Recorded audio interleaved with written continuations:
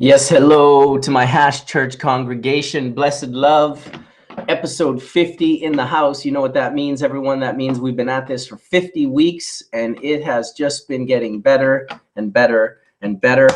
I'm about to send out the links to our congregation, the good folks of Hash Church, the Cubans and the Jen Does and the Robert Connell Clarks and all of those such people, the Todd McCormicks and the Etiennes, the Horatios and the Tony. And yeah, I hope everyone is doing really good this early Sunday morning here, West Coast time. I'm going to get ready to, oh, there we go. Perfect. Can block that right away. That was nice and quick. Doesn't always work out like that, does it? Well, I think the best way to start Hash Church for me, is going to be with some of my new rosin. I got some new bubble recently. Good morning, Etienne. Welcome, welcome, welcome. Good morning, sir. Happy 50th. Happy 50th, bro. Let me tell you, happy this. Woohoo! What is that pretty clear goodness?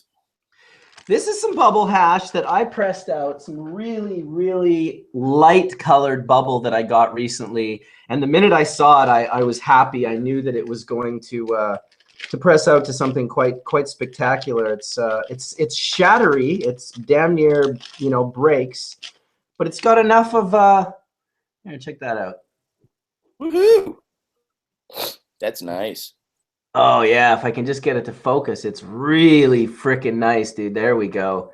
It's damn near transparent. Some of the nicer rosin I've made lately, that's for sure. How are things going by you, brother? Oh, you muted out. Things are going good. Rolling with the punches here. Still waiting on regulations here in California. I rolled out my little half grammars. Got some rosins here on the bottom. Yeah, dude, look at you already. Yeah, you got ready. This is Hash. We're pros. We got to roll like pros, right? So I can't sit and like, hold on while I get my. Yeah, dude. Yay. Cutting out a little bit. I'm going to cut up a few of these down, a few of my pages that I've got open because, well, it's once again this internet thing that we're dealing with. But let's see if I can get that done and this done. And puff a bowl with our 272 viewers. Welcome, everyone, to Hash Church 50, Hash Church L, if you will. For the Roman numerals out there, I'm going to start it off with a little dab and blow smoke towards the Vatican, as Reverend Rob Clark will often say. So here's to you, Etienne. I'm with you, everybody.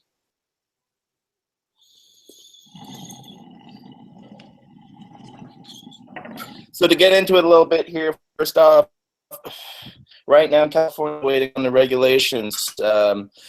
The governor's office decided to step in and has stripped 266 and 643 completely with the words, the state of California will regulate medical marijuana, which is ironic 19 years, almost to 20 years after the fact. But if they don't do something this year, it'll be another 2 years. So they realize next year with legalization happening here in California that they have to do something. The reality is most of the stakeholders have been shut out by the governor's office. There are a few people in there, and I do have access a little bit, and they're not going to share language. They're trying to run something through. They have till the 11th of September. We still don't know the language. We know that some of the language was pulled out and held aside. We don't know what that is. We do know that the alcohol industry came forward, but also stated that they are not prepared to regulate individual growers and stuff like that. They are not prepared. So even though people were afraid the alcohol board was involved, the alcohol board said, we can't get involved in this. It's too chaotic right now.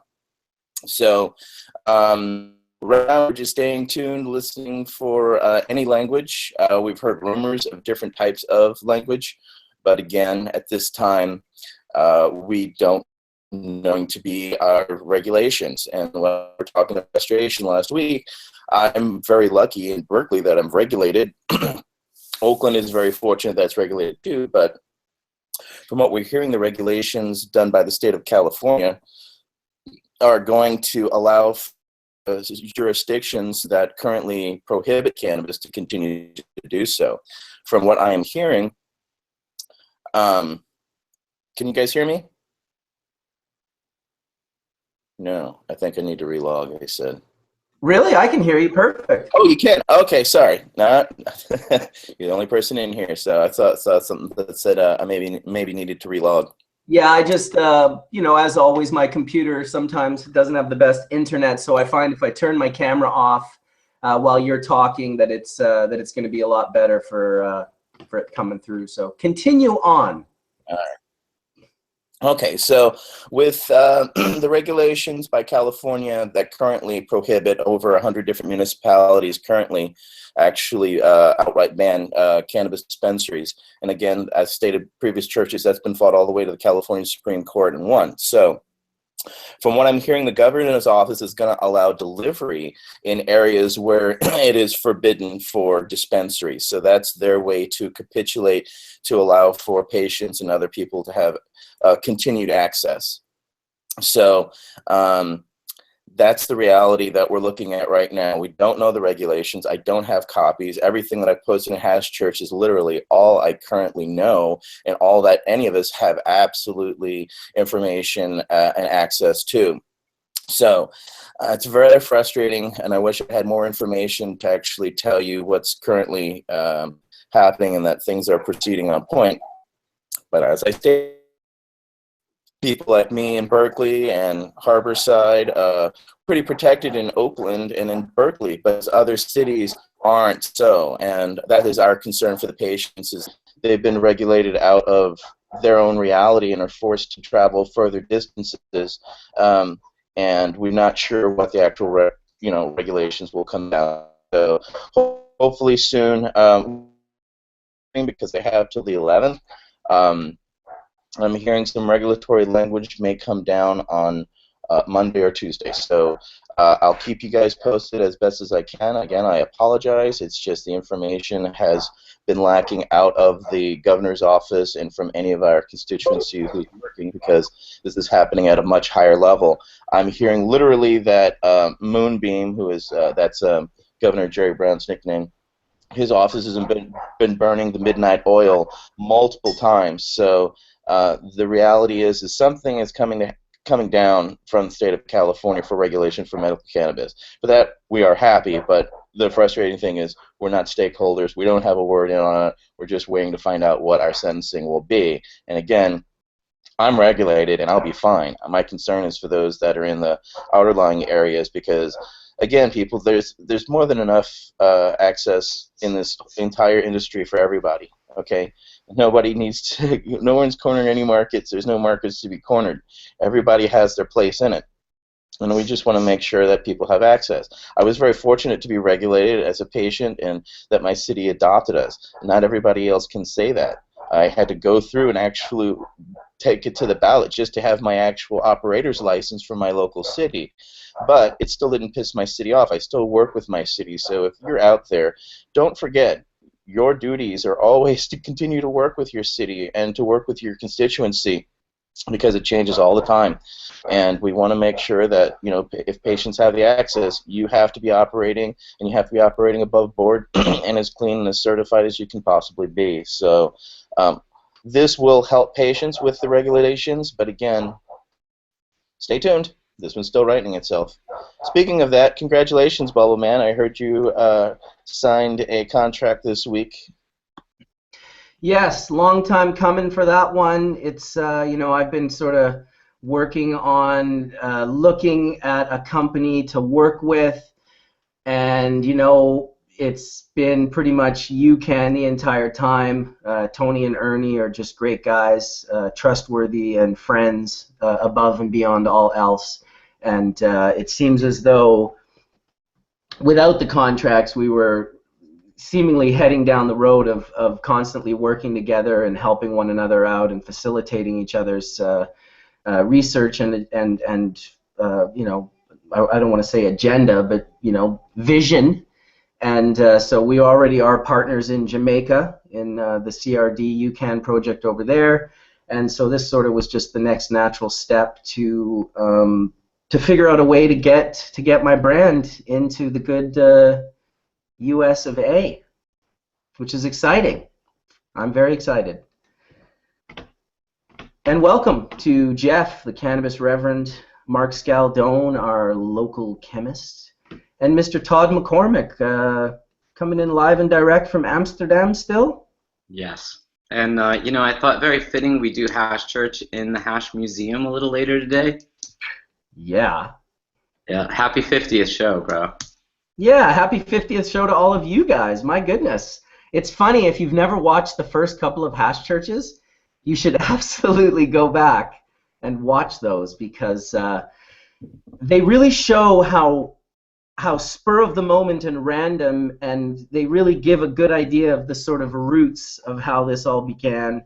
And I thank all those people originally who came on randomly. It was very cool. I do appreciate the newer filtered panelists. I love the fact that you guys all know what you're talking about, and when I bring any of you in here, that I know I won't be disappointed. And also with the people, I think that the way that the radical openness has been shared in this group, that people are less afraid, how they may have been in the past, to maybe invite that guy that is their inspiration in, that maybe, the one that they learned a lot of their information from. And people have always been into sort of keeping that guy at bay.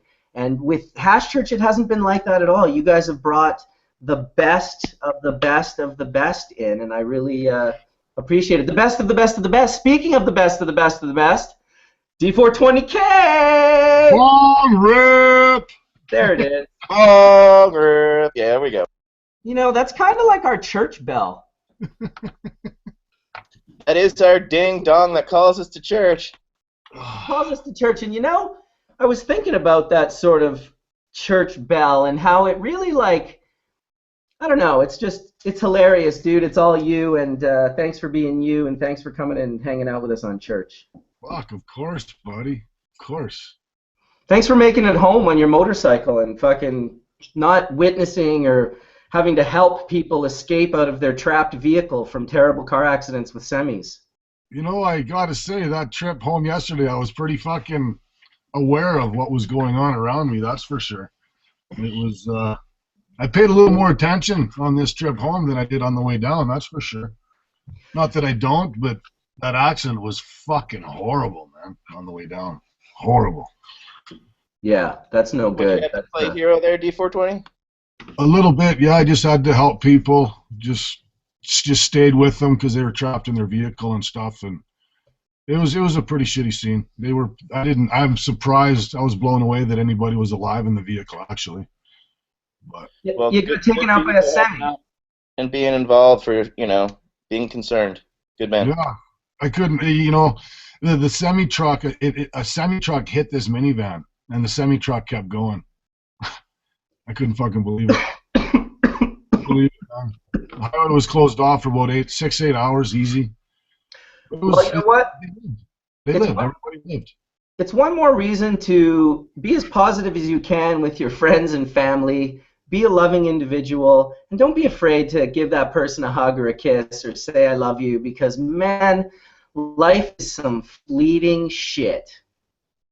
Even a sorry isn't so bad once in a while. It don't matter.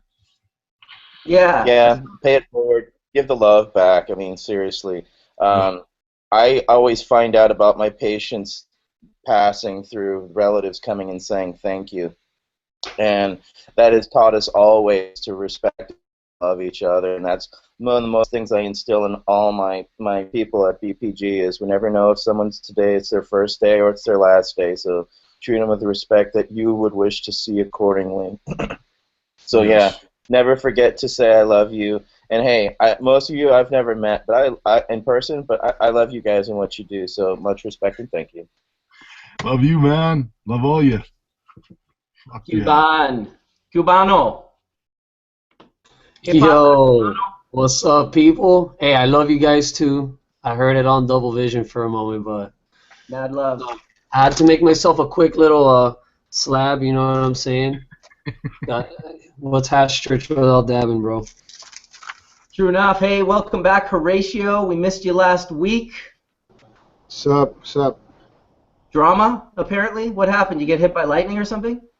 Oh, every tree in the fucking province fell over directly onto a power line. So if you're down, you're going down, and if you just got back up, you're going down again. It was 500 trees. It's what happens when everything's dry as a fucking bone, then it all gets wet in an afternoon. It all snaps. Yeah, some of it didn't even snap. I saw full root balls get pulled up on boulevards, like full trees with all the grass, the roots. Like literally, it was probably the easiest job to fix. All they had to do is grab a little crane and pull the tree over, and it would fall back in the hole. What I liked about that was to see that there would be a 30-foot tree, and it was stuck in this 6x6 mat that it was all supposed to hold onto the ground by. No fucking wonder the sidewalk came up. Yeah, no, I noticed that as well. Those root balls were the tap root was like 4.5 feet. Yeah, man. The bad thing about those windstorms in the Northwest, is all it takes is one tree to fuck your day up, bro. One tree last year knocked down the power lines at my house and my boy's house, and I was without power for 4 days in the middle of like week 4 or 5 in flower. And it was like 7 degrees outside. Not cool at all. Yeah, that's when the Jennies come in very, very, very properly. I would like to welcome Nurse Heather into the room. Thank you for, I guess, assembling some sort of balance to all this testosterone I've got in the room here. Yeah, I thought I'd inject a little estrogen this morning. Thank you for having me, boys. Absolutely. Thanks for being here. We're celebrating our 50th episode. We're excited, you know. You just came in an episode or two ago, but can you imagine we've been going at this for 50 weeks? This is incredible. Congratulations, Marcus. You've really set such a cool platform. People love it. So here's to 50 more plus 50 more on top of that. Absolutely, and I really have to thank all the people. I don't think people maybe even realize that the level of time, I don't pay anyone to come and spend their time here, so it's really just in their best interests to just come and share, and I appreciate that everyone, that's what you choose to be in your best interest. You know, not everyone chooses that, so that's very giving of all of you to come and share. And you know, there's 453 people listening right now, and I'm sure 10 to 12,000 will listen in the next 7 days, and they want to hear, you know, Cuban talking about his strains and how he grows and how he makes his hash. They want to hear Nurse Heather talk about the PTSD in Arizona and what's going on in California. They want to see D420K's dry sift, and they want to hear him say bong rip. They want to hear Etienne like nail the Paul. I mean, really, we should almost just listen to the Hash Church song, Mark. That was so good yesterday. Mark sent me an acoustic version. Maybe you guys saw it in the Hash Church group there, but my 1-year-old son was loving it. Like, he just couldn't get enough of it. He does the sign. He signs because he can't speak, but he does the sign for more, which is like this. And so when the music stops playing, he'll go like more. And then he sort of moves his little body like he's dancing, like he wants more dancing. So I thank you for that, Mark. That was really pretty sweet yesterday to finally push play on that. And it is addictive. It's an addictive riff. And whatever you've done at the start there with the guitar, those rolling chords, that just added a whole new, like, sort of fishy dimension that I fucking... Not to blow smoke up your ass, but it's pretty fucking cool, dude. Yeah, well... like I said, the song wrote itself. You know, it was like, you know, we have so much to write about because we have so much to say. So it was just, it was one of those things where it was after the first night at the Man Music Theater Fish Show, and I was kind of awake all night for obvious reasons. And I just needed something to do to kind of take this creativity that we had sort of expressed the previous episode, where it was Jerry's, the passing of, the anniversary to passing of Jerry, right? It was that Sunday.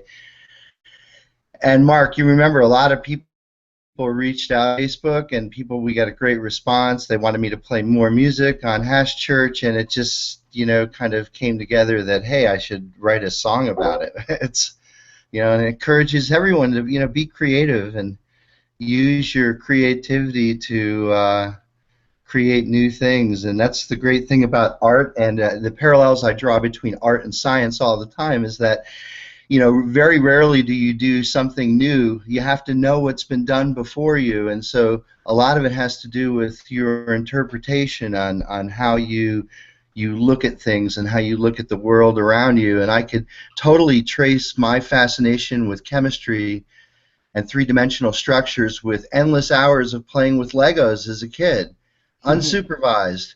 And it wasn't like a Star Wars Lego set or a SpongeBob Lego set. It was just a bunch of blocks with different colors, and they said, here, go play with those. You're supposed to build something with it, you know. And that and Jerry Garcia is who I, you know, basically look at as my inspiration. And, you know, it's always great to share this this story with everyone, is that, you know, we each have something unique to bring to this industry and to this field of what we do. And it's stories on Hash Church, and Mark, what you've done is inspire me to be creative, you know, right back at you. And you know, here it is. We created now a song that we could sing with our kids for the rest of our lives, and it's great. I hope there's people writing new verses to the song, and it's meant to be put, you know, you can put anyone's name in there, you know. We could put anyone's who does anything in Hash Church, we can put a verse in, so it's cool. It's great. I love it. Once again, that's all Thank about you. the radical openness. You know, it was Horatio who would tell me about you, and he's like, yeah, I have this guy, and he's like, I'm able to bounce things off of him, and he's real inspiration. And I was like, well, let's get him into Hash Church. And you know, it was that's the value of not being afraid to invite in people that may know more about something, or that may have a different, you know, there's no value in us sort of trying to keep it. It goes back to when I used to flip pot in the city, when I brokered cannabis. I found that there were these incredible amounts of middlemen that were so desperately trying to make sure that the money and the grower never met, that they just constantly kept deals from happening. They were the middlemen, and they were the bane of my existence. And my whole existence was to get all the growers and all the money guys, like, to know each other. Why the hell do you need this, like, middle run of people that their whole job is to just, like, their agenda, their value is if you don't know one another? I just want to flip that whole thing and be like, no, our value is in sharing with one another and in knowing one another. Definitely not keeping each other from one another, which I see happen in life. Unification. It's all about unifying. I wanted to thank you too, Marcus, for coming on the Good News with the Nurse Heather show and unifying that way too. We're excited. We'll be releasing your show next Tuesday. Yeah, you know, that was real fun. You want to tell everyone a little bit about that, where they can sort of hear you guys talk about that? Because Heather's got a pretty cool little show. It's a half an hour, which I love. You know, I was like, when she told me a half an hour, I was like, oh my God, I'll do that standing on my head, no problem. You did. I think you did do it standing on your head. But it's a really fun podcast. It's on cannabisradio.com. It's called Good News with Nurse Heather. And I bring on some really amazing people who are my friends, who I feel close to, and I know what they're up to, and they're actually doing good in the world. And like I prefaced, don't bring any bad news. We're only talking about good news. And you came on and killed it. Kenny said that your interview was his favorite one. He had such a ball with you. But we just want to hear about what's good in the world. You know, I get tired of watching the news because it's always so negative, and I feel bad afterward. And so these half-hour podcasts are really just to help us all get to know one another, unify, and just feel good at the end of 30 minutes. And it's wonderful. So thank you again for coming on. Like I said, not this Tuesday, but next Tuesday. Yours is going to be released, Marcus, and I know it's going to be awesome. People are going to love it. Very good. Great. Thanks for having me on. And you know, I might go out on a limb here and sound like a nut bar conspiracy guy, but there really is something to say with the vibrational frequency of the good versus the good news, the positive news versus that sort of drowning, disappointing, sad news that's meant to bring you down to a point that I'm certain that in combination with endocannabinoid deficiency is probably their recipe for sickness, or at least their recipe for depression and you know, other frequencies that just, they stop people from becoming passionate and really kind of, moving forward. It's anyone that's ever been extremely sick or been depressed can tell you either of those two things do have the ability to crush your positivity. Well, and even in this industry where we're doing so many amazing things, but there's also some, like we were talking about in Canada, the backbiting or the shit talking that goes on. And I like to have 30 minutes of eliminating all of that and just hearing what's really happening, the good, positive, amazing things that cannabis people are doing. And we really are changing the way that it is on a day-to-day basis. And so I like to highlight that and hear what everyone's up to. So I'd like to extend an invitation to you also, Horatio. I'd love to have you on the Good News Show sometime. It's pretty easy. It's funny that I remember like in 2007, this one day at work where I'm like, I'm sick of all this bad news. And I typed like goodnewsnetwork.com, and it was like everything from like cat gets saved from tree to dog makes friends with dolphin. And it was just, I did that for a year and I didn't know what the fuck was going on because everything seemed so positive in everything I picked up. But it was a good time, and I do appreciate that you keep that spirit going. So I'll participate for sure. Awesome. That's great. We'll have a fun time with you for sure. Yeah, and I'm only going to be on for a little while this morning, guys, because I'm actually in my hometown of Farmington, New Mexico, where this whole thing started off for me. And I've got to go catch a flight this afternoon out of Albuquerque. So I'll be here for about 30 minutes, and then I'll say my goodbyes and give you hugs and kisses. Awesome, Heather. Thanks for making an appearance with us today. And who was that just came in? Was that the Aaron from DNA Genetics in the house? I don't see nobody, bro. I hear that voice. There he is. There he is. How you doing, brother? I don't know. I'm trying to see you guys, bro. You can see me, but I can't see you. It's like... Can you hear me? I can hear you. Awesome, word. That's cool. Roll with it, bro. You're professional. Oh, here we go. Here we go. Professional. I got the other professional in the house today. It's the dual? The duology? You got the D there? What? Oh, yeah. What's up, brother? Nice to see Awesome. you, man. I don't know. There's something about, like, either of you guys alone is awesome, but the synergy of the two of you together, even just to see you on camera, puts a smile on my face. Well, it's good to see you guys, bro. I just got off a plane yesterday. So where have you been? Were you in Amsterdam? Yeah, I was in Amsterdam. I was in Africa. I've been all over the place. Nice. That's awesome. But, yeah, I'm only here for a few days, but yeah.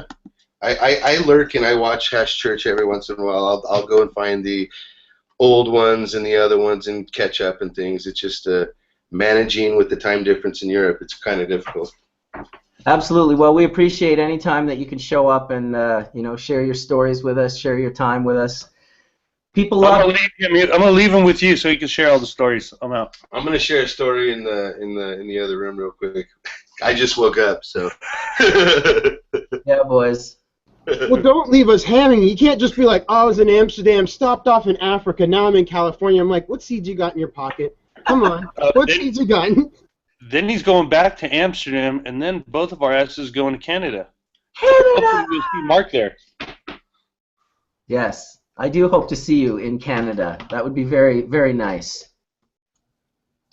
Hey, I'm like 3 hours from Canada if you drive slow, right? So if you drive fast, like 2. Should come see me too. From where? From Canada, man. I'm in Washington. Come check me out, man. East Coast. You got a long drive, buddy. You need to be in Detroit. Oh, wait. You said that you were going to go see Mark, right? In Canada. No, we said Mark might come see us. Oh, I'm like, all right, damn. I've been dying That's how to the team works. That's how the team works.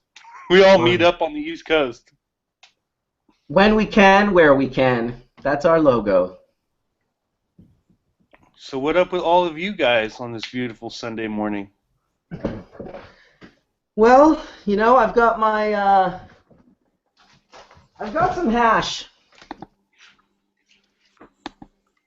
Wait a second. You got hash? Holy shit, people. Bubbleman's got hash. I got some melt. I got some seeds. That's how you dry hash properly right there. I got a pipe. For anyone that wants to know.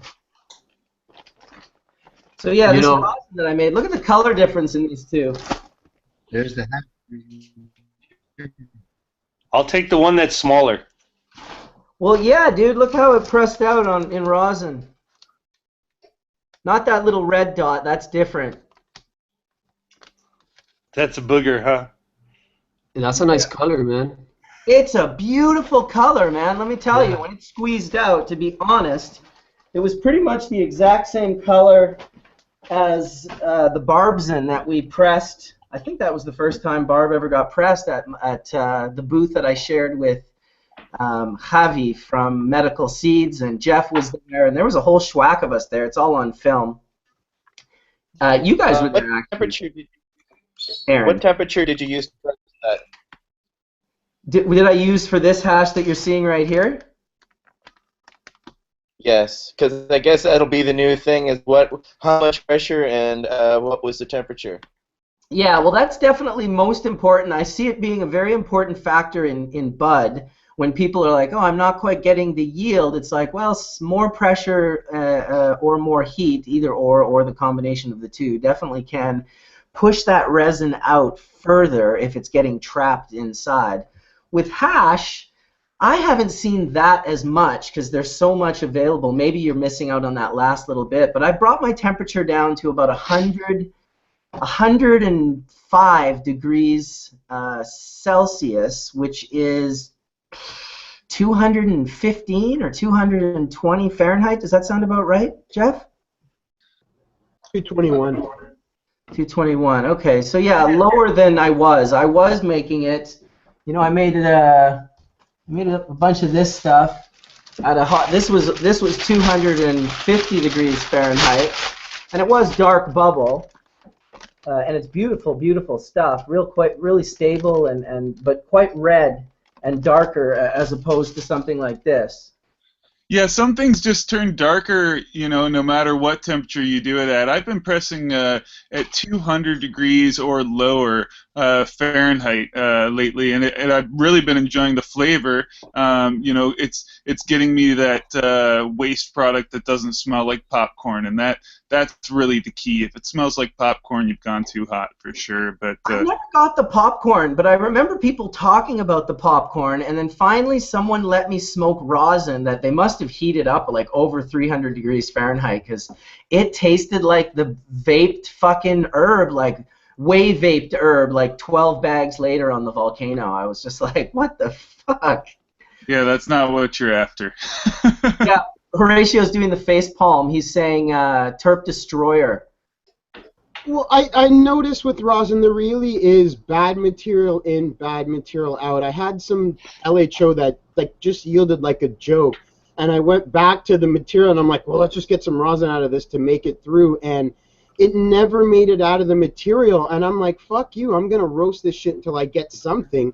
And I finally got something to squeeze out, and it tastes like popcorn. I'm like, fuck this, I still blame the bud. So hopefully it's not their tech and they're not really just steam demons. Well, what I suspect is that is a lack of they're getting all the moisture out, because that's what always happened with vaporized material. Once all the moisture was out, that vaporized popcorn smell and taste came on pretty strong.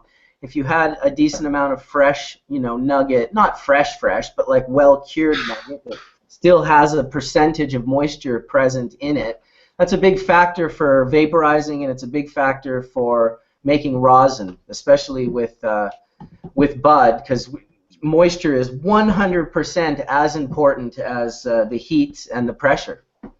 Would anyone disagree?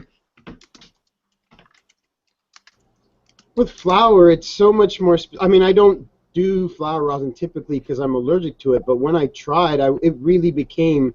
I'm like, it seems more of an art form. I guess that's why I like pressing sift. It's consistent. It either has the juice or it doesn't. But flower, I mean, even a grower can change the shape of a plant to make it even harder to rosin than it should be. Here's an interesting topic. I was talking with Skunkman Sam recently, and I had a conversation with Rob Clark even months before this, and we were talking about, you know, why, because I have strains of hash that I've cured for 5 and 6 and 8 and 10 years, and, you know, departed friend Michael Rich, RIP, rest in peace, he had hash that was over 20 years old, dry sift, from 1991, I believe. I smoked it only when it was 13, 14, 15, 16, 17, and then I didn't smoke it again until it was 20, and then haven't smoked it since, but I think it's well over 20, 24 years old right now. What do you breeders think? Because Skunkman Sam said this, and it sort of surprised me, that there are terpenes that require off-gassing, the most caustic, the ones that maybe won't be good for you, the ones that you wouldn't want to maybe vaporize or inhale a lot of fresh. And he was saying that there could be, he was throwing it around as a theory, that there could be the same way there would be terpenes that you would want to breed into a strain, there could be terpenes that would be best bred out of the strain. Now that is with the limited knowledge of, I want to hear from you first on this, Aaron. That is with the limited knowledge of what synergistic effects are happening with terpenes. We don't know what that key could be once it's removed. But I do know from smoking, and I do know from being in Amsterdam this last year and having the dry sift that never buttered out and was well cured, months and months and months cured before it was ran, and then it was cured for many more months, and it was perfect full melt sweet skunk powder. And every time I smoked it with someone, they were just like, that was so pleasant. My throat feels amazing. And after I smoked it for a long time, I noticed as I started taking hits of other people's product, particularly from fresh frozen, that it was scratchy and raspy on my throat. So go ahead, Aaron. Let me hear what you have to say. I mean, I think there definitely are terpenes that need to be bred out of strains. You know, I think certain strains have a more unique flavor, terpene presence than other strains. I mean, I wouldn't, you know, I think that's one of the key ingredients when you're doing a breeding project is, oh, what are you trying to accomplish and what are you trying to achieve? And I want this plant here to grow like this plant over here, but I want it to smell like this plant over here. I'll give you a good example, 24K kosher tangy. I was thinking about it, to be honest. As you said what you said, I thought literally about the 24K. We want a plant that has a decent yield and the strength of kosher with some nose, because the nose is very pleasant, but you definitely want that tangy terpene in that strain. Now, when you cross it, you're going to end up with phenotypes that run both ways.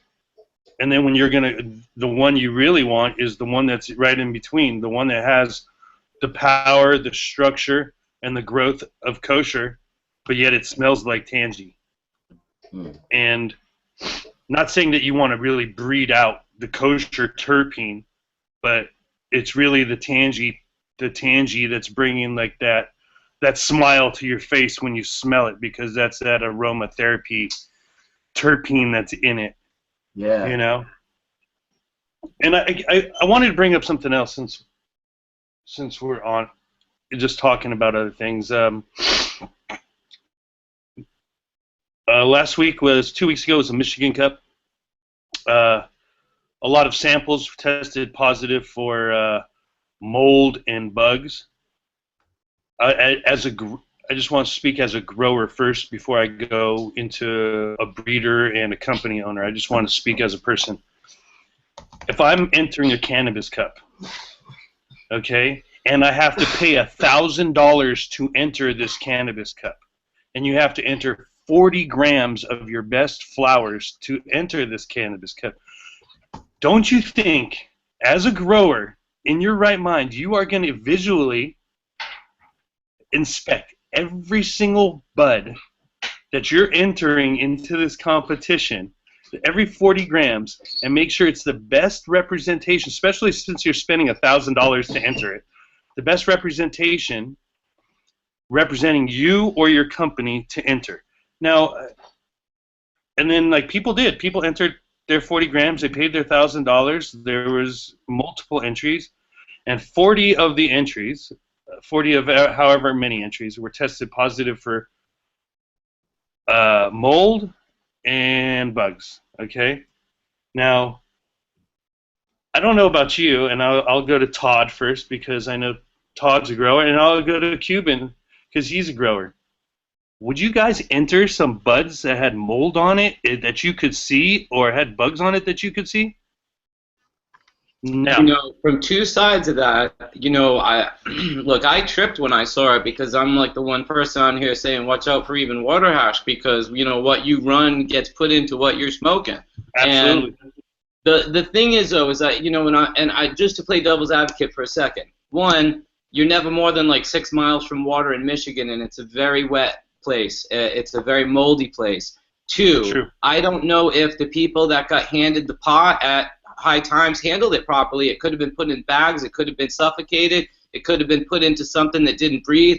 You know, and for all the samples to have it, I'd love to see the test results. But I'm a little suspicious of the fact that, you know, if you put, you know, it's environmental and not just something that you could pick up in growing. So I'm suspicious of that. The bugs, though, are something that I am blown away with. I mean, if you are entering pot that has, you know, insect eggs on it or worse, insects that you can actually identify with a microscope, you're really just shouldn't be competing.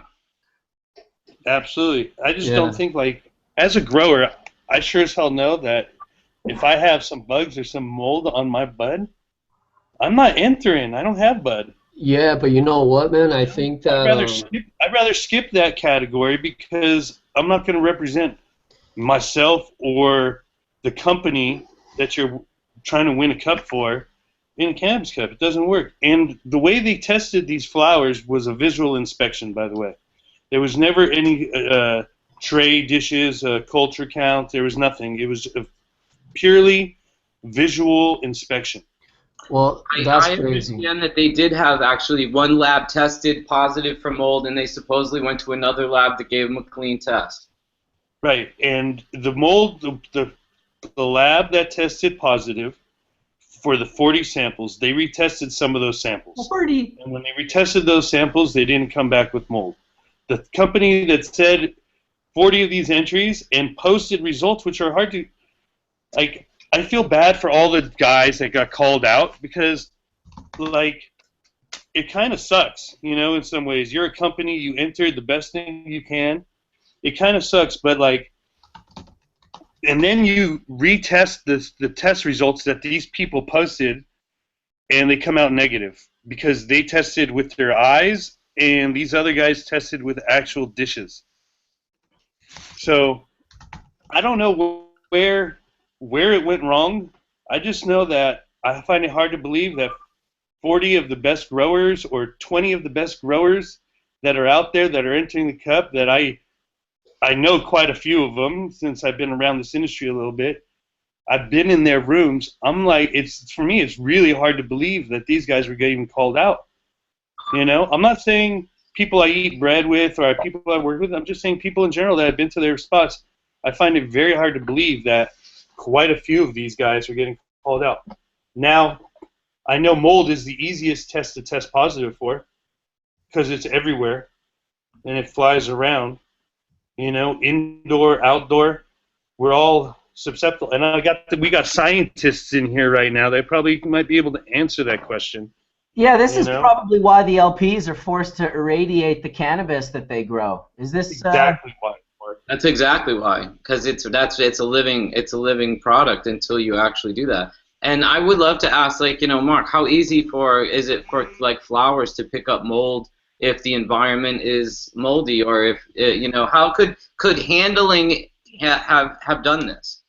Can handling one moldy bud in a room cause all the buds to test positive? Like this. Because look, they do intake for the weed. If they had done the intake in a place where there was mold present, or they stored the pot incorrectly for any amount of time, didn't allow it to breathe. I mean, you know, not to be rude, the people running the magazine are not growers, or they would be growing herb.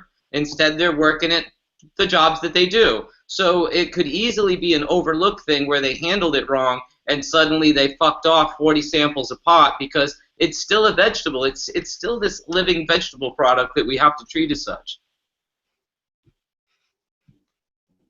Yeah, well, this is a big thing with a lot of people that maybe, Mark could speak upon the irradiation, which is not radiation, the irradiation of food and of cannabis products, because most people hear it and they get very terrified right away, and I've kind of heard them go to bat against it. And I know those same people are eating and consuming irradiated foods. It's how bad is it? Is it something we want, or is it something we don't want?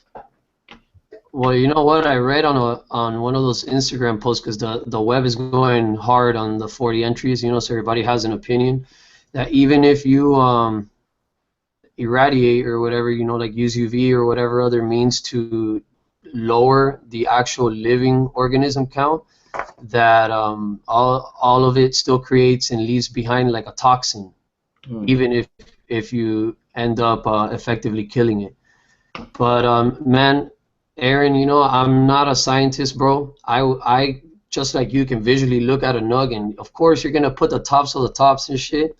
And I respect and look up to you a lot as a grower. You know what I mean? But if they didn't do like some scientist lab type shit where they actually tried to create a culture or whatever, then that shit don't mean anything, man. How the fuck can somebody tell that something has mold with their eyes by breaking up the nug? That doesn't make sense. I just got a message from a guy by the name of Jordan. He says he's a grower in Michigan, and he actually spoke with Iron Labs, the lab that came out with those results. And so I've just invited him in here, and anytime someone splits and makes room, he'll pop in to share what he knows about the situation with us and being a grower in Michigan. Actually, in just a minute. I have a question though, guys. Who actually noticed that there was mold? Was it the judges? Was it the handlers? How did they find that? The lab. The lab. So it wasn't, because I've judged a few times, and I'm going to tell you that would be kind of stressful if you got all these samples that you could visually see the mold. What is a judge supposed to do? Do they just exit, or how do they handle that? If you were judging it's a very good thing that you bring that up, because this is one of those things. If you're a judge, okay, I've been a judge. I'm sure there's a lot of people on this panel that's been a judge in some kind of competition. You visually inspect. You very well look at it. You smell it. I mean, if there's mold or bud rot or something, visually you can see a bug or something, I'm sure a judge can see it too. I'm sure the judge is more in tune with the cannabis than the actual people that are running the lab. Agreed. You know what I'm saying? The judge has probably been smoking, rolling it longer than the dude in the lab. Yeah. Every day. I wanted to say one more thing about what you had mentioned. If you're going to all this effort to pay the money and submit these products, I had done edibles. I was judging edibles one time, and this beautiful packaging, and I opened it up, and this beautiful edible with a big ass hair right in the middle of it, and I thought, how could you miss that? I mean, it's right there. And so yeah, I was just wondering if it was the judges that had brought this up about the mold, or if it was just the lab. The judges voted for what they felt was best. And according to the judges, the one that they felt was best actually ended up, after these reports were published by the lab, and now they've been taken down, they called out quite a few people, and one of them was a winner. I don't want to say the name because I think it's wrong, because we don't have accurate proof that it was a positive test, Yeah. But let's just say I know a lot of these people, and it's kind of like there was no Petri dish used. There was no none of the testing that you used for mold was used, except for a visual inspection. Now, if you're going to call out people and discredit them and run their name through the mud, you better have proof before you say that type of shit, because these are people's companies that these guys are talking about. Yeah. All right, guys, I'm going to send you all my love. I'm going to jump off so others can get on. Happy 50th anniversary. Hey, thanks for coming by, Nurse Heather. We'll see I you. love you guys. see you- Bye-bye. You know, Aaron, and that makes me think even more that it's quite easy that all of those samples could have gotten contaminated, because if growers turn their shit in just a little bit uncured and a little bit too early, it's really easy to have Paco moldy in a bag. If somebody shuts it, lets it sweat, throws it into a backpack, you know, all the tests could have easily been visually. If you're talking how much goes to the lab, a gram? How about the travel time on the way to Michigan, buddy, for Huh. these dudes? Well, let's pretend it was all from be Michigan, real, just right? for the It's a sake of Michigan Cup, conversation. and all these dudes are from all over the United States. So, you know, their shit got there somehow. Yo, that You know? link, Todd, that you sent that says that lab tested mold dismissed at the Michigan Cup, they revoked cups. Is that what they're talking about? I don't have time to like click out and read it, but I looked at it real quick. No, That everybody gives you keeps their cups. Oh, all right, You should- good, because that would be some fuck shit if they did that again. I gotta get some water. I got caught now. Hey, welcome, Jordan. This is Jordan that was telling me about being a local Michigan and having spoken with Iron Labs. He was going to share some information with us. Welcome to Hash Church, buddy. Hey, what's up, guys? I've been watching Hash Church since the beginning. And now you're on it. Yeah, it's pretty crazy. So tell us about Iron Labs. Well, they're probably one of the only labs here in Michigan that's like legit, I would say, that's got like quite a bit of money into their setup.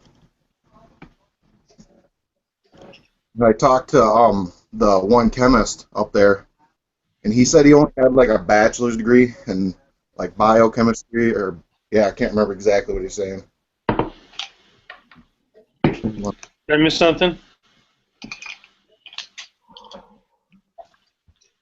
Can you hear me? Yeah, we can hear you. Go ahead.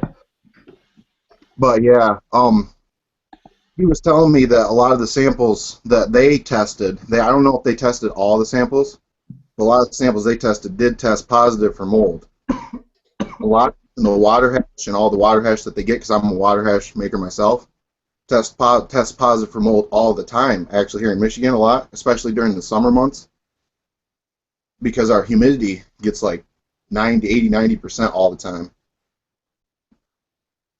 Yeah, that's a real problem for water hash, and it's sort of now, because so many people are trying to take their homemade systems and enter the marketplace. They have to understand that if you don't have yourself a proper vac freeze dryer to actually for sure remove all the water, you will have water present in your final product. And so to go and start selling it on the open market is somewhat irresponsible at best. So Well, even if you pull the water with that much humidity, if you leave that jar open for just a little while and seal it, you're just introducing it right back in there. Sorry to cut you off. You know what? My buddy spent a week out in Florida, and he took like 7-8 grams of hash, and he said by the third or fourth day, you know, just like picking at the stash, that it was already sizzling on the nail.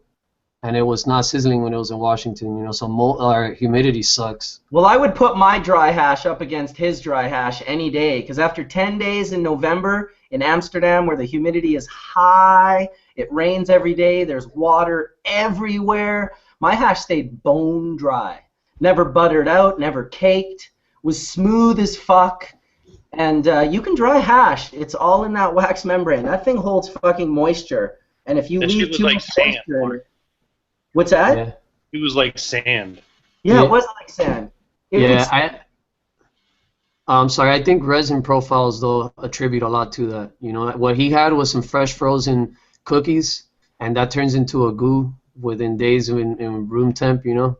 Well, So because it's one of fresh those things. frozen, the wax membrane's never been dried ever. With dry sifting, we dry the material, so the wax membrane, it sort of turns into a little raisin.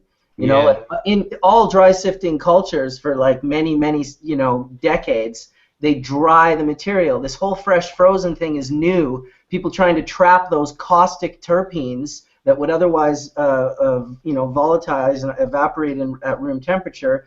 They try to capture those in their hash, and what happens is 9 out of 10 times you get this whitey, you get this caking.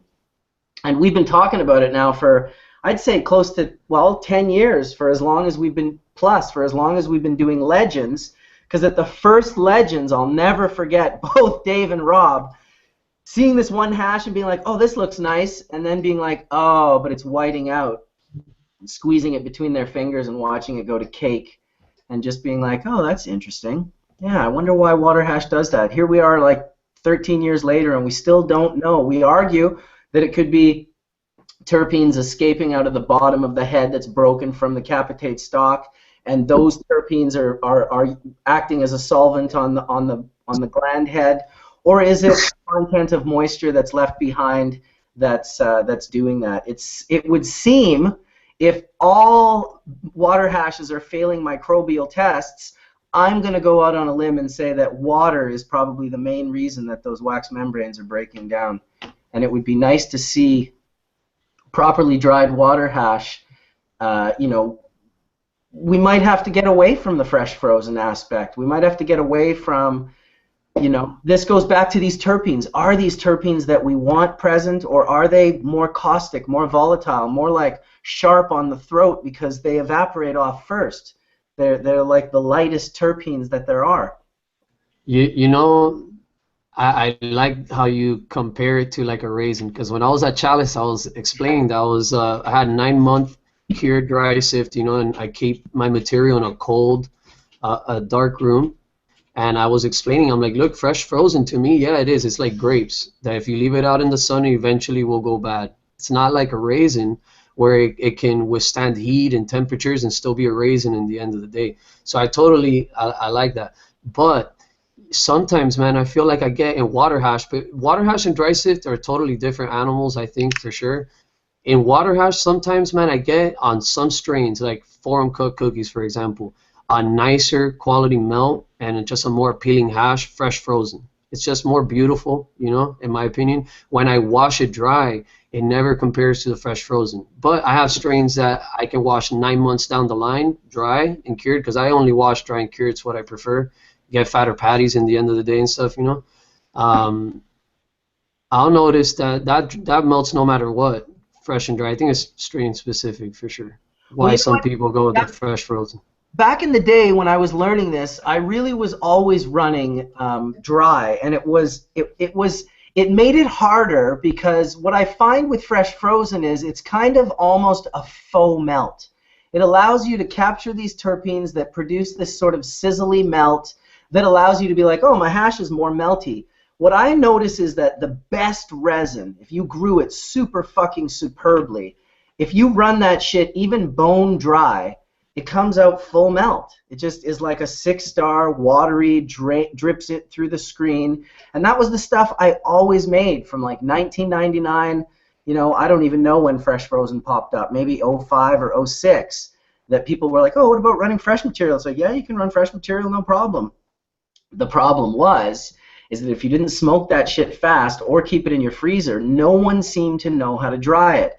Everyone laughed at me when I said you need to use a desiccant that's in actual contact with the product. And I'm in the Pacific Northwest. I'm in like the highest humidity in fucking North America seems to be right here. Like, it's just rain all the time and moisture and mold and fucking, so it's for me, I found that the only way I could possibly get the hash dry, and I knew I was drying hash 2 different ways, thinking of a bowl of grapes with a little bit of water in there. I want to dry that water on the outside. That's what most people are thinking about exclusively. And then my mind goes into the secondary, more important aspect, and I want to make sure that that wax membrane isn't so fresh, full of moisture, that it's going to cake out my hash. You know, I don't want my hash to cake out. I love the stability of dry sift or wet wash that stays the way it's supposed to be for a long, long period of time. And that's why I play around with hashes. That's why I have, you know, little pieces of hash that are, this one here's almost 8 years old, this little piece right here. And let me tell you, it is stable. This is stable water hash. Dabs, melts, bubbles, it's red as fuck. And I only, you know, that's how you learn about these things, by keeping these hashes for long periods of time, for learning at what point does it create this sort of membrane around the outside of the hash, the way you've seen third world import hash Afghani and Moroccan, create that skin over the hash, which this also has. If you look up close, this definitely has a sheen and a skin, and if I rip it open, it's a different color on the inside as it is on the outside. I wouldn't do that because I'm waiting till year 10 to do that, but I hope you guys are all here when I do it. We will puff that shit. I love that the smiles on Todd and Cuban's face, and Horatio, you were pretty good too. So anyway, let's take a dab of something beautiful, shall we? While we have the time on our hands. Good conversation today. Very good. Enjoy the conversation about, I think that the most important aspect that this isn't necessarily learned in a lab, but what we are talking about could generally be confirmed by a lab. And I appreciate that we will see a lot of these random conversations that we have inspire people who work in labs and, are going to change the way they look at things. Oh, that's an interesting concept. Like, why don't we test the material before and after, and throughout these long periods of time, testing a strain where you hit that perfect terpene profile. I mean, there's a marketing plan for anyone who's selling cannabis, a cannabis strain that offers a different profile. Maybe it was taken at 10 weeks, maybe it was taken at 13 weeks, maybe it was, I don't know the various ways of manipulating phenol and terpene manufacturing, but I think that it's exciting to think that we're even on a path that may lead us to those things.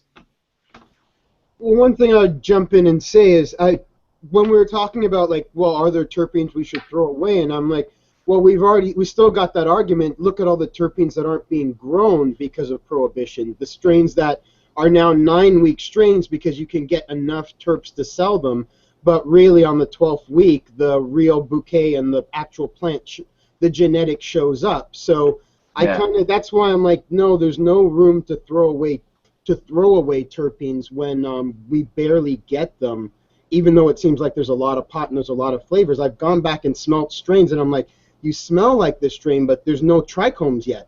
You're basically, as soon as it smelt like the strain that people harvest, their strain seems to be like that. So I had a question for Aaron. Now, let's say somebody's given me some clones, and they're like, yeah, this is the Tangelope. And I'm like, oh, yeah? Well, they just look like, 2 green leaves all cut up, so I don't know what to say. It's going to be a while. But I've noticed with, I could say, the phenos I like the most, I can absolutely identify the strain in veg from the trichomes that form on the sun leaves. Aaron, do you find that if it's really anything like the mother that inspired the strain, it always smells like the strain in veg, or is it completely random?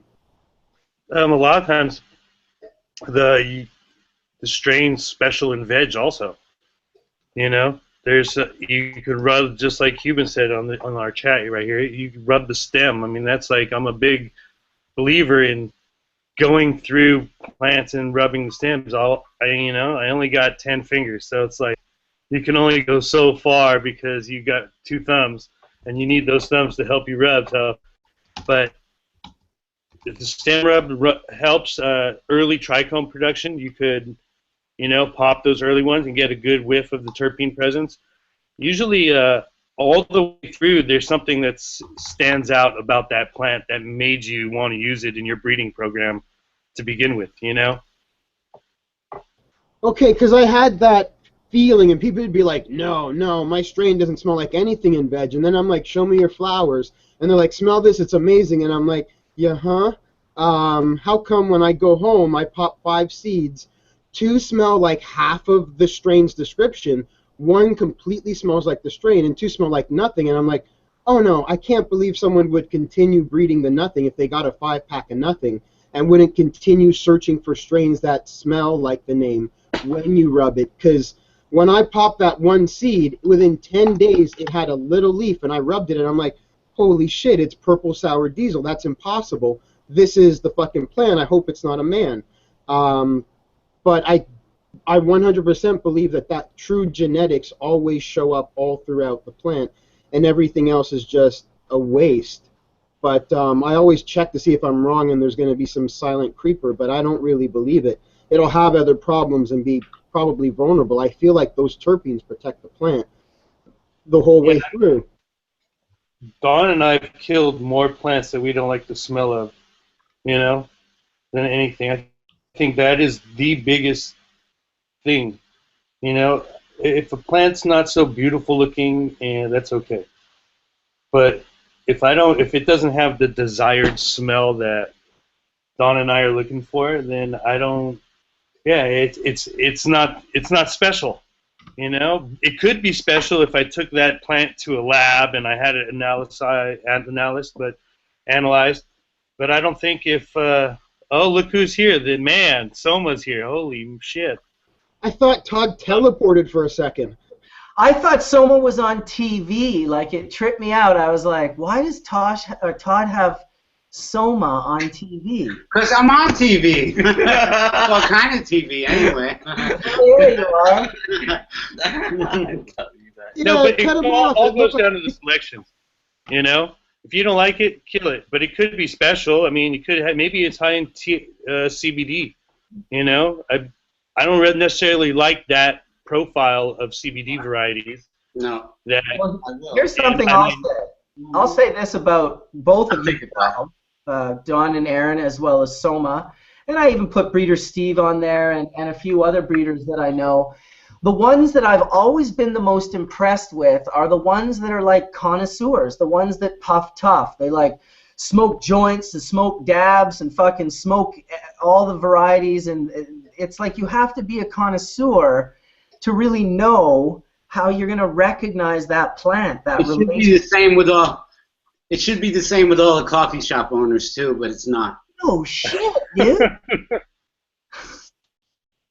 Man, I'm telling you, that is 100% truth. It should be and in fact, when you start the first time I went to a coffee shop in the mid '90s, and I remember the first coffee shop I went to was on the Damarack, just walking down towards the greenhouse there.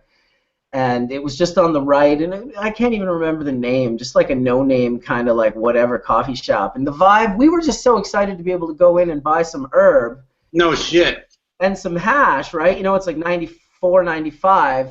We were so happy about it. But then when I look back, I think, man, that was like a coffee shop not owned by a connoisseur. Like that literally was like a guy that's just like, I'm making money. This is my coffee shop.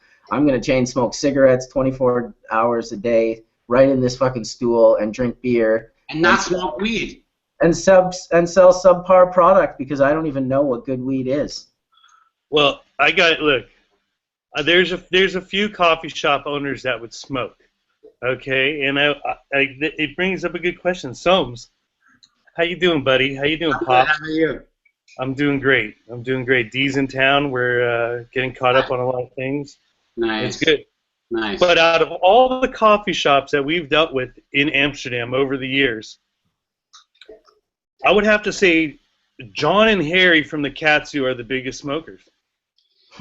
Katsu. Yeah, but lately they didn't have such good smoke because nobody has money that goes to the shop lately. It's weird. Right. But out of the coffee shop smokers, those are the dudes. Yeah, man. They had great smoke in the old days. They always had great hazes, you know, that nobody else had. To be truthful, so do you. I mean, you know, people that say there's not good pot in Amsterdam just don't know you. I mean, you know, because you're a smoker, and he always has really good shit. People that say there's no good pot anywhere, all I ever say to those people is that you can find. Because I can say with a surety, everywhere I've been, there's been the best, like some of the world's best, like just incredible quality. I'm always blown away by it. Depending on who you know. What's that? Totally dependent on who you know. If you know a good grower, it is. I mean, when I was 13, 14, 15, my friends would chide me because like, oh, you got homegrown. And my response was always, hey, fuck you, everything's homegrown. If you're in the home it's grown in. Yeah. One of the first people Don and Aaron got a hold of when they came to Amsterdam was me. And look at them now. Look at them now. Right. That's right. We busted out some great shit, huh, Soames, back in the day. Yeah, we always did because we got the nose for it, you could say. We got the nose for it. We got the heart for it. We got the the courage for it, man. You need a lot of courage for this, especially back in the old days. You needed even more than now. But you still need shitloads to get any of this stuff done. Look at Todd. You know how much courage this guy has? Ever since I met him, I've been going, holy shit, how much courage does this guy have? You know what I mean? It's that he has no fucks to give, Soma. Straight out of... I should make Todd like a little meme right now. Todd's last quote like 3 weeks ago. Yeah, straight out of prison, right? Straight out of fucks. Your last quote on Hash Church was so gangster. You were like, prison's no big deal. Look, you'll get sentenced. I'll send you books. You'll get out. We'll go have a puff. You know, every time I watch Horatio puff, he puffs with shitloads of courage. Just check it out, man. I mean, like, it's obvious. I try to stay strong, and yeah, there's a certain addictive personality that just seems to want to burn up material and leave it, you know, wafting in your wake. But it's just your brain ticking, and it needs something to chew on, or else. I once, like one night, I was pacing so fast, I was like leaning into my turns, and I'm like, oh, I gotta go smoke. It's the only other way to go fast without using my body. Awesome. Very good. You know what's amazing? Is Soma and I moved here on the same High Times plane from New York back in November of freaking 1995. Four. No. Oh, when I moved here. We moved here, right when we didn't go home. But I went home. 94 is when I smoked on the airplane. We went together. We were on that plane together too. You were in New York going out of there. 94 is when I smoked on the airplane with Jack here. I had a moment where my girlfriend goes, she's going through a person, she goes, hey, hon, do you remember that ounce of pot that was missing? I went, yeah. She was like, we're on the plane. She's like, I just found it. And I was like, right now. Those were the days. Those were the days when you could do that stuff. Man. Yeah. That was my first time coming to Amsterdam. And I was like, why? And I'm only surrounded by another 150 High Times people on the plane. Yeah, but walking into Schiphol that first time and then just walking through customs and not even being looked at, like the dude's just like looking at his shoe. Those were the days. I was at Schiphol yesterday. It's crazy. The security level is like DEFCON 9. It's crazy, man. What are they doing? X-raying everything? They open all your carry-on and they swab it. For what? Why? What happened? That's what was happening there lately. I don't know. Swabbing's bombs, guys. Shit. I don't mind when they x-ray my shit. They x-rayed my rig last time I came in, my mothership and my D-nail, everything in the case. He's like, what is that? And I'm like, it's my rig. Swabbing stuff with this new age technology is draconian kind of, you know what I mean? Yeah, I went under scrutiny with my D-nail last time in Europe for Cannabis too, because I had the glass rigged, all the shit. And I get it. It looks a little odd. You too. Where did they scrutinize you? In Holland, or where did you fly through? Well, we did double. We went Netherlands to Spain, Spain back to the Netherlands, and it was leaving out of... But you know what? It was after the guy sadly drove into the cliff that they scrutinized me going out of Barcelona, so people were nervous. Perhaps it wasn't D-nail to blame. I'm not trying to give them a hard time, but it you know, just the coil, the wire, the fucking... And then I had an inverter with me too, because, you know, the problems we had with... Yeah, so I was packing. I know it all too well. They looked at it in Germany, and the guy was just like, what is it? And I was like, it's a bong. And he was just like, it's a bong. You shouldn't say it. Get arrested for saying Wrong word, sir. I didn't get arrested. It is what it is. I just, listen, I'm a federal user. It's a clean unit. I haven't used it here, and he literally, the minute I said it, he just looked at me in disbelief. Like I was like Luke Skywalker going, these are not the droids you're looking for. And he just went away. Well, that's good. Yeah. He just went away. We should smoke to that, honestly, because that is a pleasant thing to do, have happen. Yeah, especially in Germany where they don't fuck around. Just ask Crystal Richard when they took his blood. Yeah, man. They do it in Belgium, too. They do that shit with the blood. Taking blood in Belgium? Who knows where else they do it these days? Dude, you want to talk about draconian. Look, I don't give a fuck if you swab my shit at the airport, but if you start, like, breaking my blood-skin barrier, we're going to have an issue. guys, wait a minute. It's Hey, like shit. The other day in America, I can't remember exactly where it was, but this family, this mother, father, and child were traveling, and there was a roadblock, and the father said, look, I know my rights. You have no right to search me. I didn't break any laws. I don't want to be searched. And because he said he didn't want to be searched, they ended up arresting him and taking his kid. Child Services took his kid for at least the meantime. And that's just for refusing a illegal, you know. So it's heavy these days.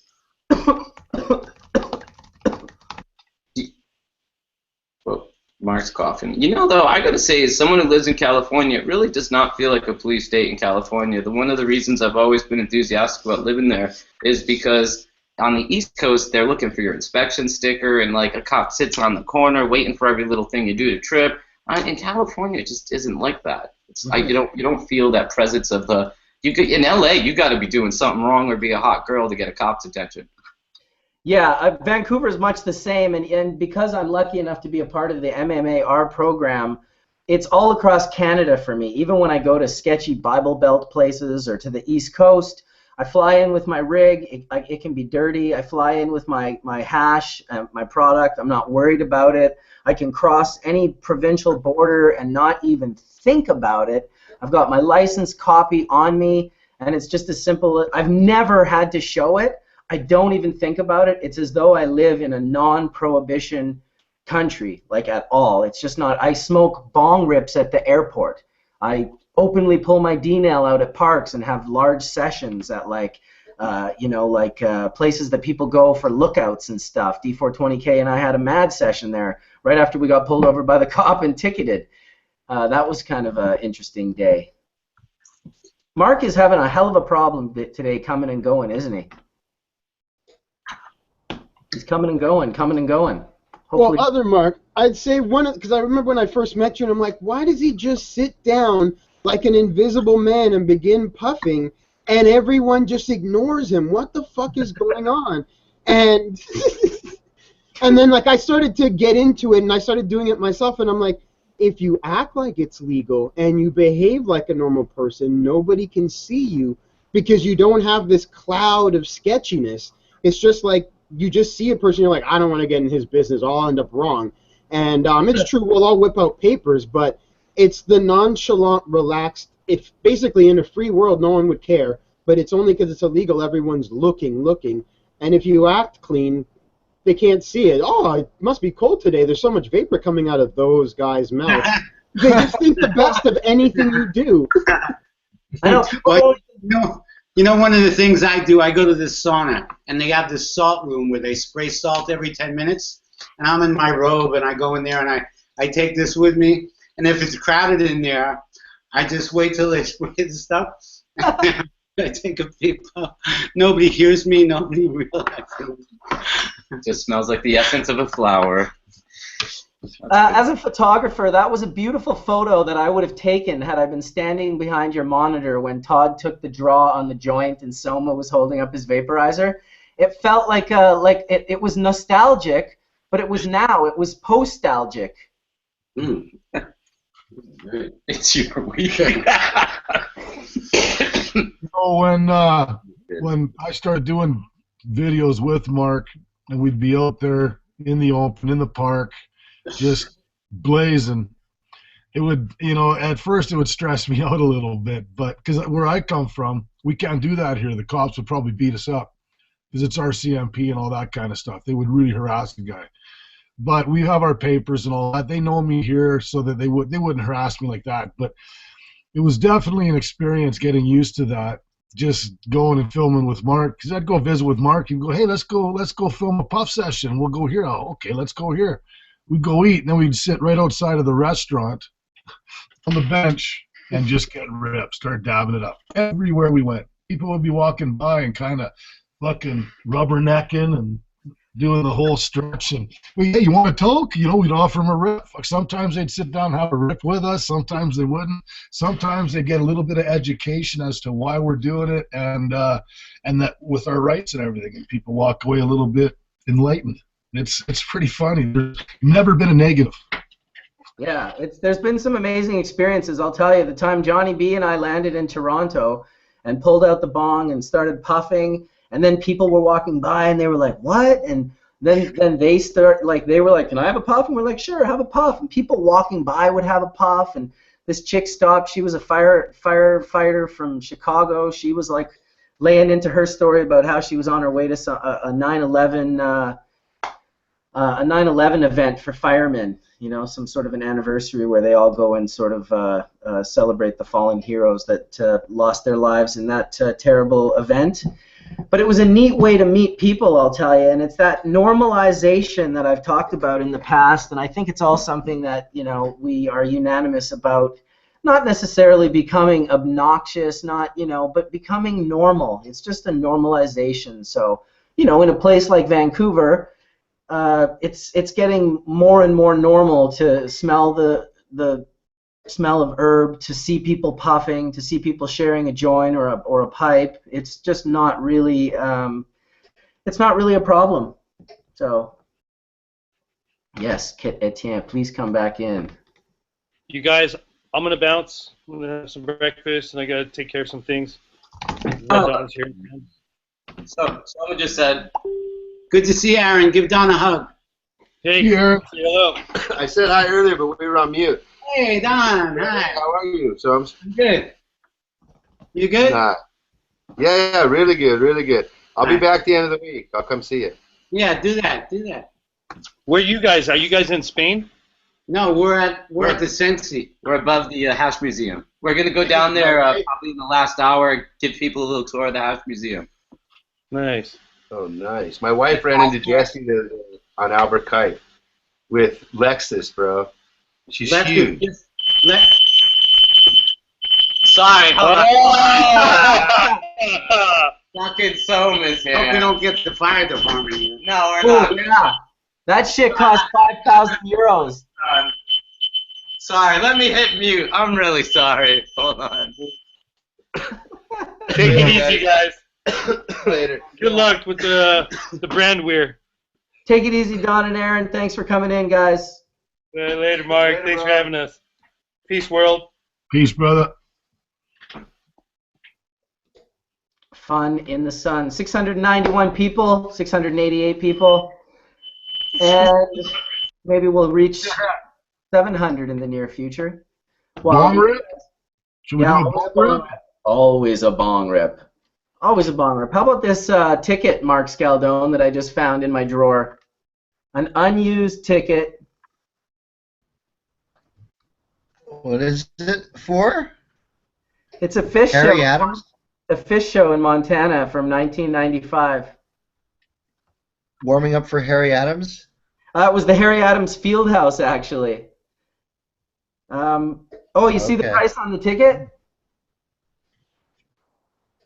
I can't see it. What does it say? $18.50. Wow. That's a good price. Yeah, that's what a tall boy of Bud Light will run these days. Yeah, no shit. So there was some Mark- pretty interesting Hey, terms. I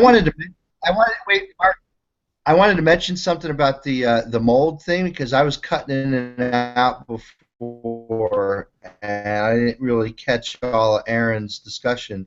It's difficult, especially in Michigan and certain environments, to put in a sealed bag and not get mold to form because the spores, which are the seeds, the mold spores, are everywhere. They're everywhere. They're ubiquitous. They're part of the just world we live in. You can't avoid that at all. And so, yeah, the flour with mold spores, and if the flour is still moist, and if any biological specimen, whether it's a slice of bread or a nugget of really good herb, if you put it in a sealed vessel in the dark, or a bag where it's going to trap water, and it's going to form mold. So it doesn't surprise me that all of those samples basically came back foul. I don't think that means that the flowers weren't any good. I think they were compromised on its sample handling. So mold spores are avoid those. You can't avoid. So when you have mold, the real issue is your moisture level. So again, you can put just about any biological specimen, even if you took wet newspaper and you put it into a sealed Ziploc bag, you go back in a couple of days, you're going to have all kinds of stuff growing in there. So it doesn't surprise me that these things fouled at all. So do you recommend desiccant in a bag? I know there are different types of regulators. One of the big problems that we had early on that we had not to do is people would take a piece of orange or lemon and with rind in, and they would put it in a bag thinking that it would regulate the humidity. What they didn't realize is that they had introduced a whole other level of mold and spores into your cannabis now that cause problems. Right, and the moisture again is usually the culprit whenever you get biological fouling. It's just the moisture is there. There's the microbes are already there. You can't keep it from happening. I mean, you can't somehow like people have asked me before whether or not in the BHO process or in the CO2 extraction process, is that process robust chemically enough to kill any spores or to kill any mold or fungal contaminant that may have already started before the extraction process. And the spores themselves, again, are like seeds. They're almost bulletproof. I don't think there's a whole lot that's known on whether or not the extraction process actually denatures or makes the spores less viable to take hold. But even after that, as soon as you take the hash out of the machine, it's going to come in contact with spores anyway. So we live in a microbial world, and so we just have to be able to manage microbial contamination from the point of view of something that's practical. I mean, I don't think that any of those flower samples were contaminated when the growers pick them, but from the moment they're picked and the moment curing starts to happen, microbial contamination's like a race with the clock. It's going to happen. And any of us who smoked weed from the 70s knows that moldy, smelly weed that we used to get was mostly, again, mold contaminated. We've smoked a lot of moldy weed in our day, and I think now our palate becomes much more sophisticated because we're using better techniques and just better, more flavorful strains that we just find those moldy old weeds just very, very unpalatable at this point, and unhealthy. Absolutely. I would like to say, good handling has to recommend as a desiccant? Would you like both packs or something like that? Because there needs to be something that people need to be told to put into their bags to protect the humidity and also protect from that. People have to transport and move it. Would everybody agree? Would the packs be the best current option available? It's difficult to say. It's difficult to say because remember the plant itself is a reservoir of moisture, and so just as it's giving up moisture, again, I think we were talking earlier about a proper to is hygroscopicity, which is the ability for the compounds and the waxes to absorb water from ambient air. And so again, there's an equilibration process that's happening during the curing and during the drying process where basically the bud and the flower is losing water that is just part of the natural drying and curing process.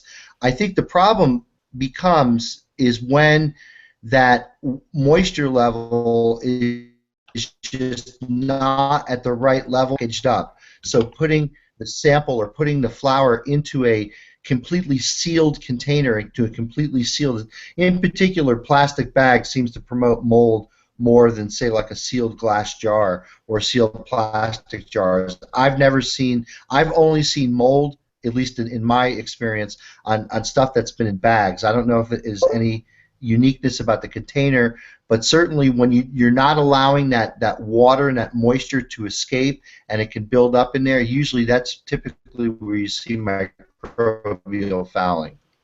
Oddly enough, I think that if you cure weed cannabis properly, it actually will rot before it molds. It almost has antimicrobial, which hemp does have in its stem.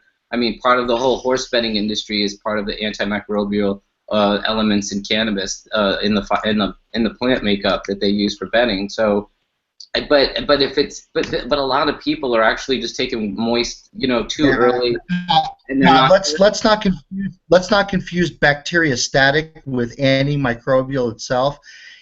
If cannabis was antimicrobial, we'd have big piles of cannabis littering the earth.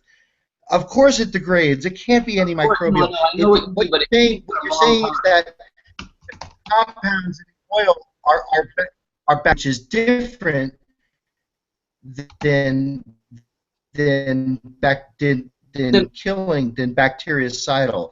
There's two different things. One keeps bacteria from growing, the other area. Okay, Right, then, I'm sorry.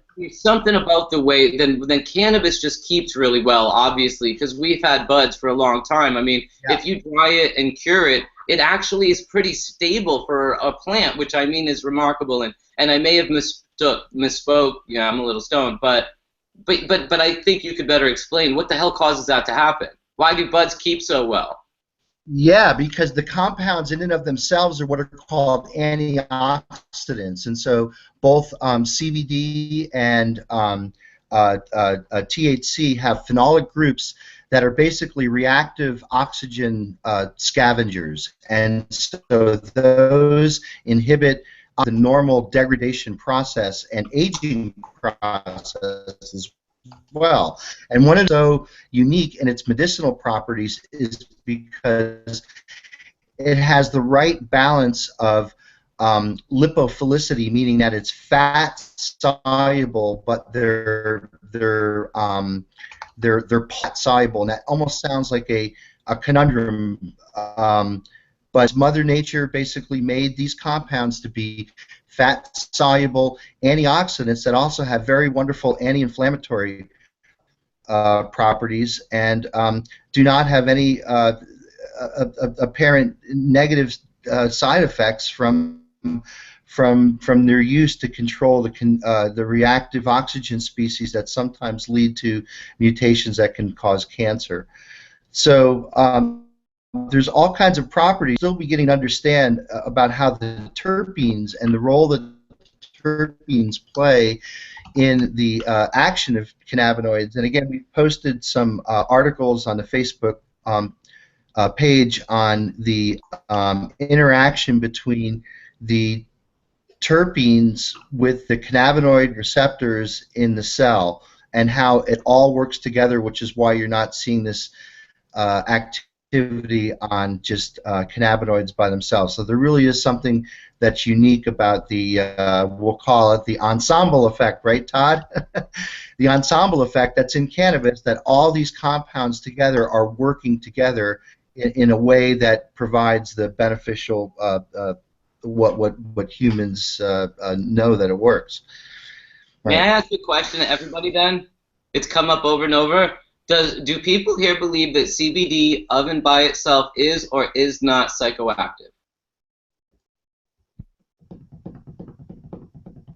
I would love to hear from everybody on this, honestly, because my position is that CBD is a bit psychoactive, so I'll just start with that. The scientific thought is that it is not.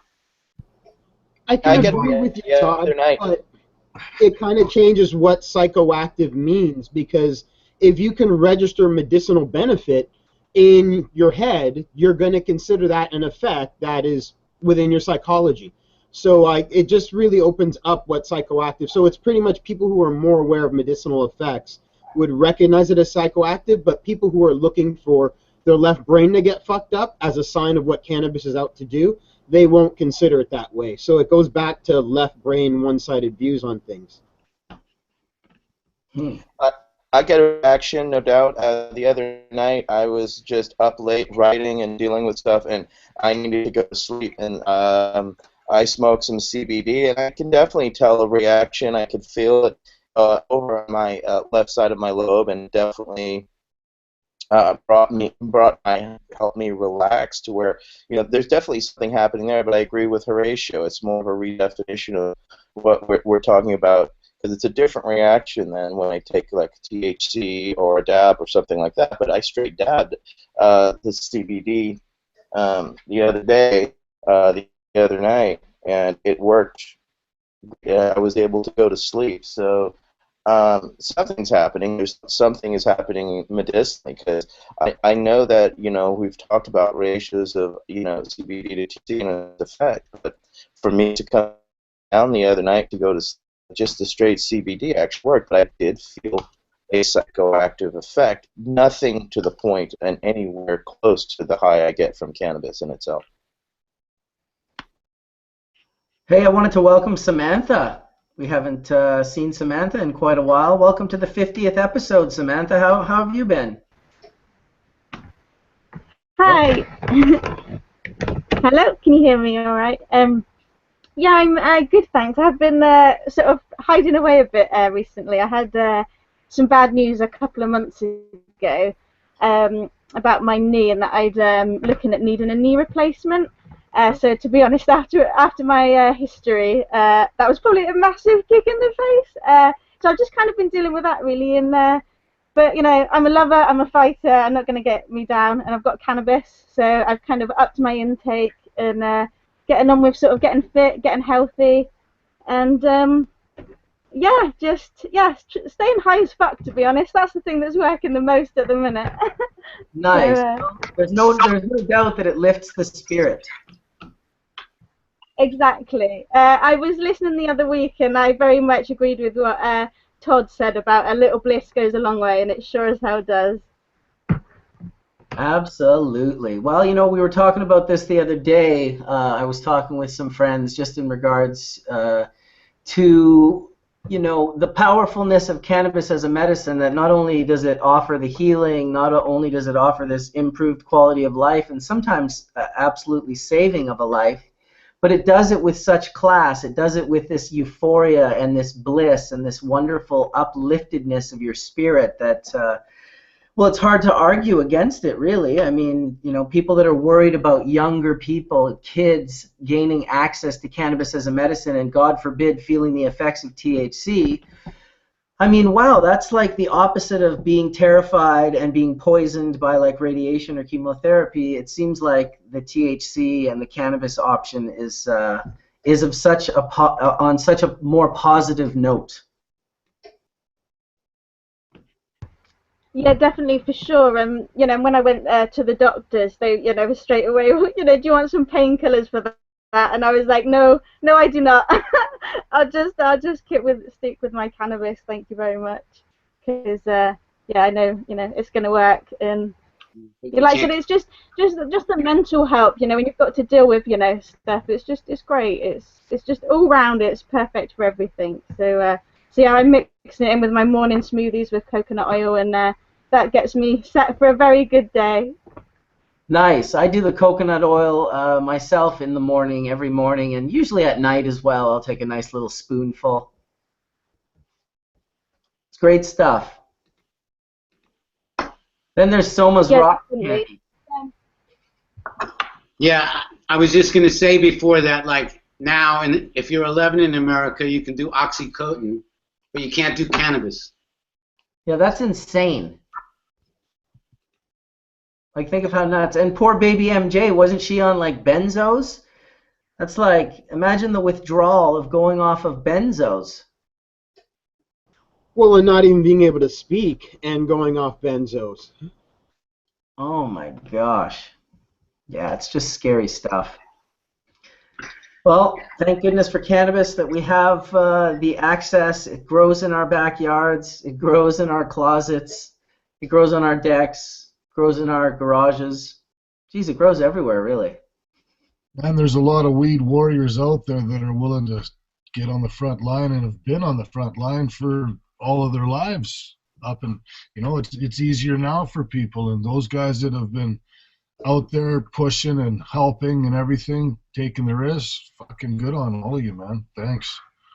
Yeah, there's thousands and thousands of unsung names and heroes that have kept strains alive, that have kept the peace, that have kept these genetics in the dark days that we have what we have today. Because, you know, I've always said this plant, you know, it's rather interesting how this plant is not only chaotic, but how its worst comes into continually to propagate it to make sure that it stays around and alive. And look at the diversity that we're continue to create, much less that we have access to now. I mean, we have thousands of varieties. We have at least, what, 1,000 known varieties through the different books, but how many thousands of other varieties are undocumented, and how many have died along the way because they weren't properly kept? You know, so much respect to all those along the way, because there's thousands of you unsung ones that will never know your names and will never know all of your deeds, but you've helped perpetuate and make this reality a reality, so thank you along the way. We will know their terps. Yes. We will so know their terps. Oh no, think of all the strains that Don and Aaron didn't think were awesome because they probably didn't smell fruity. I'm like, think all those lost good old sandalwoods and hooey terps. The terps will be known. Yeah, for real. Welcome back home, Jeff Mazansky, after serving 21 years of a life sentence for selling, what was it, 6 pounds of herb? Damn, dude. I was happy to see him get out. It really brought tears to my eyes. That was a good thing. That was a win for the... that's a great injustice, and like those people need to be like seriously let out. That's just insane to put people in jail for that sort of time. We've got Rick's father, freedelisi.com. You can go check that out and sign his petition.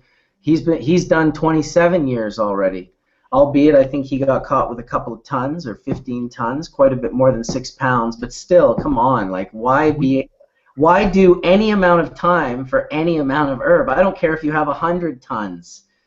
It's like if you have 100 tons, great. Like go, you're in business. Like there's a big marketplace out there. If you put people in jail for herb for a plant, you should be in jail. Yeah, that sounds about right. Fuck yeah. Boom rip. It's a little bit insane. Yeah, I mean, that was the best news of the week, was knowing that, you know, he was finally free, and to see him hug his kids and his loved ones and actually walked free. I'm trying to friend him on Facebook, so hopefully we'll get him in here sometime. Cause, I'd love to have him. I'd love to have him on Hash Church and, you know, like tell a little bit of his story, share a little bit of his story with us, and just be so thankful. Just give him any exposure and help that we can to his GoFundMe.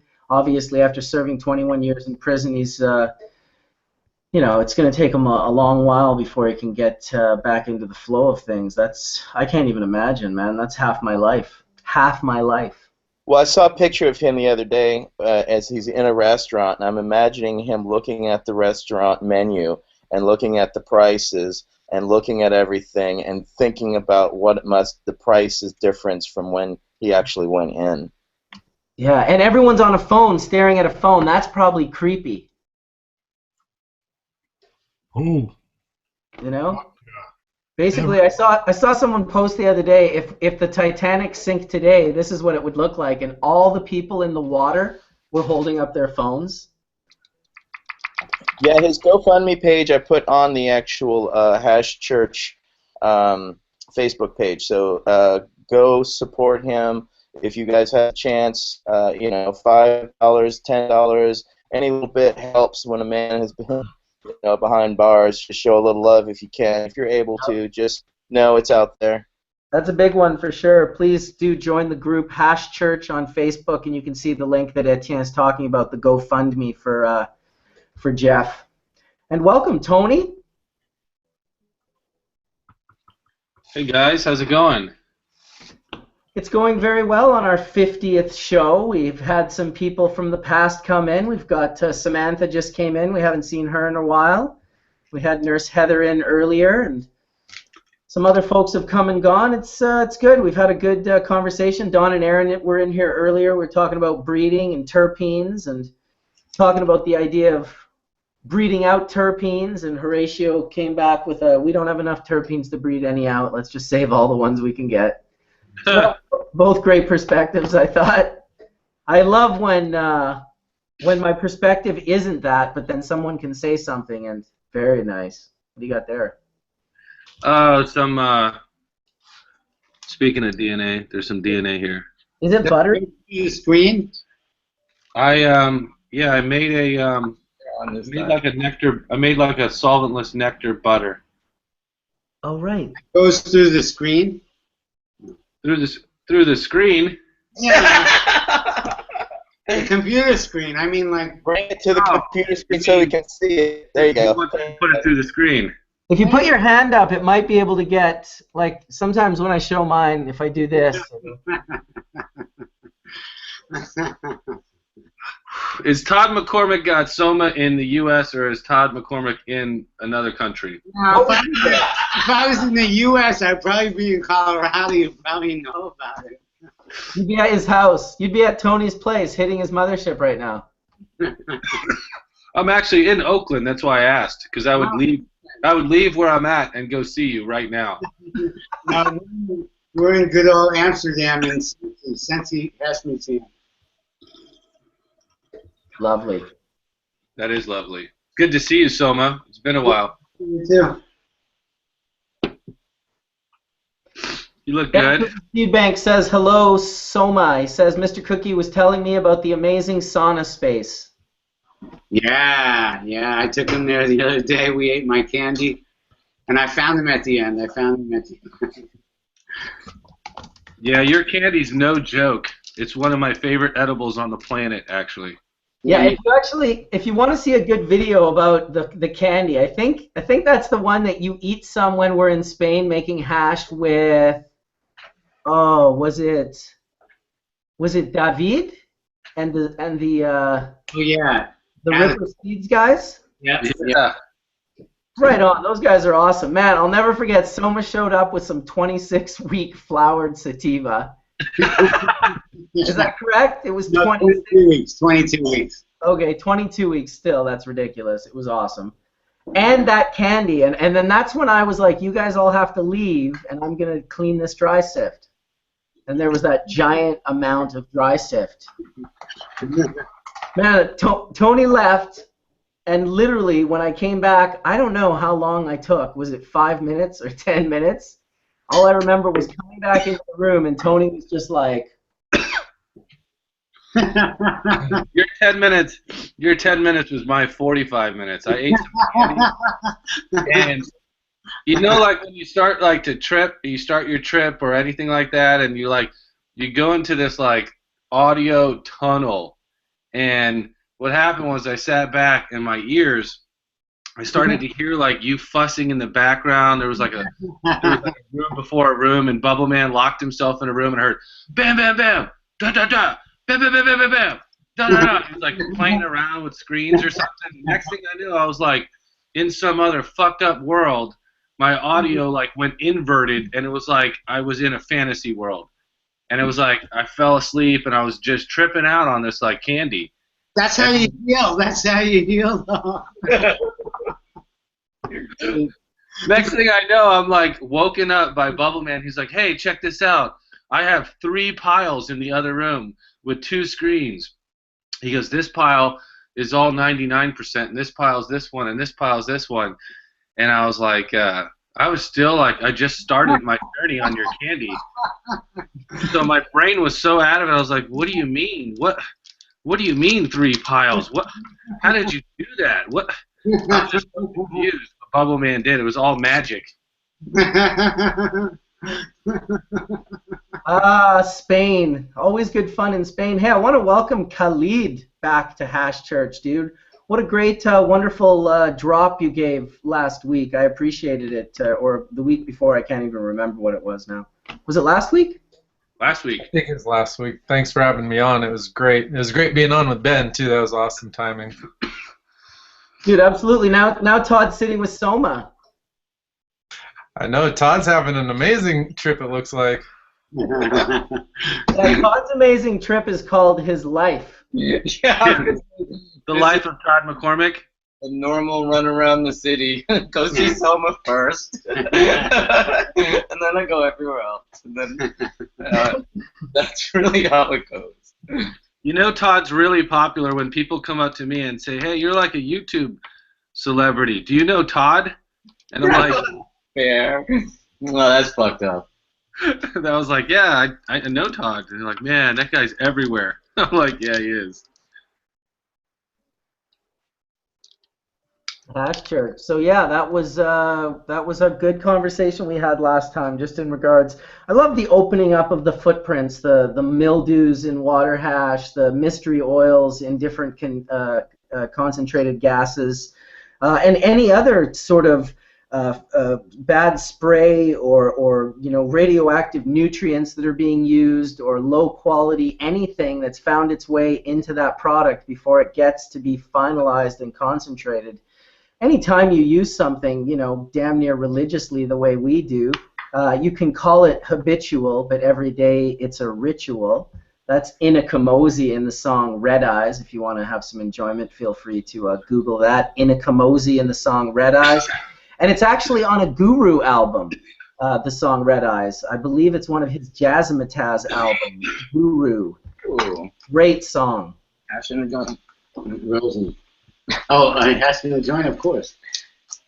Sorry, buddy. Didn't mean to interrupt. Oh, sorry. Hey, you're not interrupting shit. You guys are entertainment. He comes over with like the insane stash, to be quite honest with you. And he's like, "What do you want to try?" And honestly, as a stoner, you're like, all of it. Everything, all mixed in. Could you put it all in one bowl, like a hungry row? Porch? We'll start at the left and work our way to the right. Just the buds alone. Yeah, and then the hash, and just sorry, having a stoner moment.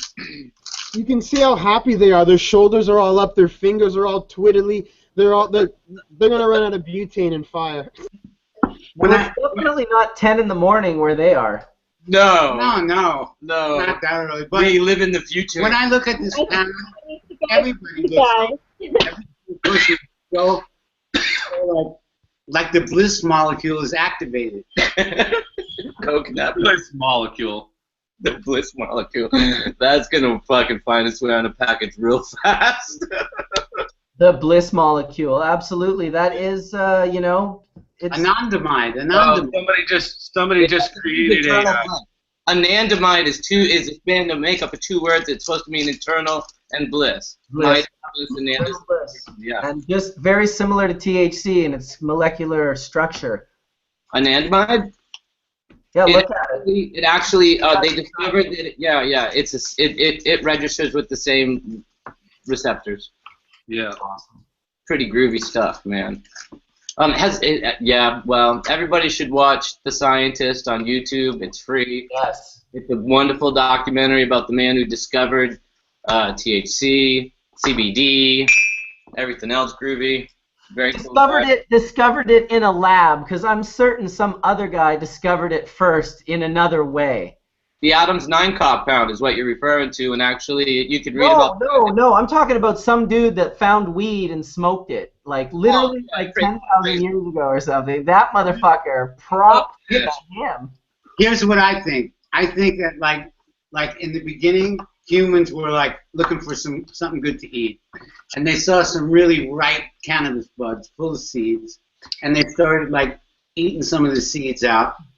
And then they got some resin on their fingers, and they started cleaning it off with their teeth.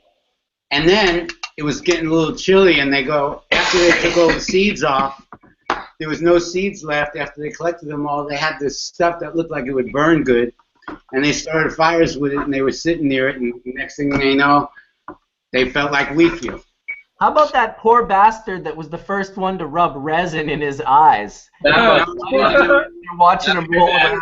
I agree. Hash is bad. That was a no.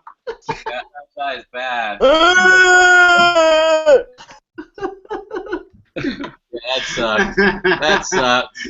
That was a moment. Visine don't help that, man. No, Dude, and that's all I know is that was probably where like trolling your friends started. When all the other dudes were eating the seeds, looking at him roll around on the ground, they probably started giving him some funny uggs and grunts and ha ha ha, you dumb shit. There might have been a good 50 to 100 years where somebody, that's all they did was put it in their eye, and it took them a while to just even. After it was done burning, he saw all the food for miles. evolution was a slow process, right? Great. Oh.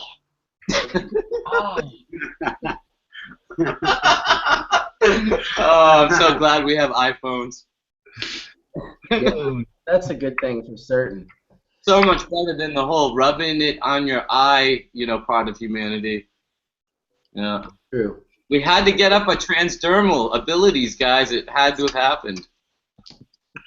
People, what we're saying is, do not put this shit in your eyes. That's all we're saying here. We've all made that mistake at some point. Don't do it. And it's funny, I always say that to myself for decades now, but when I'm manicuring sometimes, I forget it and I touch my eye, man. Man, I'll tell you. The best way to clean your hands after manicuring, if you haven't been wearing gloves, is to order pizza. It cleans your hands of it, huh? You won't believe it. Nice greasy pizza. Yeah, and then you end up eating that shit and end up like awake 32 hours later, wondering what happened. It was the terps. The terp champagne, Horatio, when do I get to have more? Like, I would order a bottle of it. I want some terp champagne. Every time I give you any, the entire country gets testy and thinks that's what I want to do for a living. And everything I do is hard, and I did it right before I saw you, and someone else is like, no, he's going to do the terp champagne. What about the suppositories? Like, there's so many directions that I have to go. I gotta. Wait a second. Did you say terpositories? Yeah. Yeah. I reposted one on Facebook today, but I didn't really read the stats. What? Yeah. Was that the book, Soma? Huh? Yeah. I reposted one on Facebook today. Yeah, I posted those 3 in the All Things Terpenes. If anyone wants to learn a little bit more about terpenes, I know you got the bump from Facebook there, Khaled, but it would be great to hear about what you're doing with terpenes and how you're playing around in the All Things Terpene group and here. Yeah, so I in our exploration towards. It sounded like, I don't know, I thought I heard a no. It sounded like Bubbleman asked for terp champagne, and then I heard a really long answer, and I think that was a no. If I'm That's not okay. Khaled is the gift. Stepping up to the plate. He says, I got terps. I got terps. Yeah, next Friday, Bubbleman will have terps in his hand. Terps. That's a different recipe than champagne, but go for it. It'll just eat your gaskets on your carbonation machine. I haven't tried that. I don't put the non-polar oils in, but these are alcohol terps meant for champagne. In case anyone's getting inspired to throw some hydrosols.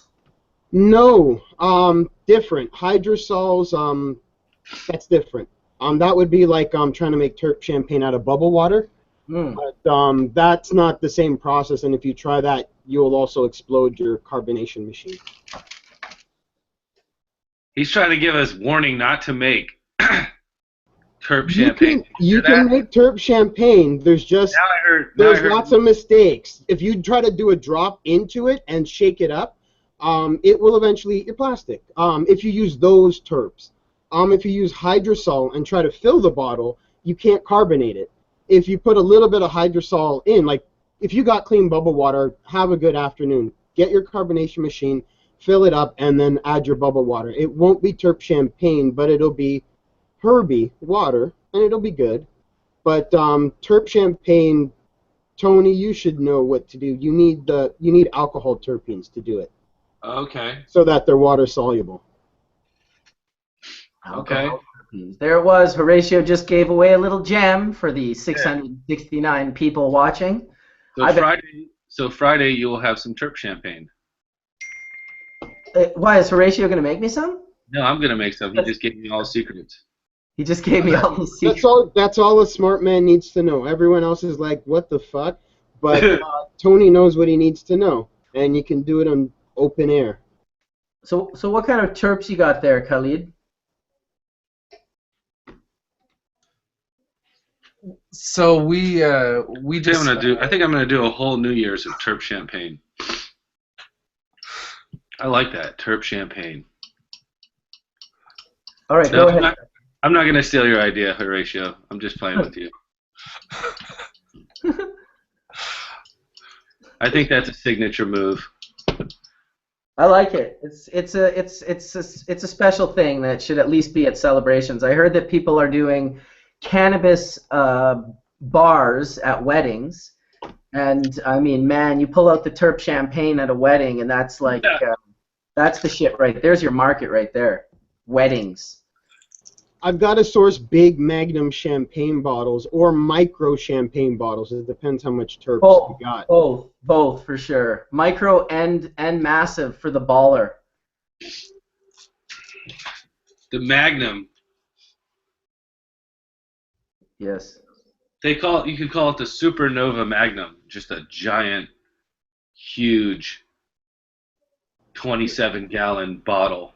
We could totally top the hip-hop game. I don't see why Louis XIV should be $1,400 of fucking cooked-up booze when if you can make, imagine making like true skunk #1 terp champagne. That's a $3,000 bottle easily for the amount of material that you have to feed it. If you can find Louis XIII for whatever you just said, good luck. Bottle. And in a crystal fucking decanter, so. But it would be amazing to have your terp champagne in a crystal decanter. Let's do that. We should start planning New Year's now, and we should do it in maybe we should do it in California since there's a lot of people on the. No, the chat. come to Whistler. Come to Whistler, BC, and do it. We'll have a blast. For New Year's. Mm-hmm. Well, could Horatio make terp champagne? Well, I'm not going to answer for Horatio. He's so bloody busy, and that's like New Year's is right around the corner. Well, that's why I want to plan it now because he's so busy. That's the only way. Like, that's what I mean. I'm like, I can't just make it because people say it. Well, I'm like, New Year's what? Convergence? Oh, I'll blow you motherfuckers out. All right. All right, so, listen.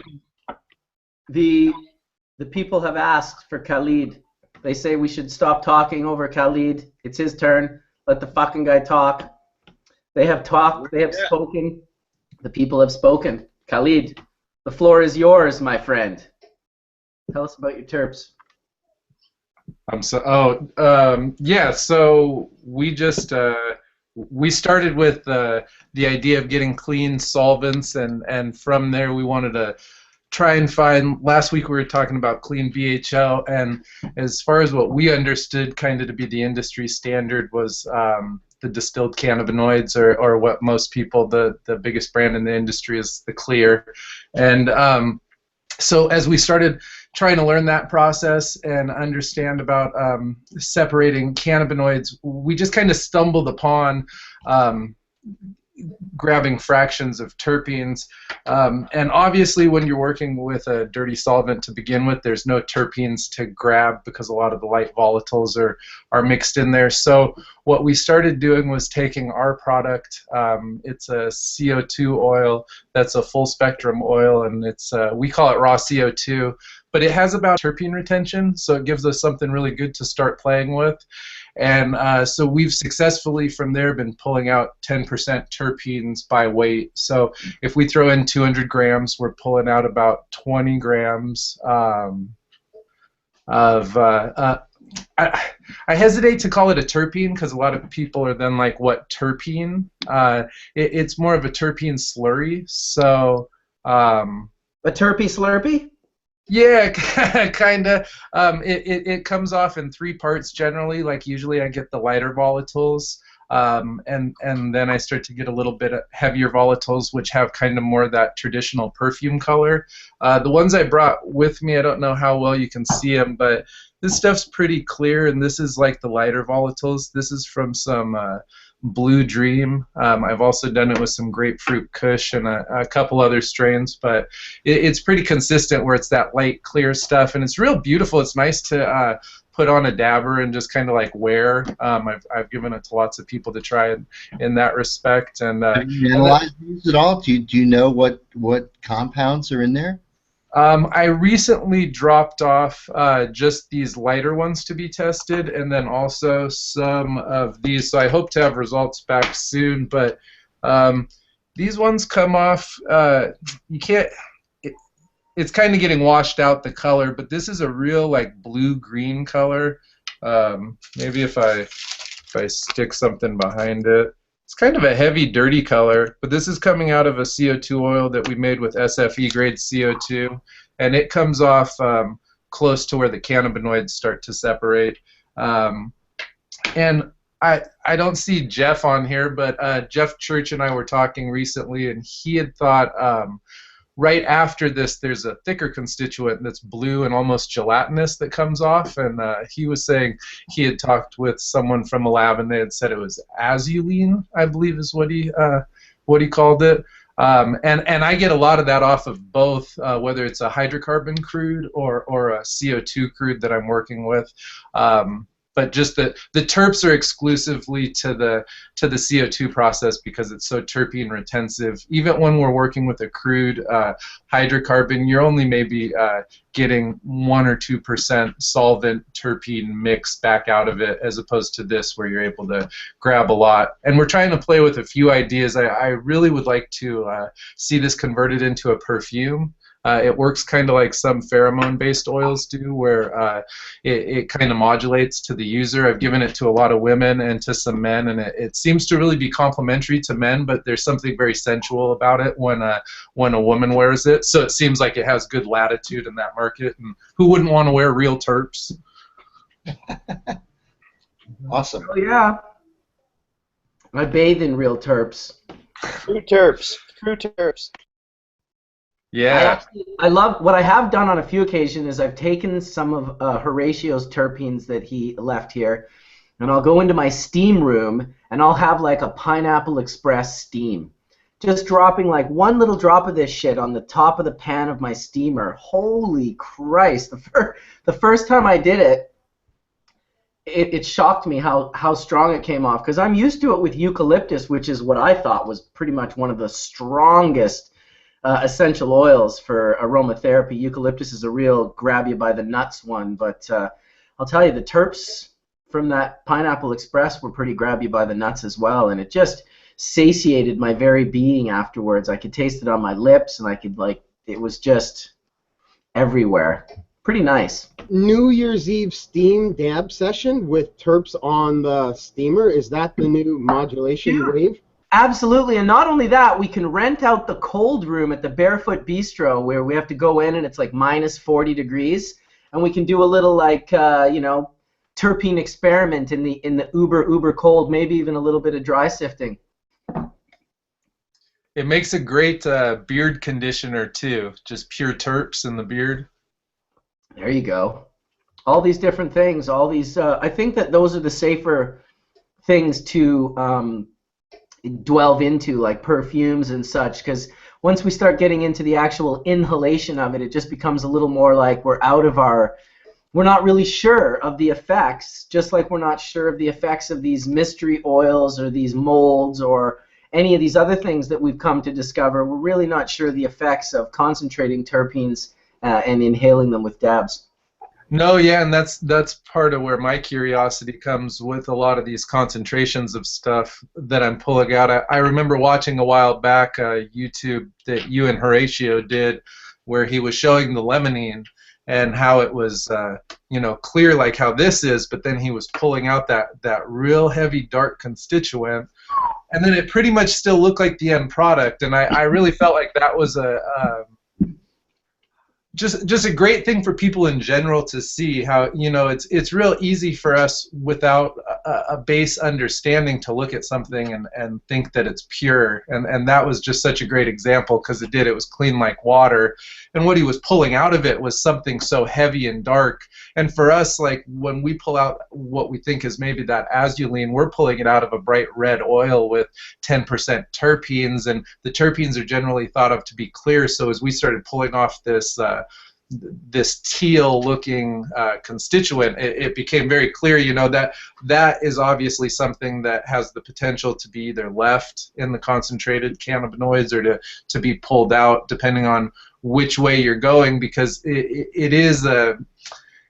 it's not something that's tested for specifically, because it's not a terp, and because it's not a cannabinoid, and because it's not a solvent. It's sitting somewhere in between in this odd realm where, yeah, maybe it is an organic constituent, but I'm getting out such a heavy concentration that you start looking at it where it could be making up as much of 0.5% or 1% of the total base of the compound. So, you know, you're getting pretty high contamination levels if it is a contaminant. I know with like azulene, Jeff was saying he thought it was from the chemist that he was talking to, one of the things that acts as an expectorant or polar expectorant. Yeah, and he said it aids with like nucleation. It would be something that, like, for people making shatter and other things, that it would be one of those compounds that acts towards breaking that up. Also, the stuff in your lungs as it sits. I see Mark nodding his head. Maybe Dr. Mark. Yeah, this was actually it was interesting because Jim Frere, who's a very well-known cannabis chemist and highly respected cannabis and hash maker, had brought up this as being essentially a component of the blue pigment. Let me back up and say that it is a C10. You know, azulene itself, some of the azulenes can be substituted, but the C10 itself essentially does have the framework in that it can be classified as a terpene, because terpene is definitely another C10. So that said, I mean, again, you got to remember with color. Color is like one of those crazy properties that high extinction coefficient materials at a very small concentration can really influence color in a very large sense. I mean, just think about the one drop of food coloring that turns that entire, you know, thing blue. I mean, so the point is that yes, azulenes, and these are what are called highly conjugated systems, which are responsible for some of the pigments that you do see in cannabis, along with the you know, very well known, you know, pigments like you know, what's found in chlorophyll and whatnot. But, you know, at the end of the day, I think that when you're getting these in your extract, you always got to remember too is that, again, at nail temperature or at vaporization temperature, these things might be thermally rearranging or doing something. I think that some of the expectorant molecules actually are not the azulenes themselves, but they're the terpenoids that are derived from azulenes. And I think if you hydrate azulene once, I believe you get a molecule called terpene hydrate. I'm not looking at the molecule right now, but I think terpene hydrate is one of those water-soluble terps that Jim Frere and I had discussed this about in the process of making water hash, that again you're losing in the water because it's definitely a water-soluble molecule, and it's one of those molecules that again is part of the not entourage, ensemble effect.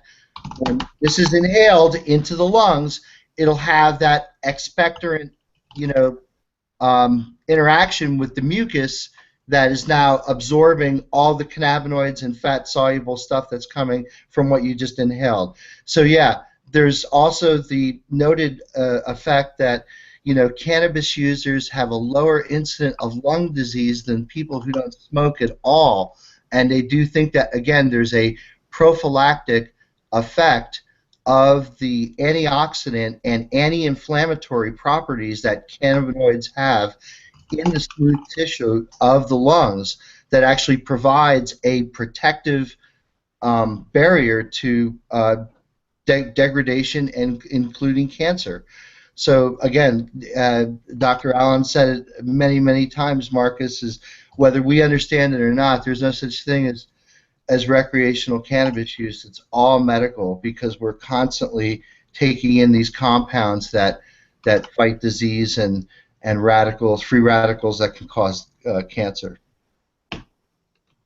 And what about Horatio's question there, guys? Did you want to ask that, or do you want me to read it out, Horatio?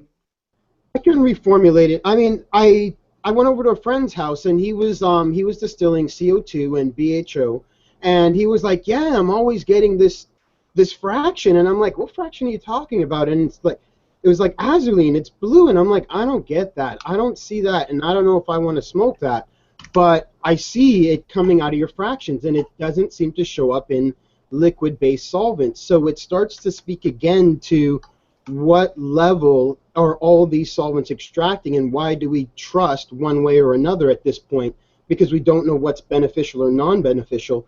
And something as simple as the azulene, it could be the nucleation point that gets all the waxes out of our lungs, but it also could be that subtle variant why I can't seem to smoke in any kind of long-term therapeutic way, any other solvent extract. All other solvent extracts I come across are gas-based, so it could be a phenomenon of gas solvents. It's very hydrocarbon-like. It's almost like a small little piece of a nanotube. If you look at it, again, it's just two fused rings together. It's not going to be happy in water. It's not going to be a water-loving molecule at all, and certainly it's going to find the polar surface of the glassware, the polar surface of your vessel. It's going to find some other molecule. It's going to find somewhere. It does not want to be in water, right? It wants to lower its energy by essentially associating itself with a fat-soluble domain or something polar. I use a lot of organic essential oils, and one of the ones I use is essential oil of blue chamomile, and it's so blue. And sometimes I'll take a little jojoba oil, put it in the bathtub, and then drop like 10 drops of this blue chamomile, and it goes to the jojoba oil, but then at the end, it like this tiny little bit of blue chamomile, it sticks on the bathtub a little bit. But it's really good for a lot of things. I'm not saying it's good to smoke, but it's really good for a lot of things. If you look up blue chamomile essential oil, what is it good for? There's a long list of what it's good for. And that's where they first discovered the word azulene, because that stuff is so blue. That's how they came up with that word. And that terpene. Nice. Cool. Stay here. Yeah, there's just a whole plethora of molecules that are out there just waiting to be discovered. That's why, again, this is mostly focused around cannabis and cannabinoids, but I just look at that as one plant in the biome.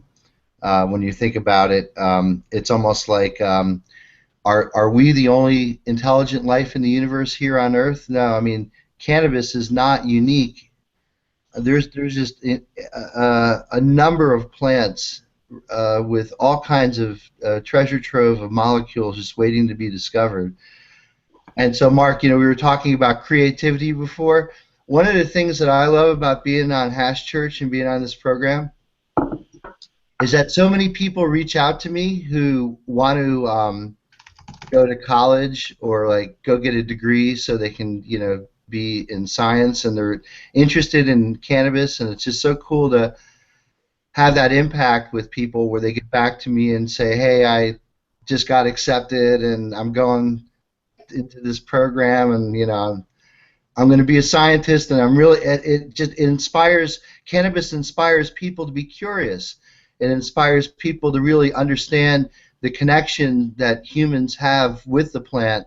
And that opens up all kinds of other questions that just makes creativity that can really drive your academic development to be a wonderful, creative, productive member of the scientific community. And we need more scientists. So we need more women scientists in particular. So women, get your science degrees. And it makes you grow brain cells. It makes your brain cells grow.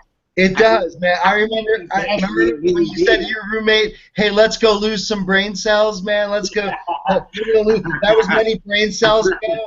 Holy shit! It actually grows brain cells. It does just the opposite. We were growing our brains, man. It was, and it totally makes sense because again, when you have to make complex connections, especially in chemistry and in physics, and in the engineering disciplines where you can't always see this, you're able to put things together because you're able to lower your inhibitions. You're able to collaborate in music when you're able to lower your inhibitions and you're able to, you ever try to play music with someone that you don't like someone that ran over your dog or that's messing around with your girlfriend? You can't make music. You can't collaborate with people that you don't dig, that you're not on the same wavelength.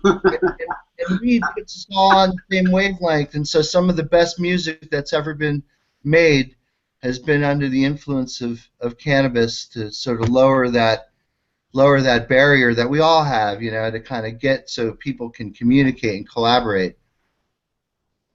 It's a good thing. Hey, have a good one, D. Enjoy the day. I agree with everything you said, Mark. It's completely hilarious how trying to make music with someone you're choked at is just not going to happen. Although you've seen bands attempt it over the years, and that's why great bands sometimes break up, because they just, they ran over the wrong guy's dog or they fucked the wrong guy's wife.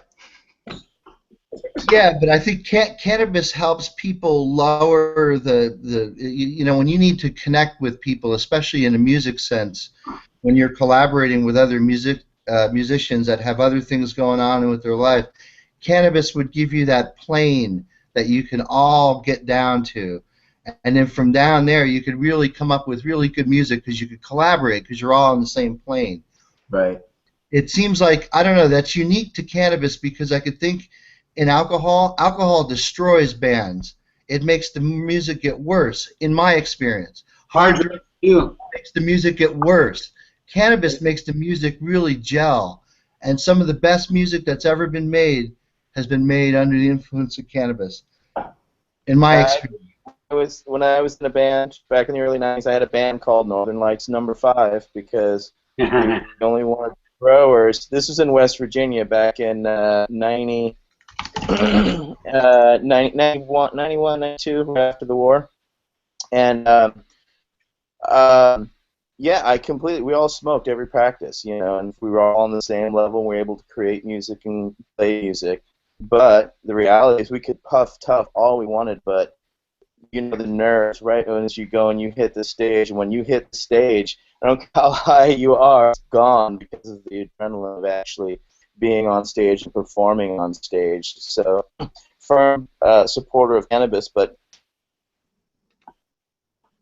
what you were talking earlier, cannabis, the terpene to humans and the expansion of brain cells.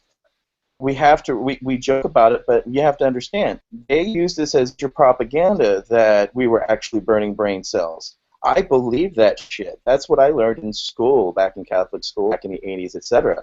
So I was taught that, don't smoke marijuana, burn brain cells. Of course, that started my curiosity as we were joking around, but that started my curiosity because people used to say that we're going to smoke, well, let's go burn some brain cells. And actually sparked a curiosity in me saying, I actually kind of go into thoughts and ideas when I actually smoke cannabis. So let's actually try to research that. And I tried to research and find that information back in the 80s, right after I got Jack's book in 89.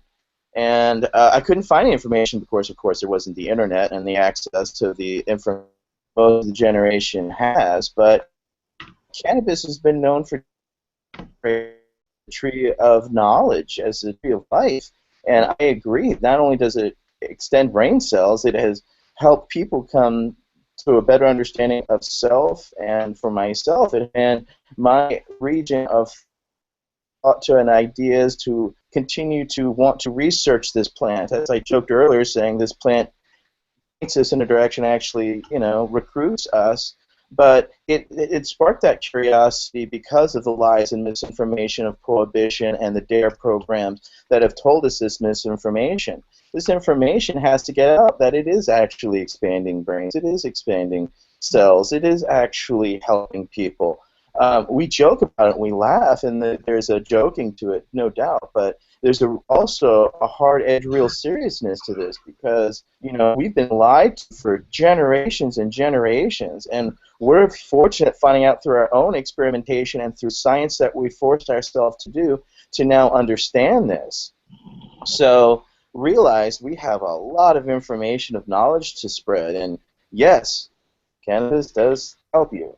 Yeah, I mean, that's why the whole PTSD and being able to forget, I mean, again, the endocannabinoid system was part of survival thing that's evolved inside humans. We have to be able to forget things.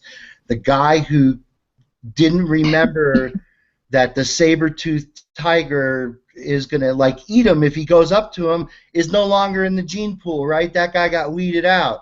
So you have to be able to forget things. You have to be able to forget. You have to be able to remember, but you have to be able to forget. So that's the whole thing with PTSD. Etienne is, you know, that's where it's operating in that part of the limbic system in our brain. You know, I mean, there's no other drug that has that kind of effect. You guys all maybe saw that post I put on my Facebook, that interview with Meshulam that now basically says that the National Institutes of Health have now issued a thing that the endocannabinoid system impacts every human disease. Every disease is somehow mitigated by the endocannabinoid system. Every one. They can't find one where it doesn't. Diabetes, cancer, everything. It's the truth. And what's fascinating is that we've been on experimentation and our self-experimentation, and that we have now and have found science coming around to it. So it's very interesting that we've been able to get these internal triggers personally, and science back them up. As we went around saying, you know, cannabis is medicine, and I'm saying, oh, you guys are just saying that so you can get high. And it's like, no, seriously, this is medicine. And further science will only back up what we've been saying all along that people have been laughing and joking about. But, you know, many of us here on the panel have seen that it's a real enough medicine for us to actually risk our lives, freedoms, and actually, you know, do the science, actually pay the science, to learn from it, fail from it. You know, we don't learn through success, people. We only learn through failure, and everyone here has failed time and time again. It's just we've all gotten back up and kept trying and kept believing, and this plant has fortunately been right there with us. Just blessed to be a part of it. You know? And the science is now on our side, basically saying that this is the case. The endocannabinoid system, which again, Professor Meshulam, when he discovered the active ingredients in the cannabis plant, didn't actually know where they react in the body, and it was through that research that they actually found this extremely important system that's in our bodies.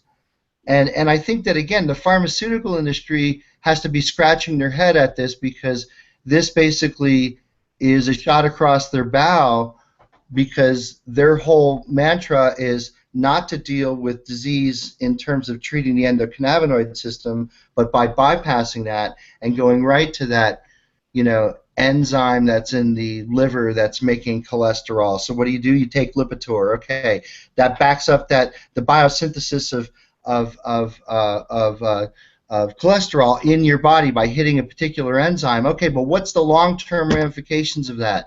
Well, they don't know. It's just like throwing a wrench inside a running car and saying, you know, tighten spark plug number 2. I mean, you don't know what's going to happen. Go ahead. I'm sorry. Go ahead. I'm sorry. When I had my open heart surgery over 10 years ago, one of the 6 pharmaceutical medicines they gave me was Lipitor.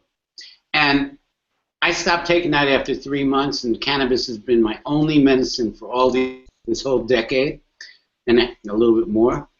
And that Lipitor sucked. All that shit sucks, man. does. Hey, Soma, people are wondering what you're smoking.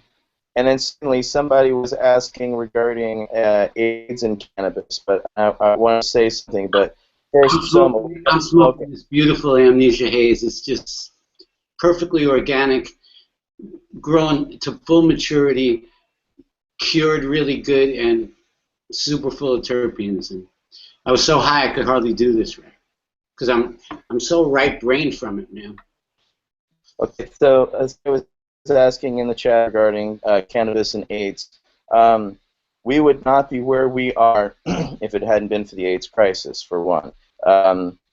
People got active, and if it hadn't been for the AIDS activists in San Francisco and the Bay Area and California really pushing, and Dennis Perone making 215 happen, we wouldn't, one, be where we are today.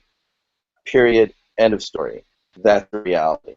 Now, cannabis, more that we realize, has stimulated appetite and got people to eat, and that was one of the most things that we saw in the AIDS community. I have had, and I've worked with many AIDS patients, one who's still alive who contracted it back in '83.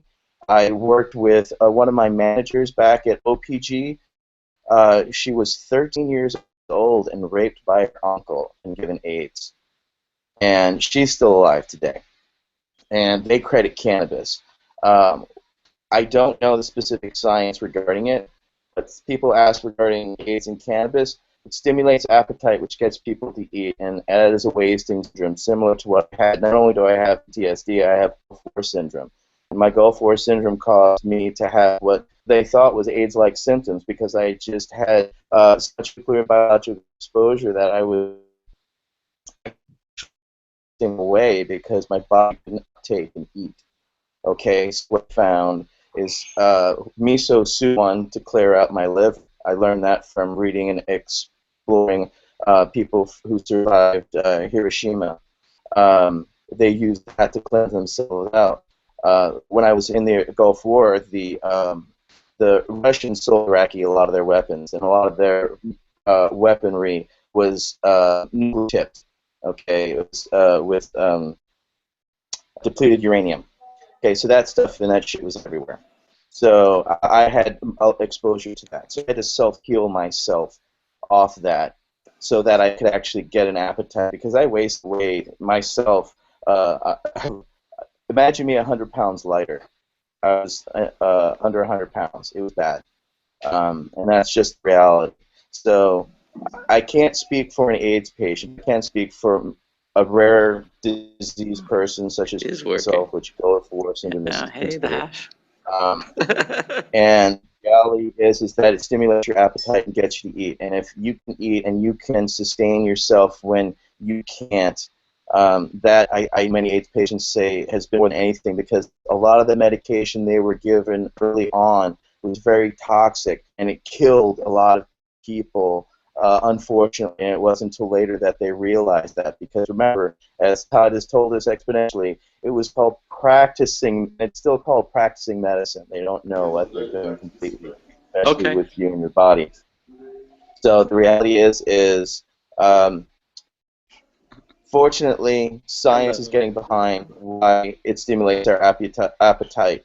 But I know many AIDS patients continue to use cannabis along with their new regimen of pills and are able to lead very sustainable lives and very thankful, and they are very thankful for cannabis, and many of them are patients and still come through. I have one who is patient 16 on Jeff from OCBC's patient list, and he's been an AIDS patient since the 80s himself and still comes in every day and gets his cannabis. So cannabis is doing something for AIDS patients. I can't specifically say what, but realize that, yeah, cannabis is an amazing plant. Now, Mark, maybe you can answer maybe what the cell protection actually transpires, because I've heard cell protection for cannabis that also prevents spread. I can't say of AIDS virus specifically. But I am understanding that it does have those properties per se. Well, I mean, it's a general anti-inflammatory and also analgesic, but What property are you referring to in particular?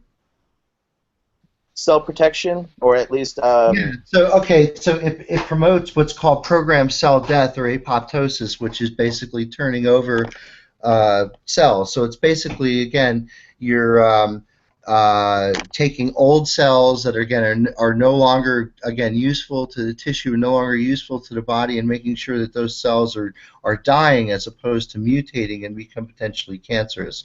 So promoting apoptosis is what it's called, pro-apoptotic. So they're pro-apoptotic. They're also anti-proliferative when it comes down to cancer cells, and that's one of the reasons why they're used, because their antioxidant properties basically allow them to selectively attack cancer cells as opposed to, or cells that are essentially affected, as opposed to healthy cells. So they're able to differentiate. They're able to basically, control things on a much different basis as to what conventional chemotherapy agents that are used in chemotherapy and other anti-cancer agents that are just really toxic materials that are just trying to be administered at an effective dose where you're just trying to manage the side effects. But for AIDS in particular, all I can say is exactly what you had said, Etienne, which is that it stimulates your appetite, it helps your digestive cycle become more regular, it helps it lowers your stress level because you're able to forget things, you're able to forget that you're dying of AIDS, so you're forgetting that, and that's very, very powerful medicine inside a patient.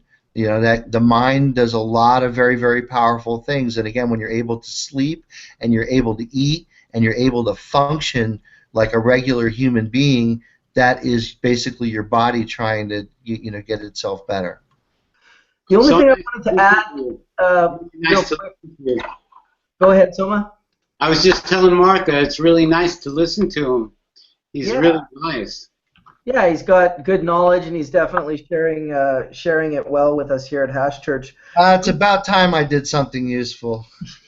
I wanted to say that for those of you listening, and we've been discussing cannabis and AIDS, if you can join the Hash Church group on Facebook, if you have any links or any ways to, whether it's a video or a study or whatever, we can concentrate some of this information onto a post there, and that way if anyone wants to learn from what we spoke about, they're not completely lost and having to Google everything. There'll be a concentrated one thread. One person can start it, and then in the comments of that thread we can just put all the stuff that we can find on that particular subject. That's all I wanted to say. Hey! What's up, brother? Welcome, Ernie. Thank you, sir. It's good to be here. Dude, on Hash Church. I know. In the house. I see Big Tony over there. Big Tony holds it down in Hash Church, whether he's on a plane, whether he's in a car, sometimes in a hot air balloon. Excellent. I know Tony's not used to seeing me, are you, T? Can he not hear us? Tony! I can hear you. I can only hear you. The only person I can't hear is Khaled. Ernie just came into the room, and he was saying, "What's up?" Oh, I didn't hear him either. What's up, buddy? So Tony's having technical difficulties. It's why he was interrupting Khaled earlier, and people were like, "Why is Tony talking over Khaled?" And we found out because Tony cannot hear Khaled talk at all. Zero. We saved you on that for those people just ready to jump. And that's too bad you can't hear Ernie, because he's in the house. Nope, I can't hear either one of them. I think he's just ignoring me. So. Yeah, right. No, he really can't hear. He couldn't hear Khaled either. So what's going on with you, Ernie? Not too much. We're just getting ready to do some running around. I came downstairs to smoke some hash, and I figured you guys were on, and I wanted to join. I'm a joiner. Hell yeah, you are. Well, that's awesome. So Ernie, for those of you that aren't familiar with Ernie was grower back in the day, and I guess one of the original partners with Tony in River Rock, and then became United Cannabis, longtime grower of the goods of cannabis, and just here to share a little bit of his time with us today. So I'm really stoked to have you, bro. I'm glad to be here, man. I'm glad I finally made it. Tony's done a little ball breaking a couple times that I don't make it on, so here I am. Well, we've had some good conversation today. We've been getting into terpenes. We've been getting into, you know, the molds and the mildews that were apparently present in those strains at the Cannabis Cup. Aaron and Don were in here earlier talking about that. And Mark Scialdone's getting into the science. And I guess really what, you know, the most important factor in all of this that leads us down this road starts with that seed, those genetics, and then to be properly grown. And you've had a little bit of history with the learning about how to properly grow cannabis. What have you got, like 2 or 3 decades under your belt, Ernie? Yeah, I'm 25 years in now. So yeah, it's been fun. That's awesome. And you're growing a variety of different ways? Yeah, we've done hydro, done flood tables, aero, you know, bio, in dirt or whatever. So pretty much the way we like to grow is a peat-based dirt with you know, organic supplements, and I think that's really the way to go. I think if you put the right stuff in there, then you get the right stuff out, you know. Yeah, you have a good video. I think it might be on like UCAN's YouTube page, or maybe even like one, like I can't remember which page it was on, but it's you and a few guys standing in front of this giant reservoir, and you're basically talking about, you know, how it comes to be, the importance of producing the food the way you do. Yeah, that was the tea. We had a big tea brewer over for the greenhouses at River Rock. Yeah, that was a nice tea brewer. Yeah, it was nice. I mean, we had some out in Ukiah there for a little while too. We built a big 2,000-gallon vortex brewer that was a lot of fun and was really pumping out some goods. But you know, now we're moving forward. It looks like we got a pretty good thing going with the Harborside guys, and Tony's down there making medicine. So we're focused on that at this point in time, and I'm sitting back waiting for someone to just put me in, coach, and let me grow again. You know. Yeah, well, that's definitely where, you know, some of your strongest strengths lie, you know. Just I can picture you walking in the fields or walking in the greenhouses with a big smile on your face. Most definitely. Most definitely.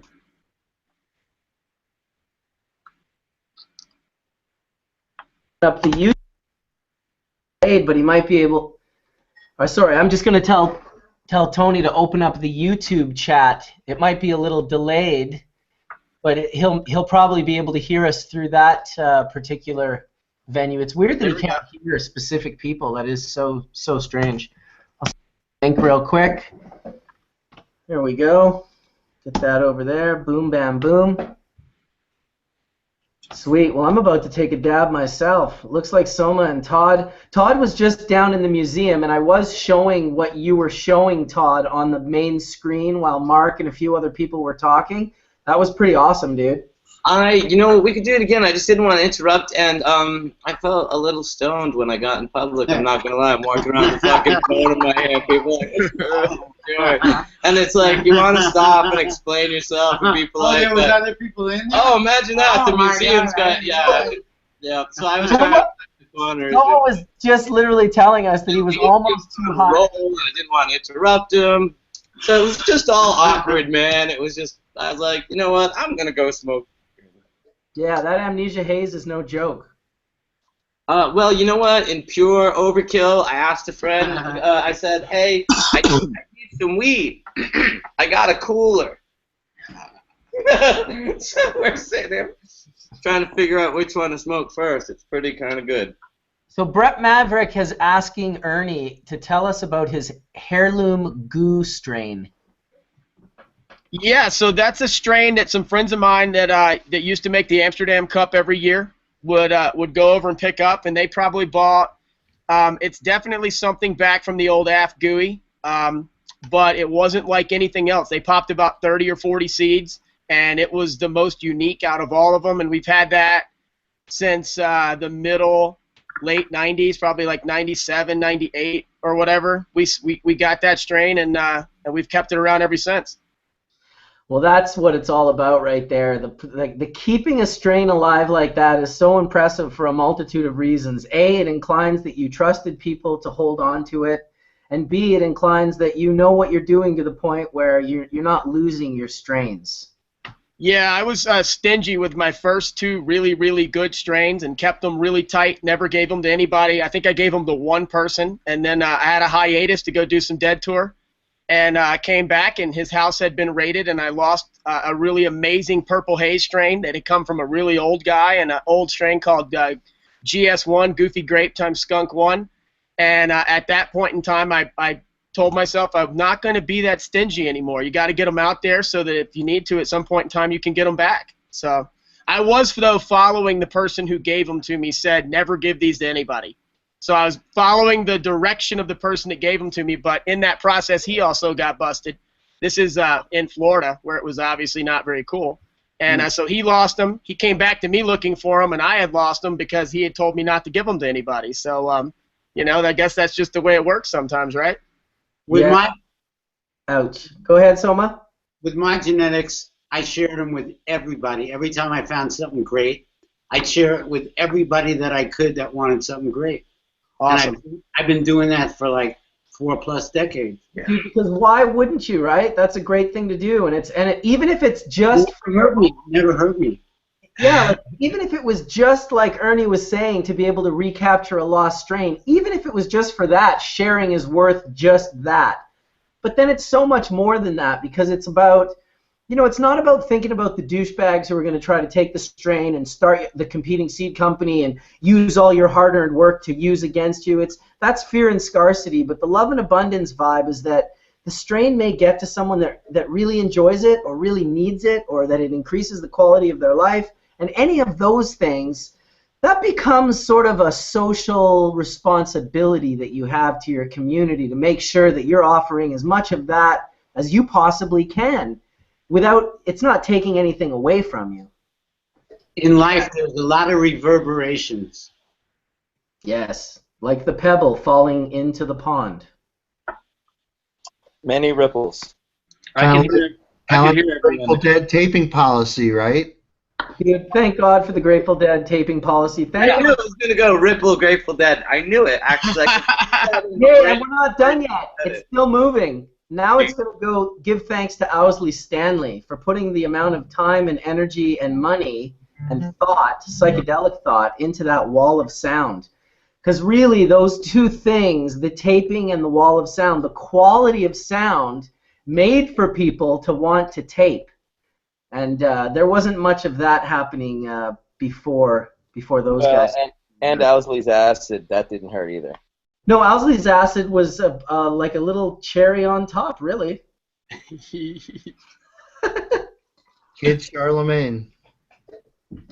Bear. I got to speak with Bear only a few times. About a few years into making the water hash, I got a strange email from a guy who told me his name was Bear and he lived in Australia and that he was responsible for this and that. And I was like, it sounds like you're Owsley Stanley. And he's like, I haven't gone by that name for a while.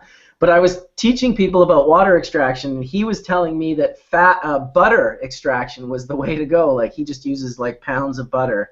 Guy was like a mad meat eater. He was kind of a wild character, if you know anything about Owsley Stanley or Bear. He was definitely a unique dude, and I just felt like it was very unique to be able to have the dozen or so conversations that I had, and I in fact sent him a set of bubble bags as well, because I just wanted him to have a set of bubble bags. I thought that was, I mean, shit, Owsley Stanley. When did he pass away? Car accident, was it? Yeah, I think it was in his truck, like on his property or something. It rolled, some sort of experience like that. But he was, yeah. To say he was a tripper is a major understatement. He was a very intense character. I got to meet him back when we were gathering signatures for one of Jack's initiatives back in '94. And he came up and introduced himself as Bear. And he was just so intense. And I realized immediately who he was, because I've heard legend of him and stuff like that. And, of course, I was wearing one of the original 420 shirts, which had the paisley and shit on it, which got on Dead Lot. And he just laid down life and the law. Took me backstage, was just very intense, and I only got to spend a few hours with him, but wow, what a character. I mean, I could not imagine, I mean, just the intensity of just that short time, I could not imagine a whole day with a cat like that, much less what he created in the scenes, and I could see why people gravitated around him. He was good people. Yeah, I had a very interesting encounter with Bear at a Grateful Dead show in March of 1992. I defended my PhD dissertation on a Wednesday, and that Friday we were at the Hamilton, Ontario show, and my friend who knew Bear came up and grabbed me during just before Drums in Space started during the second set, and it was during a song called Dark Star, which those of us who know Grateful Dead music, Dark Star is one of their most trippiest improvisational pieces, and usually a Deadhead is in their own space, so to be suddenly taken out of your space, but she said, here, we're going to go meet Bear, come with me, and so she took me backstage, and I had not been backstage before, and the band was just coming down from doing their where they take the break during drum space, and so Jerry and the rest of the band like walked like feet like right in front of me. I was like a starstruck little, deadhead out of my mind. I was like, oh, this is like crazy. The band's like right here. Oh, this is really weird. Well, anyway, she took me back where Bear was, and Bear was trying to sell belt buckles to somebody that was backstage, and this was just the beginning of Drum Space. And then my friend Sharon introduced me. This is my friend Mark. He just got his PhD in chemistry, and me and Bear talked chemistry from Drum Space on through the end of the show. People had left the arena by the time we had broken up our conversation. There was nobody left in the arena. We talked for about 3 hours. So my first consultation as a PhD chemist was with none other than Bear. It was awesome. It was great. We had a great discussion about all kinds of natural product chemistry. He was a very, as you know, a meat eater. He grabbed my belly and said I needed to go to the gym. We talked about the Grateful Dead. He was also, again, a sound enthusiast. Everyone knows about his involvement with the Wall of Sound, but he was also the guy that was responsible for taping a lot of those crucial early gigs and some of the Olden and the Way material. That Olden and the Way stuff, that bluegrass stuff that Jerry was doing in '73 was absolutely just dynamite stuff, and Bear was there at all those gigs and made sure that there were high-quality recordings of a lot of shows. So anybody who listens to Grateful Dead, you'll probably thank yourself because Bear was really instrumental in not only making sure that the band sounded good, but the recording sounded well as well. To clarify, I'm not a Dead fan, but meeting Bear and all that was just very cool, and I really dug the scene because we gathered signatures, and also I have to admit Shakedown Street is still one of the most amazing sociological experiments in Prohibition that I've ever been able to witness. I'll tell you, what an amazing thing for certain. Although Shakedown Street at a Grateful Dead concert? Yeah. You mean like the parking lot? Yeah, I mean, we've talked about this before. I mean, some, musical acts would come into an arena and they would act like police and they would be holding anyone down for just breaking out a little one-hitter. Grateful Dead comes to the same arena a week later. People are smoking down all over the place. It just, you almost thought it was like a different place. It was quite a unique existence that they had throughout the 80s there, where other concerts, it was just a completely different experience, and not just the Shakedown Street outside, but everything that people sold just to stay on the road, whether it was T-shirts or grilled cheeses or veggie burritos. I sold crystals and a few. I probably bought crystals. Ironically, the American Guatemalan shorts those years. You know what, though? A lot of why that was is because the security does what they're told. And the dead would say, fuck it, you know, don't police people, just protect people. And you know that they put the onus on the police to come in and actually bust people, which unfortunately the feds did and everything. I mean, they were pretty evil to us towards the end. But, you know, the fact that they hired security played a big part on how we got treated in that parking lot. Yeah, and it just passed on to fish in the 90s, you know. I remember being in some of those parking lots where feds were surrounding in the upper buildings with walkie-talkies and binoculars, like literally like Shakedown Street became like get popped. Well, now, yeah, your street. Shakedown Street synonymous with any big concert where there's a bunch of people trying to sell food and beer and T-shirts and all kinds of, you know, pirated merchandise. And it was funny at the Mann Music Center when Fish just recently played there, and these Philly police officers busted these like guys for like 3 nitrous tanks when there's just nitrous all over the place, but they busted. I'm so glad that we had the dead before we had camera phones. Now that I really contemplate what you're saying. Last thing we needed was a lot of snitch bitches running around with their fucking phones. Look, look, look. It would have sucked so much worse than it honestly did. God, I'm so glad we didn't have phones back then. Hey, I'm going to smoke to no cell phones for a minute. I'm being grateful, guys. So, yeah, let's smoke to that, but let's also think about the nitrous and think about the mystery oil that could be present in those tanks. Oh, what in nitrous? Nitrous part of the parking lot. It sucked, man. And the noise at night, if you were like tripping like 2 o'clock in the morning and you happened to be parked in your camper, like I had a school bus on Dead Tour. I had a school bus. I would hear that noise like till 6 in the morning. It drives me nuts, man. I'd always have to change my parking space. All I have to say to that is wah, wah, wah, wah, wah. Not like I've ever been at a Dead concert doing anything.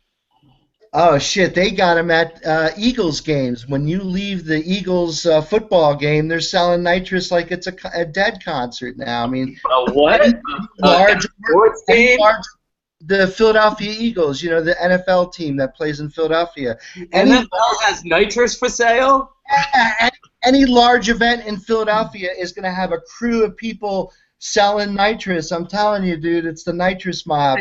I gotta say, as a pot dealer, I always thought, dude, he's fucked running around with a whole goddamn barrel of shit. You know, at least I can be like, what weed? What weed? What's in my pockets? I don't know. But the guy standing next to the nitrous bottle, that's a little bit, you know, that's suspicious.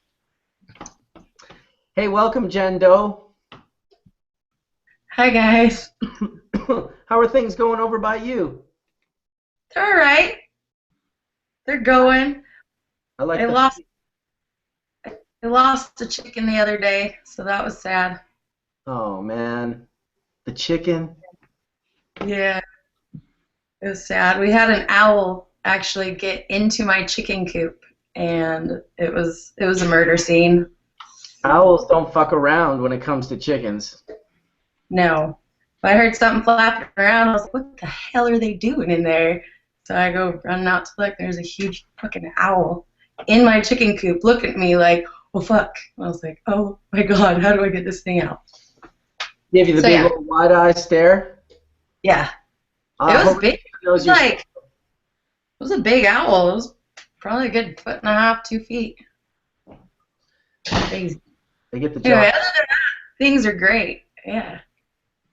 Well, welcome to Hash Church 50. 50 weeks we've been rocking this Hash Church thing.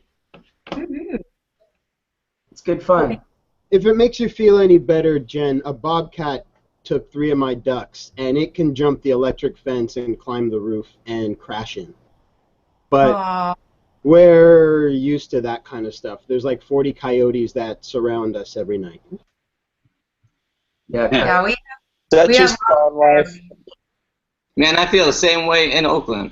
Hey, but what was the first Hash Church we did? Wasn't it one of the first ones? Was it Soma's? Wasn't it, Mark? That was the 5th one, I think. That was the 5th. Early for sure. Yeah, it was in the first like 2 months or something that we ended up in Amsterdam. The Cannabis Cup got canceled. Oh, so it was November. Right. Yeah. It was a while ago, man. It was November 22nd or something like that, or 19th or something. I don't know. Right now we're in September, so yeah, it's exactly. It was in the first couple of months because I think we started Hash Church like the third week of September or whatever. Wow. It's going strong. People like it. We got stuff to say. They got stuff to listen to. So why not share what we have? Not to mention, I like getting everyone together. You know, lots of people are meeting people through Hash Church and sort of making new relationships and creating new pathways. So that's really a wonderful thing as well. Soma is not in Oakland, Joshua. What the fuck? Soma's Yeah, in Oakland? I asked the exact same thing. I said, "Oh, if he is, I'm gonna go over there right now." Hold on, everybody. Look, authentic Dutch roof. There, see that? Authentic Dutch. Very Dutch. Oh, I know that roof. I've laid on the floor looking up before. Yeah, you've passed out in that room before. I have passed out there. Probably on my candy too. Yeah, it was on your candy. It was on your candies and those terp dabs.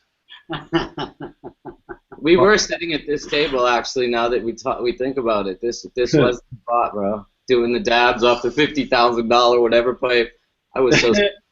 I was like, that ain't worth 50 fucking grand. But it hits really good. I'm not gonna shit. That was one of the best dabs I did the whole trip. But ironically. Yeah, those guys have the expensive pipes. There's no doubt about it. They were very nice. They were very hospitable with their smoke, man. That was fucking unbelievable, honestly. Not supposed to be. Just rolling around Amsterdam with the FTK in his hand.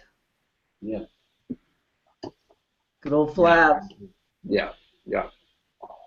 Well, it's nice sometimes to puff out of an elite pipe that's just, you know, ridiculous. Hey, Urban Remo's in the chat room. Hello, Remo. Where? Oh, he's in the YouTube chat. He just came in and said, hello. Anyway, I'm gonna take off and I gotta go run and do some stuff today. Oh, yeah? Yeah. All right, Tone. Well, we thank you for coming in. Yeah, I have to go soon too, but I love seeing so much wisdom on one screen. I love you all. No, it's good to see you. How much longer do you got? Hold on, I'll mute it. Much love to you there, Soma. You all. Lots of people are asking about your run, Jendo. How did your ice wash run go? Turned out pretty good, actually. It turned out way better than I expected because everybody told me you can only keep fresh frozen in the freezer for so long. So we had a huge heat wave come through here that just lasted all damn summer. So this was the first time I've been able to run hash since summer started. And so it's been in there since then, and yeah, it turned out really good. It seemed to dry a little bit faster, which I wonder if that, I don't know, maybe you guys can help me out with that. Does that have something to do with the longer freeze time, maybe? Yeah, I mean, if you've dried out that membrane more, I mean, sometimes when you leave things in the freezer, if it's not sealed, it'll just dry the shit out of it. It'll just, like, literally dry it right out. So it's possible. Yeah. It seemed to dry, like, super fast. I checked it within about 12 hours, and it felt dry. I checked it 12 hours after that, and then I checked it another 12 hours after that, and it wasn't getting any drier. So got it in the fridge. We'll see how it turns out. Cool. I'm trying to invite Remo into the room, but there's so many fake accounts. I don't want to send the link to the wrong person. What do you got there, Khaled? This just some of our raw CO2 oil. It's the stuff that we've been taking the terpenes out of. Actually, we're making some oil for a chocolate company. They wanted to use high-grade oil, but the high terpene content was creating an issue for them, and so that's kind of how we were pushed into extracting terpenes or learning more about it, was so that we could accommodate them. Cooking them out doesn't really do the same thing. If you just decarboxylate it and burn out the terpenes, you get left with a burnt taste. If you can actually remove them, you increase the potency and reduce the flavor. So it's a pretty cool thing. But then on the other end of it, this is just our normal product, so it's about 10% terpenes, and it's just real flavorful. It's passively made with the SFE grade CO2, the stuff I was showing you guys about last time, the solvent that we stumbled across. The only downside to it is because it's kind of more akin to like a perfuming process or a passive process. We're really getting only a 5% return, but it's a real beautiful oil, has very little lipids or waxes in it, and high terpene retention. So it's What is it analyzed an for? awesome dab. What is it analyzed for in terms of THCA? They do you mean what are the numbers? Yeah, like what's the concentration of THC in your extract? It just depends on what it is we run, but it kind of averages around 50%. We've had stuff test as high as 70% THCA and stuff test as low as like mid-40s. It really depends on the starting material. A lot of what we get that's greenhouse kind of hovers between like mid-40s to low 50s. But then the neat thing is regardless of what the material is, we can get near a 10% return in terpenes on anything, as long as it has a nice profile. Like the Blue Dream that I was showing you guys earlier, this stuff, that stuff's just from Blue Dream. That's a outdoor greenhouse, or I shouldn't say greenhouse. It's a hoop house. So yeah, you get pretty big returns on the terpene content, but it does affect the. Have you ever re-extracted with butane after extracting with CO2 to see if butane pulls off anything after the herb's already been extracted with CO2?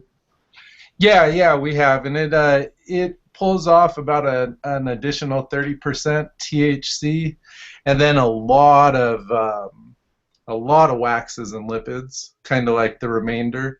So pretty much if you, I think, started with hydrocarbons or a different process, we're taking off like the crema. We're just taking off just the best stuff, and what's left is most of the junk, and then like I said, like about 30, maybe 35% at the top.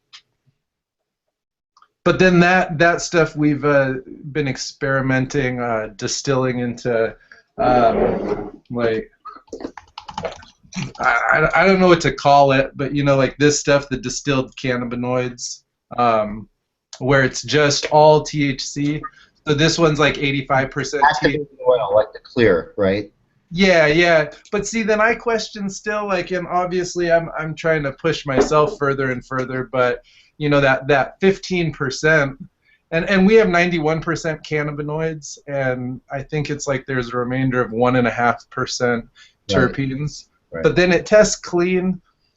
But they're only testing for like 9 or 10 things, and so I'm curious what the rest is, and I'm working with one of the guys at Steep Hill, and he's kind of always helping push the limits and test new stuff. If I can concentrate it and bring it to him, he's usually willing to try and test it.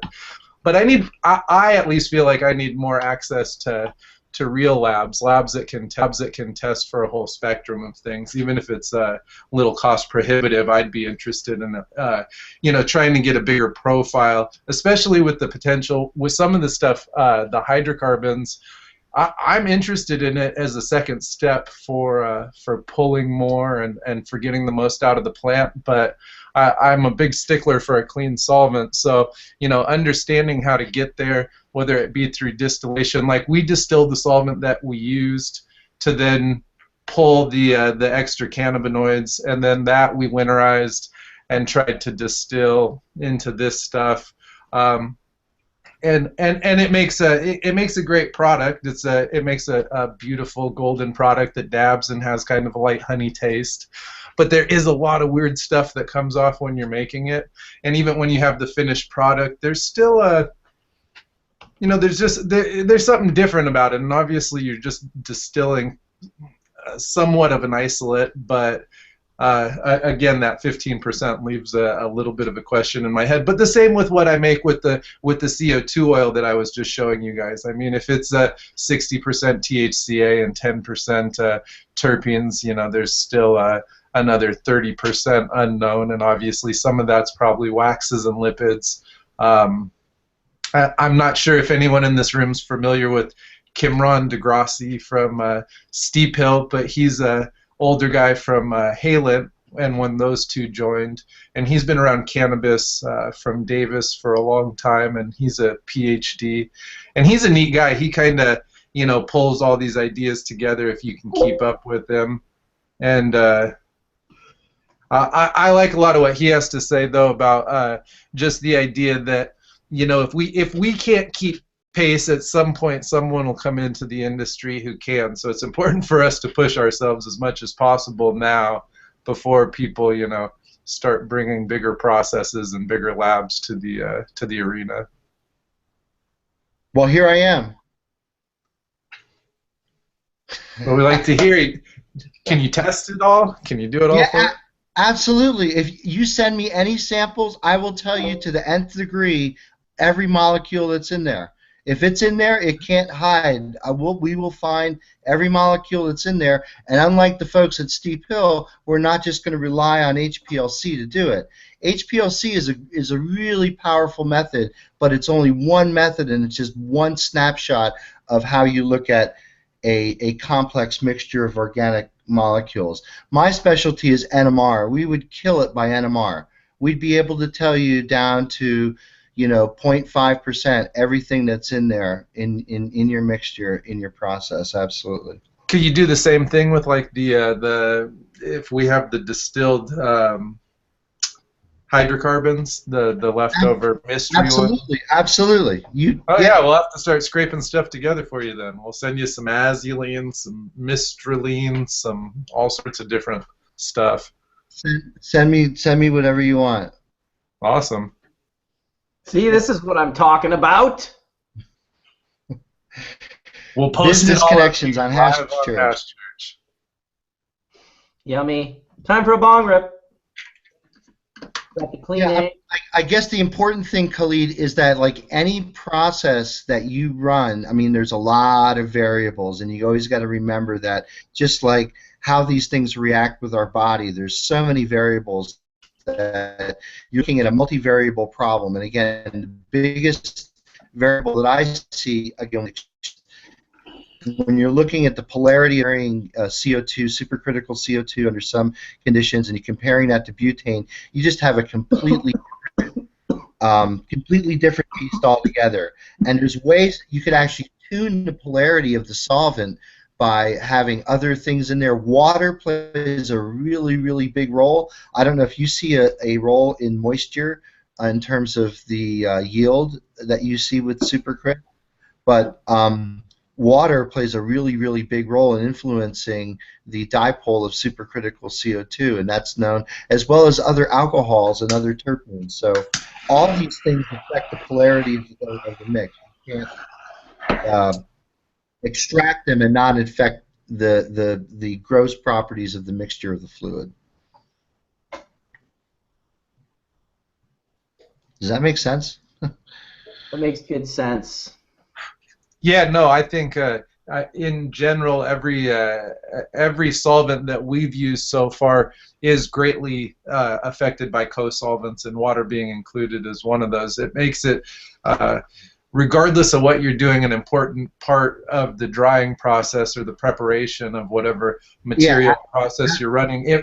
I haven't done a lot of hydrocarbons with the live resin or the fresh frozen or the cut down stuff, but that would be somewhere that I'm curious, is how that affects their yields or changes things. I would never do it in regards to CO2 because of the way that it does. It dilutes the effect, and we're only at 5% in our returns. So to dilute that or to get a lesser return seems a little silly. But also the water degrades the terpenes and affects those. So if you have moisture, you can't get as high of a terpene retention as we do. So the 10% terpenes for us in part comes from having a really dry product and being able to collect the lightest volatiles all the way up to the heavier volatiles that are being captured with the cannabinoids, and having kind of that full range that the CO2 allows us to do that hydrocarbons don't, because the CO2 is so expansive as a gas and boils at such a low boiling point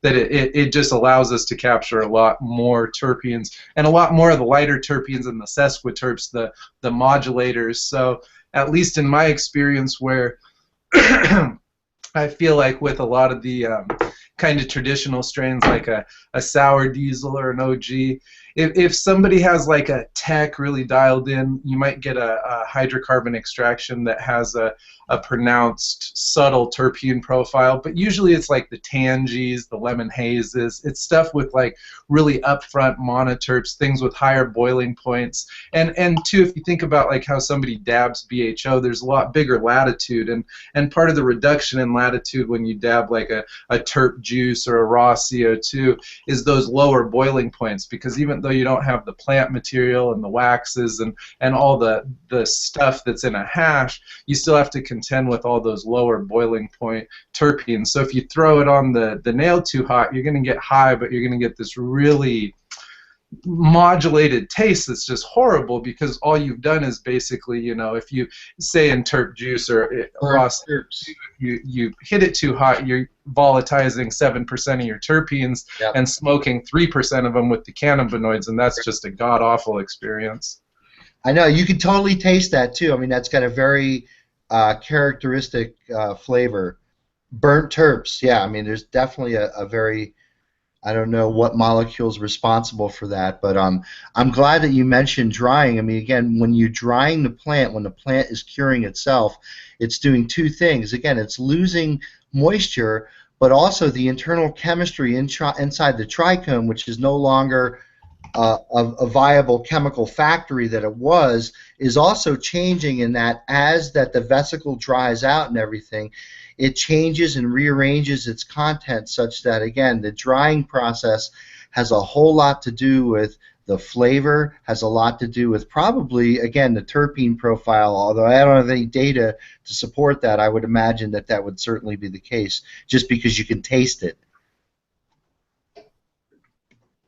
Yeah, no, I agree. I think the whole reason we find a lot better market with people who smoke hash and us traditionally smoking hash is people have that appreciation for a lower temperature nail, so then they don't end up having that first visceral experience which kind of separates it for them. Because I think a lot of people's experience with CO2 is based on two things. It's not dried material that then gets water in it, and in a lot of people's process, and you can correct me if my terminology is wrong, but I think there's like hydrophobic and hydrophilic, but most CO2 processes are bonding what moisture they do get in, so it's even more important, and then you're smoking a lot of that moisture that's being volatilized as a vapor. Our process creates a hydrophobic environment.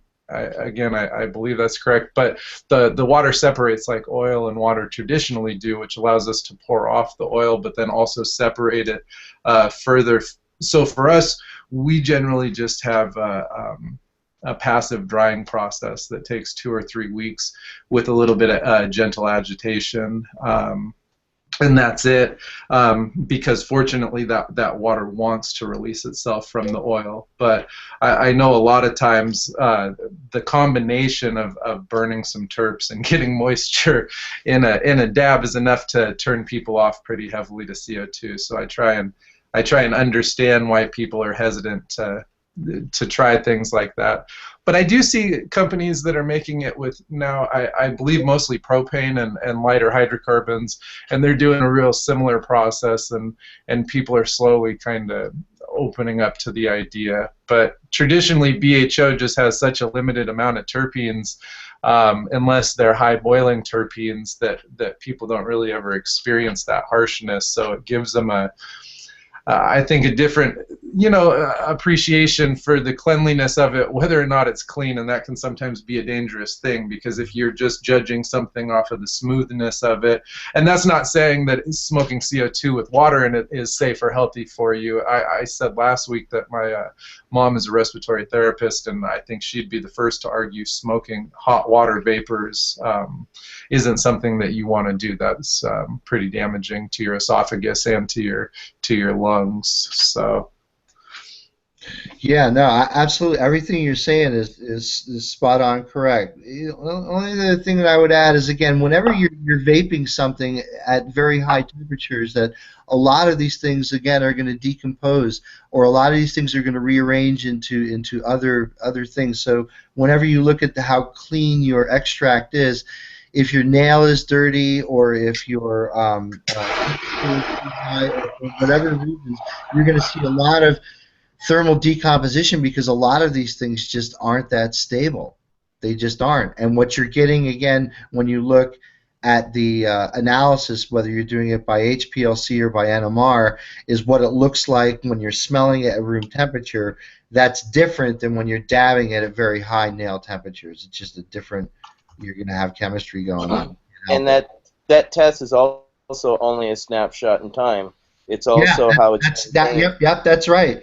That's right. Yep. And even as the buds cure, I mean, it would be really interesting to look at to see how the profile changes, because we know that THC will go to CBN. I mean, there's a natural oxidation process that happens on curing. And again, I think that might be the suspect that I think that's responsible for the burnt popcorn taste that I think we're hearing about in rosin, which is, heating it up such that the THC molecule is being oxidized up to CBN. But that's just a hypothesis. I don't know if we have any data to support that.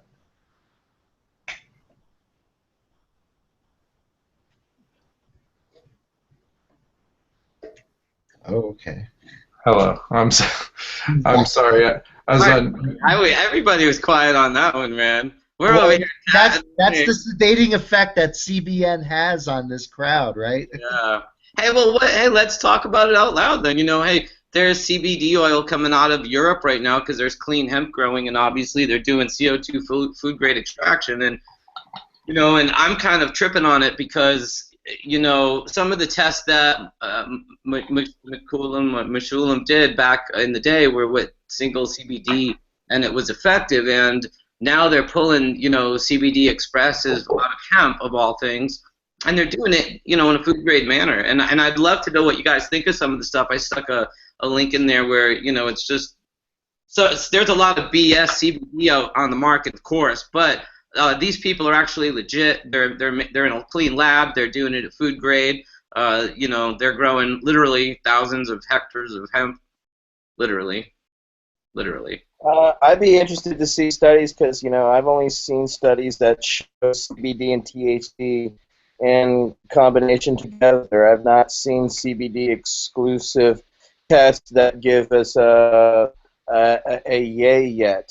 So I think, again, this is where, as Khaled has stressed, we're missing science, and this is, again, a place where I think we're also missing some science. So we need to actually do some research with laboratories here to see, because I have different patients. I carry different varieties of CBD to THC ratios, but I haven't carried CBD exclusive because I have not seen test studies that show CBD exclusive medicine works. But I have heard anecdotally that it does. So I'm, again, awaiting for science to back that up. So if you have studies, I would love to have access to them to see, as well as to educate the patients, because they're the ones coming and driving us to find these genetics, to find these different ratios, these 1-to-1s, these 3-to-1s, these 5-to-1s, these 10-to-1s, and because of patient need, and then again, to find products consistently made from them. If there was a product like what you're saying in Europe, like straight press CBD, that was available, then, I mean, couldn't we then mix it with ratios of THC accordingly? Or am I out of line in that line of thinking? Not at all. What makes these strains hemp is that they're just low THC cultivars, where basically the enzyme that processes CBGA can either take one trip to make THC or it can take another trip to make CBD. These cultivars basically, or these plant varieties, have basically just overexpress one enzyme over the other, so they're high in CBD, low in THC, and I think most of like the work going on primarily that I know of in Colorado is based on the fact that now they don't need the same license and regulatory structure that say a THC grow would need, where they would need, security around the room, cameras, everything has to be barcode, everything. So some of these farms are actually growing low THC cannabis out in fields like they should be being grown in fields without cameras or security or anything like that, because again they qualify because the plant is analyzing for that provision that's in the Farm Bill that says that if it's below 0.3% THC on the plant, it qualifies as industrial hemp. It's just low THC cannabis, right? So when you process the oil from that, kind of like the dirty secret is that when you go through the oil of the concentrated step, now that level of THC is beyond 0.3% because now you've concentrated it. So those manufacturers, provided that they're putting it right into a product like a diluted oil or a salve, or they cut it with some other vehicle, again, to keep the concentration of THC below 0.3%, those products can now be sold legally coast to coast in the United States. They can be sold. They're on Amazon.com. Mary's Nutritionals is selling coast to coast. The Stanley brothers are selling their Realm of Caring stuff. The Charlotte's Web stuff can be bought coast to coast. I think the thing that you're referring to before, Todd, was that there are a lot of people who got into the CBD thing early and just were selling crushed seed oil from hemp plants and calling it CBD, where there's no CBD in there at all. I think that is has already left the harbor. I don't think that that's going to happen again. But for most patients who are seeing like Naya, for example, that was the little girl from Pittsburgh who had Dravet syndrome.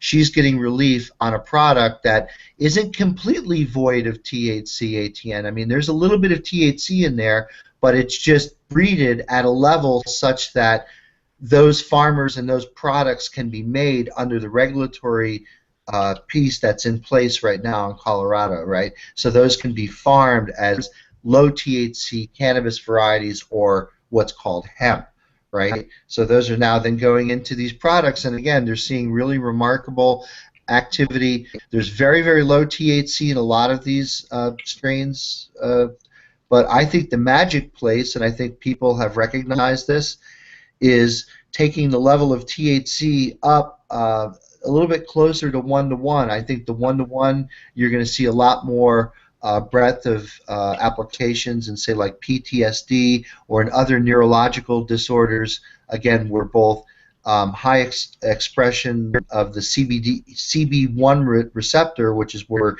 THC bind, is also coupled with the innate expression of CB2, which is in our immune system, which is all throughout the body. So I think that the higher the ratio is, I think the more benefit the patient's going to get, but I think you're absolutely right. Science and clinical research needs to prove this out with a wide, statistically robust swath of the population. The patients tend to gravitate toward the 1-to-1, but others have asked for different ratios. And again, a lot of patients have listened to Hash Church and are just finding out about CBD or just doing their research on the internet. So they come in and they're like, well, what do you have? What works for me, that's CBD. And it's like, well, I've got 15-to-1, I got 10-to-1, I got 8-to-1, I got 5-to-1, I got 1-to-1. unfortunately, you have to try and figure out which works for you. That's the reality of it.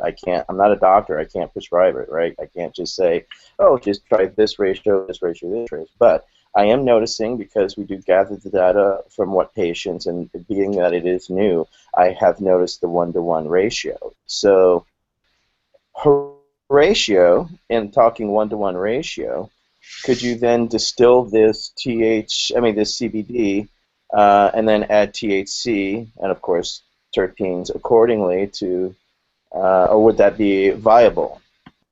Well, it's a question of Mark. It's a question. No, but Yes, Mark, when I was looking at that, I was looking at the fact that in some regions, yes, plants grow with the natural ratios innate within them, and naturally I'd prefer to extract those ratios as the plant decides them. And the medical triage region where I'm like, I don't have it, I can't buy it, and if I can, it's all a scam. Why don't I extract hemp, concentrate CBD, and then start building ratios with my THC concentrated product? Like, I extract multiple different strains of weed, but at the end of the test, if I combine them, there's no fucking CBD, so it ends up being a THC concentrate.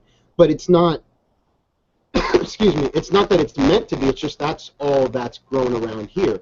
It's bred out of existence. So my only way to create ratios would be to explore hemp, but exploring hemp opens up a whole new world of hurt because of how the hemp, it becomes weed again. How was it grown? What was it fed? If it's meant to suck up all of these nasties, I don't necessarily want to extract it. So the only kind of hemp I could consider is one I'd find in a grow room that somebody believed they should be growing for a child, to then say, well, what if I added 2% THC and up and up and up? Is it chemically possible to do the same compared to the synergy that happens when the plant builds it based on decisions about its environment? It goes one way or it goes another way at a certain stage from CBG. Something to be mindful of, though, hemp's properties of phytoremediation and absorbing heavy metals and other things out of the soil, definitely something to be mindful for if you're going to be harvesting that same, the resin from those plants.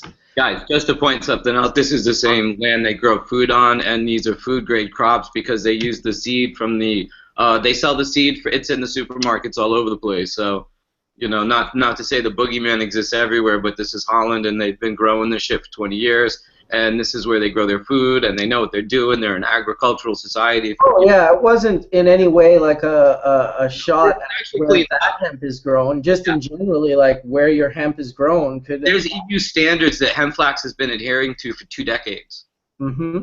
And it kind of blows my mind because... Not knocking that, because that's the thing I've learned about toxins is, I'm like, how come this didn't show up in the fucking dry sift? I sifted it, and it was perfect. Then I washed it with a solvent, and black came out. But if I rosin the sift, black doesn't come out. It really becomes a question of hemp is really good at storing. So in the seeds, I don't expect it, like I don't expect it in the trichome. I'm looking at the fact that everybody else is not in an agricultural society. Just like we can't eat the tomato stems, but we can eat the tomatoes because that's where the bad shit is. It's when you go to wash it and flush the whole experience versus the main constituent. So if they're growing it for seeds, it's not for flowers. And if you're growing it for flowers, you may consider a flush. There's no flush in seed. So coming from being someone who's distilling multiple sources of weed, and then finding, holy shit, this batch, there's some type of ooze in it that only shows up when you burn it, and then try to recondense the burning shit. And I'm like, I don't understand. This wasn't here before. It becomes a concern because I'm going to get a message saying, hey, man, I got some hemp for you. Let's help the kids. And if I blindly just say, yeah, man, let's do it, I could end up with fucking Eagle 20 on my shit, which is not anything that would show up on some. That's why I was almost considering, is it better to buy their hemp and then redistill it, because it may be up to some type of standard.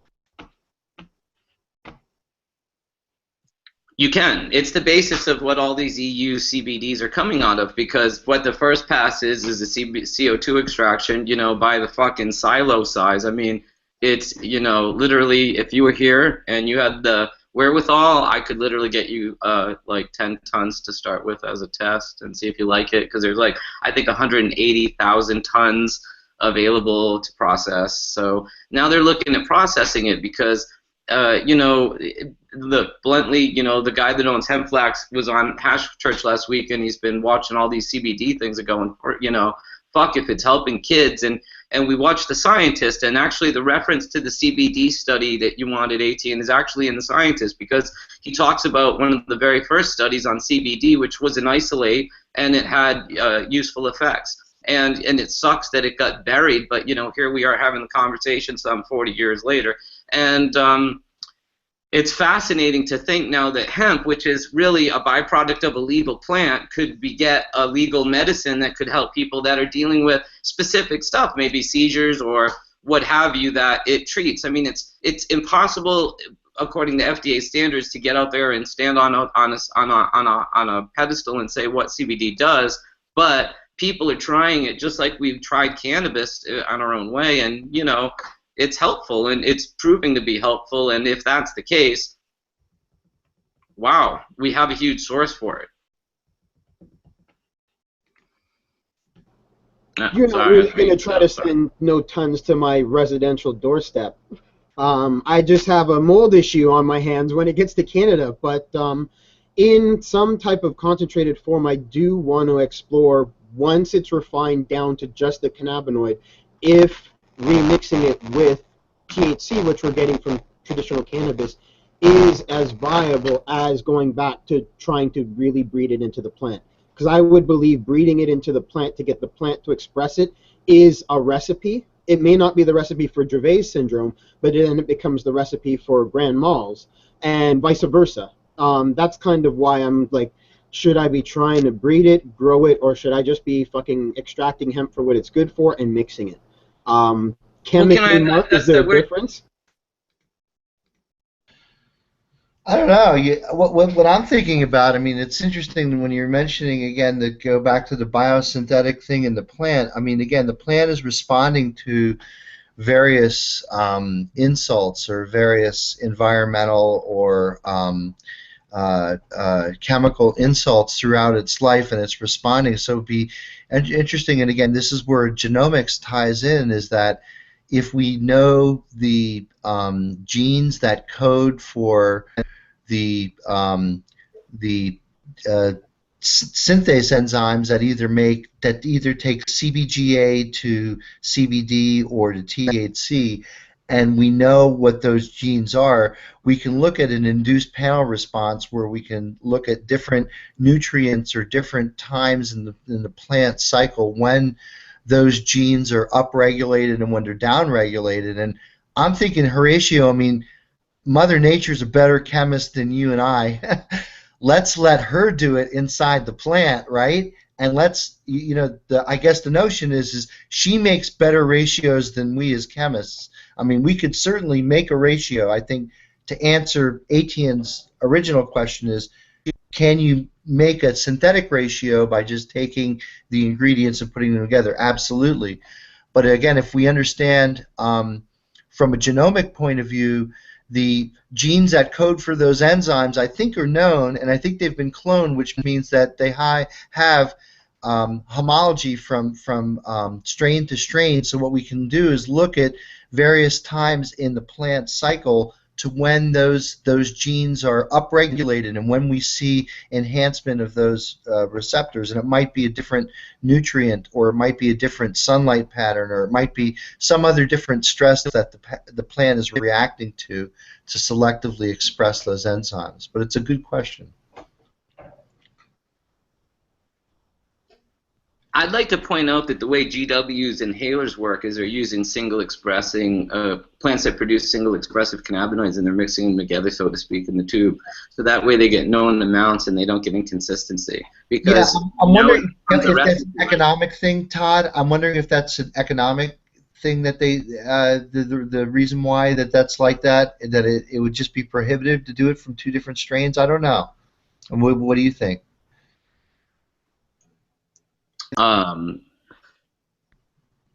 Well, you know, see, this is what became interesting to me with BHO and such, because suddenly it became a conversation about cannabinoids and not just about hash or grass or the nuance of the country, Nepal or Moroccan or what have you.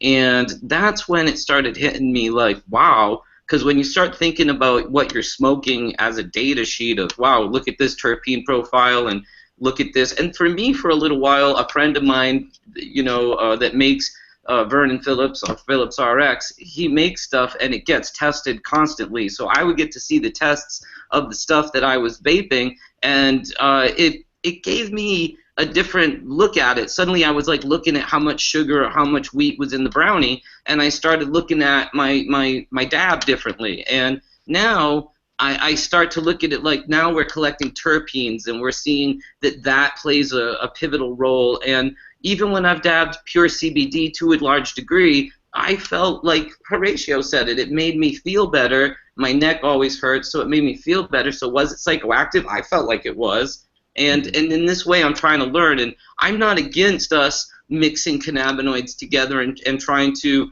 improve upon what we find. And I'm not even against us utilizing, like, if CBD helps kids' seizures, and these people can cut down 1,000 hectares of it and turn it into a cheaper medicine than what it is now and help more people, I think that's a positive thing for humanity, because I was a little kid and I didn't really dig suffering. So if we can help alleviate people, that's kind of what the whole cannabis vibe is about, in my opinion. So I'm not against any of it technologically. Like, I love that we're sitting in different countries having this conversation, and, you know, so go with science to a large degree. But I realize we're learning so much. We're learning about the nuances of the cannabinoids and their way that they work together. We're learning about the terpenes, when they're there, when they're not there.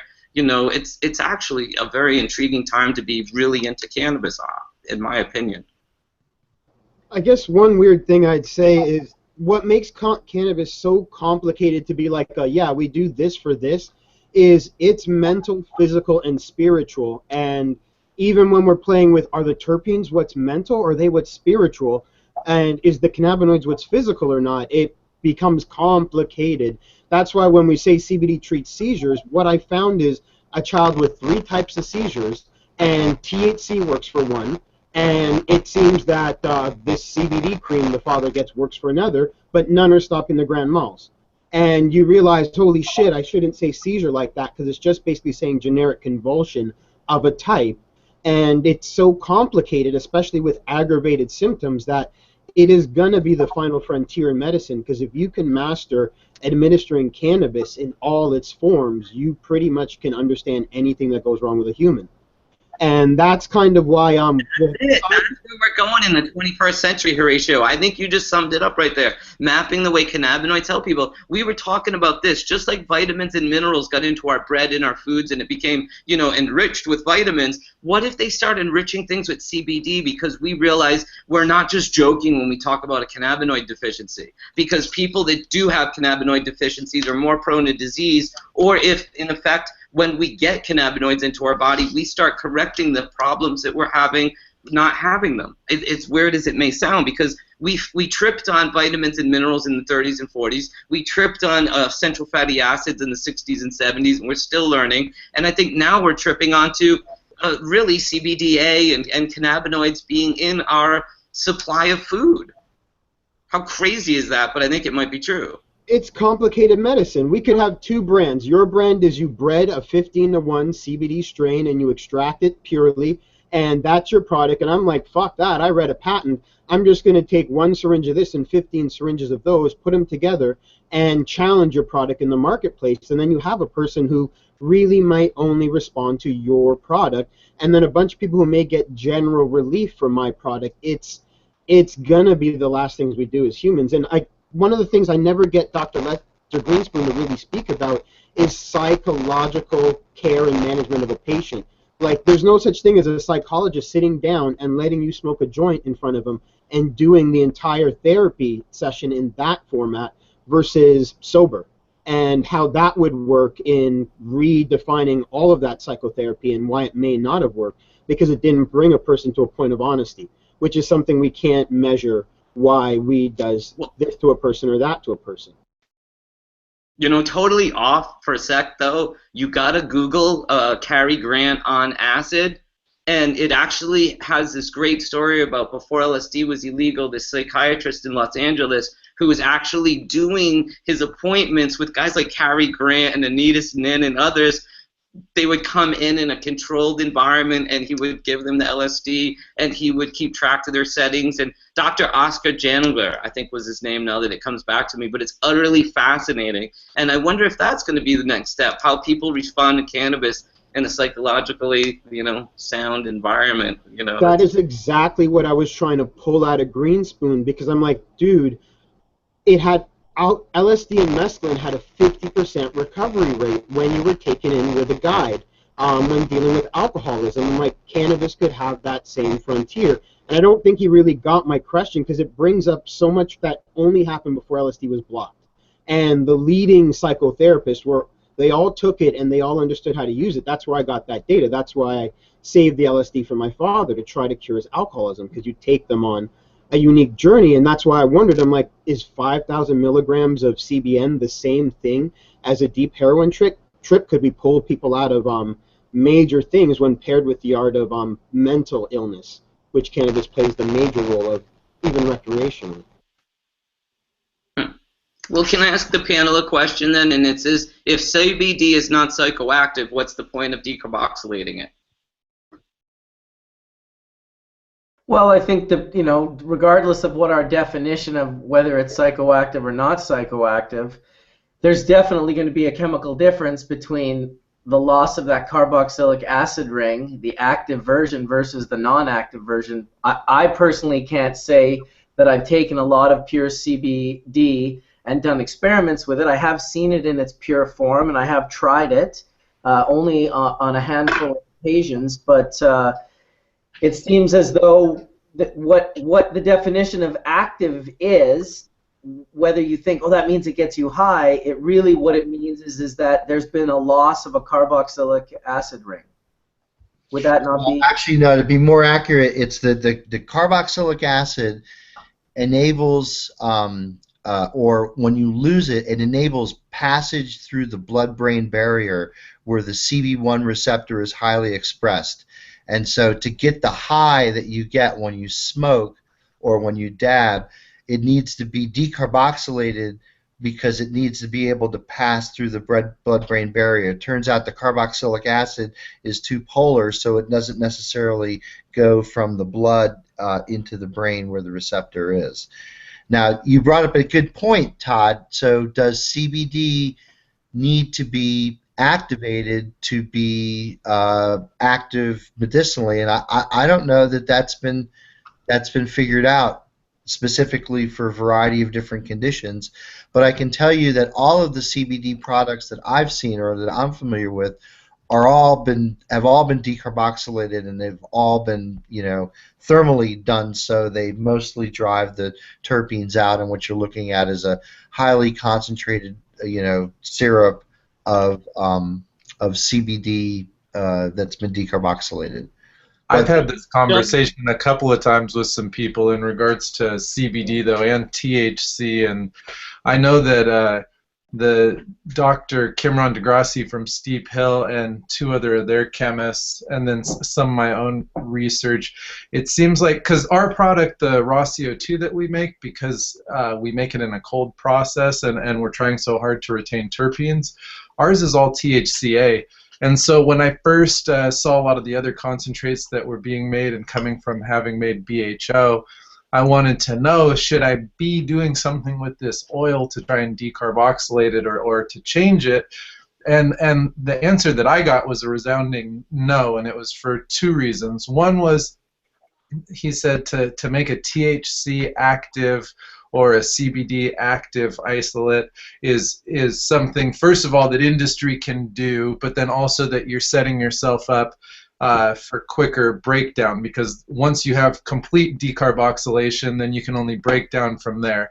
But then also, he was saying, and at the time they had an old Halent Lab poster up, and I'll try and find it for one of these weeks for you guys to post up, but it shows all of the things that THC treats, and THC acid in particular And I'd have to look back at it because at the time the conversation was mostly for THC, but it also did have CBD acid specifically. But THC acid, when you eat it, as it breaks down into THC, something about the conversion or the absorption of the acid helps as an anti-inflammatory. And one of the guys who works there, in particularly, he had to restrict his diet greatly. He was all of a sudden getting a lot of inter-inflammatory issues and had to switch to an all-raw diet and raw vegetables. And Dr. Kimron actually made for him a THC acid pressed, juice that was all THC acid, and it was the acid that was the only thing, or the THCA, the pure acid that was able to help relieve the inflammation internally. And it was to the point where he was having, extended bouts of constipation and wasn't able to eat because his insides were so inflamed. And so, I mean, it was a pretty extreme case, but in the same way, the acid was important there. So I would think that CBD acid has to have some benefit, and there's definitely a question for me to go run around and ask next week, because I do specifically remember THC acid being a big block of it, but that CBD acid did have specific things it was supposed to aid. Yeah, well, the other thing I could comment on is that the carboxylic acid in general is going to make it more polar. It's actually going to make it more highly recognized by other enzymes or other bacteria in our body to basically degrade it. So it gives it another functional handle on the molecule to essentially degrade it. So it's not necessarily true that CBD acid in the gut has to go through CBD, like it gets decarboxylated. And I can tell you that CBD in the gut is not CBD, because when you do treat CBD with strong acid, it basically scrambles into 4 different compounds. And so this is, again, well known. There hasn't been work in humans, but there has been work basically in animals to basically show that, yeah, CBD is degraded in the GI. And for the most part, again, most of the degradation that happens is because it's trying to either become a soluble carbon source for the body or try to be expelled, like what happens in the liver. So what happens in the liver is, again, you get oxidation, no matter whether it's the acid or not the acid. All cannabinoids will be oxidized in the liver and ultimately expelled as the glucuronide in the urine of the patient. So a lot of those, again, I would say that most of this is body chemistry, is individual patients' chemistry, because everyone is different depending on their genes, depending on their diet, depending on what illnesses or what medical conditions they have. And so it's very, very difficult to make generalizations without having full-blown clinical data to support it.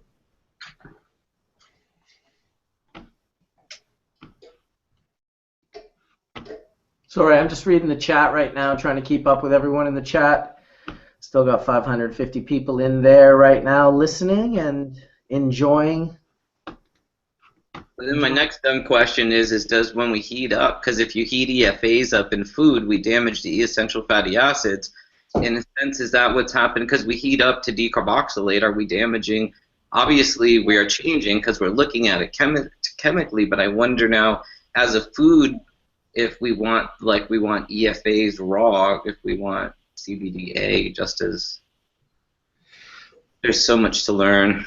Yeah, I think you want as much, again, for like a cancer patient, somebody who's just trying to increase their amount of cannabinoids in their body, I think they want both. I think they want activated and unactivated cannabinoids. I think they would want raw juice cannabinoids. I think they would want cannabinoids in a sublingual, again, that can be absorbed into the circulatory system without having to go through metabolic digestion in the gut, because the gut, you got to remember the stomach, and this is again part of the lure of the pharmaceutical industry, is that they got people to believe that there's a pill you can take whenever you don't feel good.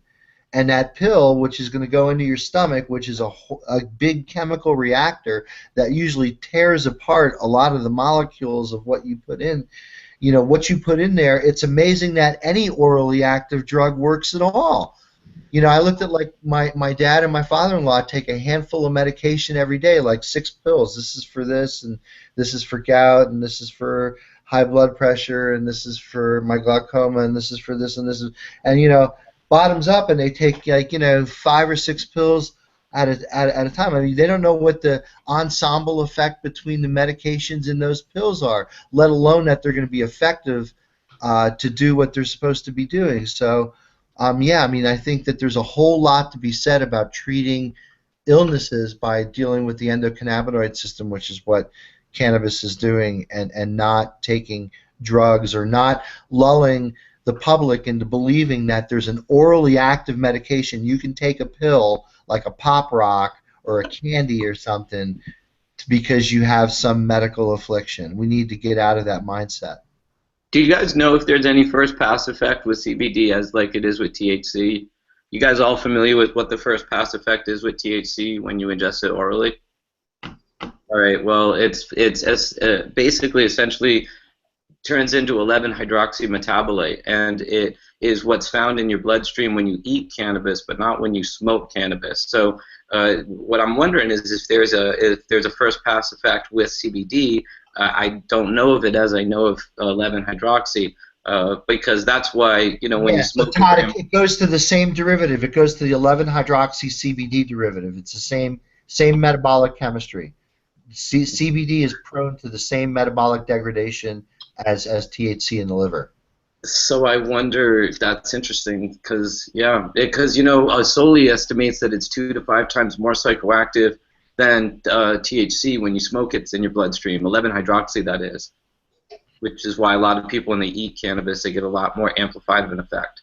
But I wonder when you say it with CBD, I wonder what the 11. I never heard of 11-hydroxy cannabidiol, but to be honest, yeah, I mean, that's absolutely right. What you're saying, Todd, is absolutely right. That's why the guy who ate too much of an edible had to take off the next day of work, right? Because he just overwhelmed his body with the 11-hydroxy metabolite. Yeah. That's the process of being expelled. So what happens when it makes that hydroxy group on the 11, what used to be a methyl group now becomes a hydroxy group. In the next step, a sugar hooks up to that, and that molecule now becomes totally water soluble, and that molecule leaves the kidney and goes into the urine. Do you know of studies on CBD when it then goes through this effect? Because then all CBD we consume is going through the first pack effect, and all of it would be this, whatever this is, whatever 11-hydroxy equivalent of it is in CBD land. I don't know. I'll have to learn. So tune back. Yeah, I'm not sure that work has been done, but I would think, again, chemically, there's no reason to believe why CBD wouldn't undergo the same fate as THC. There's, I don't. There is work that's been looked at on the pharmacokinetics of CBD and looking at extending the pharmacokinetics and looking at its duration of profile release in different forms. I think they were looking at gelatins or other types of forms. But essentially, there is some work that's out there in the literature on this right now. I can certainly pull it up if I can find it.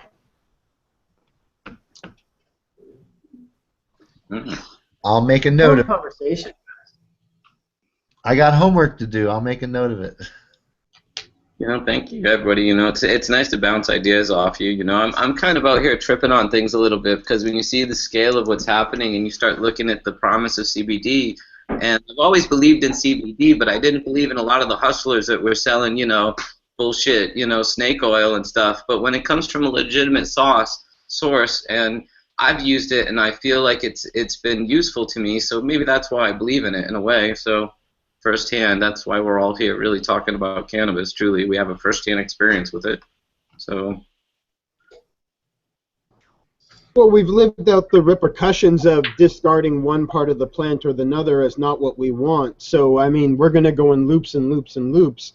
of going back to the plant and going, oh, I'm so sorry, I didn't pay any attention to the THCV. I need a whole THCV plant because it's stopping this, or this. So it's going to be a never-ending loop of our human egotism deciding this is what matters, and then life bringing up some other shit, and then something else matters. That's kind of why I looked at the triage, and I'm like, how close would putting two cannabinoids from different sources together be compared to Mother Nature? Is it 50% as effective? Because that might be still way better than nothing to start with, as everybody kind of grows up in different regions. Like, look, you're over in Europe where all the hemp is that could be clean and safe to use, and we're over here with all the extraction tech and no hemp that's clean and safe to use.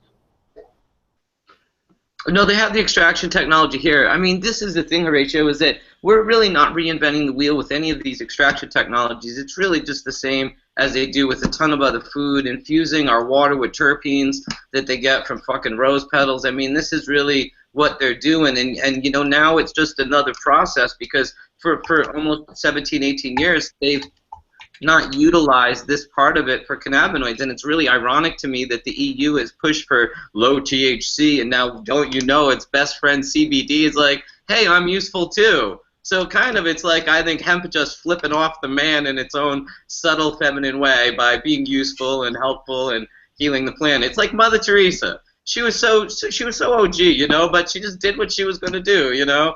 I'm not religious, but that woman was quite cool, you know, and I think cannabis is doing the same thing. Even when these, you know, jerks try to mitigate its usefulness, it's still useful, and it's blowing my mind, so. Insert Jerry Garcia and take out Mother Teresa, and you'll be all good. Well, he's cool, too. I like Jerry, too, but, you know, hey, he would have been down with Mother Teresa, too. I mean, that old lady was pretty hot, man. She did some good things pretty selflessly. And I think cannabis works for humanity in a selfless way because we've been as a group kind of beating it down, I could say, for a little while. There's been only a few of us that have been like, hey, maybe we should relook at this.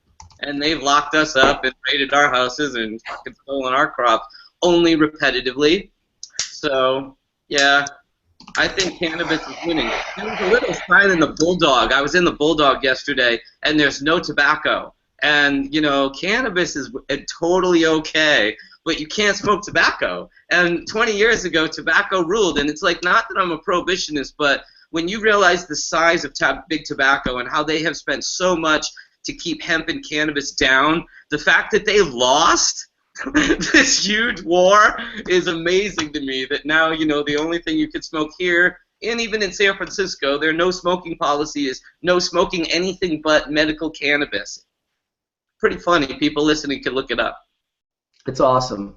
The one thing I hated about Amsterdam for years was the amount of tobacco smoke that was everywhere, from like at my breakfast to my lunch to my dinner, everywhere in between. All my clothes were so disgusting at the end of a night that it was just like they were done. I couldn't wear those again until they were washed or till the trip was over. And that's sort of a thing of the past. What do you clean think air about, everywhere. People are very air conscious now. What do you think about cannabis that people smoke cigarettes around in the grow room? Like, I think it absolutely is detrimental. Like, I just know how to use nicotine as a poison, so I'm like, you can't smoke cigarettes here. Like, dude, you can't. 5 minutes in a car with you and my jacket's fucked. These plants are fucked. Yeah, no, it's the burnt result that's on it. Not even the tobacco unburnt, but the burnt mixed up result as a fallout. Yeah, it's definitely not good at all. It's definitely not like something that you should be doing. Smoke away from your plants. Don't even smoke. How about that? Actually, nicotine's a really good insecticide. No, Yeah, it's radium prohibited since like 1906. It's been prohibited as a pesticide since like 1906. Yeah, it's really toxic. I mean, there's just better insecticides that are out there, but it's one of those things that, again, like it kills. It really kills. Hey, 700,000 people a year can't be wrong, right? When you look at the structure and you realize that basically when you heat this up, it decomposes to make, again, something that is going to be cancer-causing. Some of the most noxious materials we know come out of the degrade, and that's because these things contain nitrogen, and that's the difference between tobacco and cannabis, is that most of the essential oil components in cannabis don't contain nitrogen. I think also the radioactive nucleotides that they spray, i.e. radium-226, that's got to be a big sort of responsible for cancer. I mean, it's a radioactive nucleotide. It causes healthy DNA to mutate. That's pretty much what it does. It's present in tobacco. When you burn it, it expands into many, many, many compounds. But the two that you can Google that freaked me out were polonium-210 and lead-210. And just long half-lives and bad, nasty things that seemingly would be insane to even want to be close to, let alone inhale them into your lungs and then breathe them all over your loved ones and family. Well, you can imagine with my vaping, I won't vape in my lab, I won't vape around my plants. I'm like, you know what, if you want to kill yourself in the cleanest kill yourself way, you still can't spread that. Like, my family will give me grief. They're like, I know you're going to live longer, but it's still, everything falls out. That's kind of why I had such a big concern. I'm like, this is a raining cloud of fallout that it sticks to the plant like it sticks to your clothes.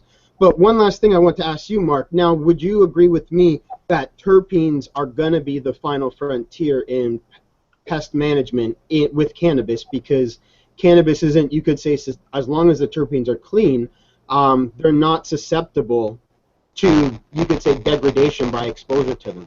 Is that possible?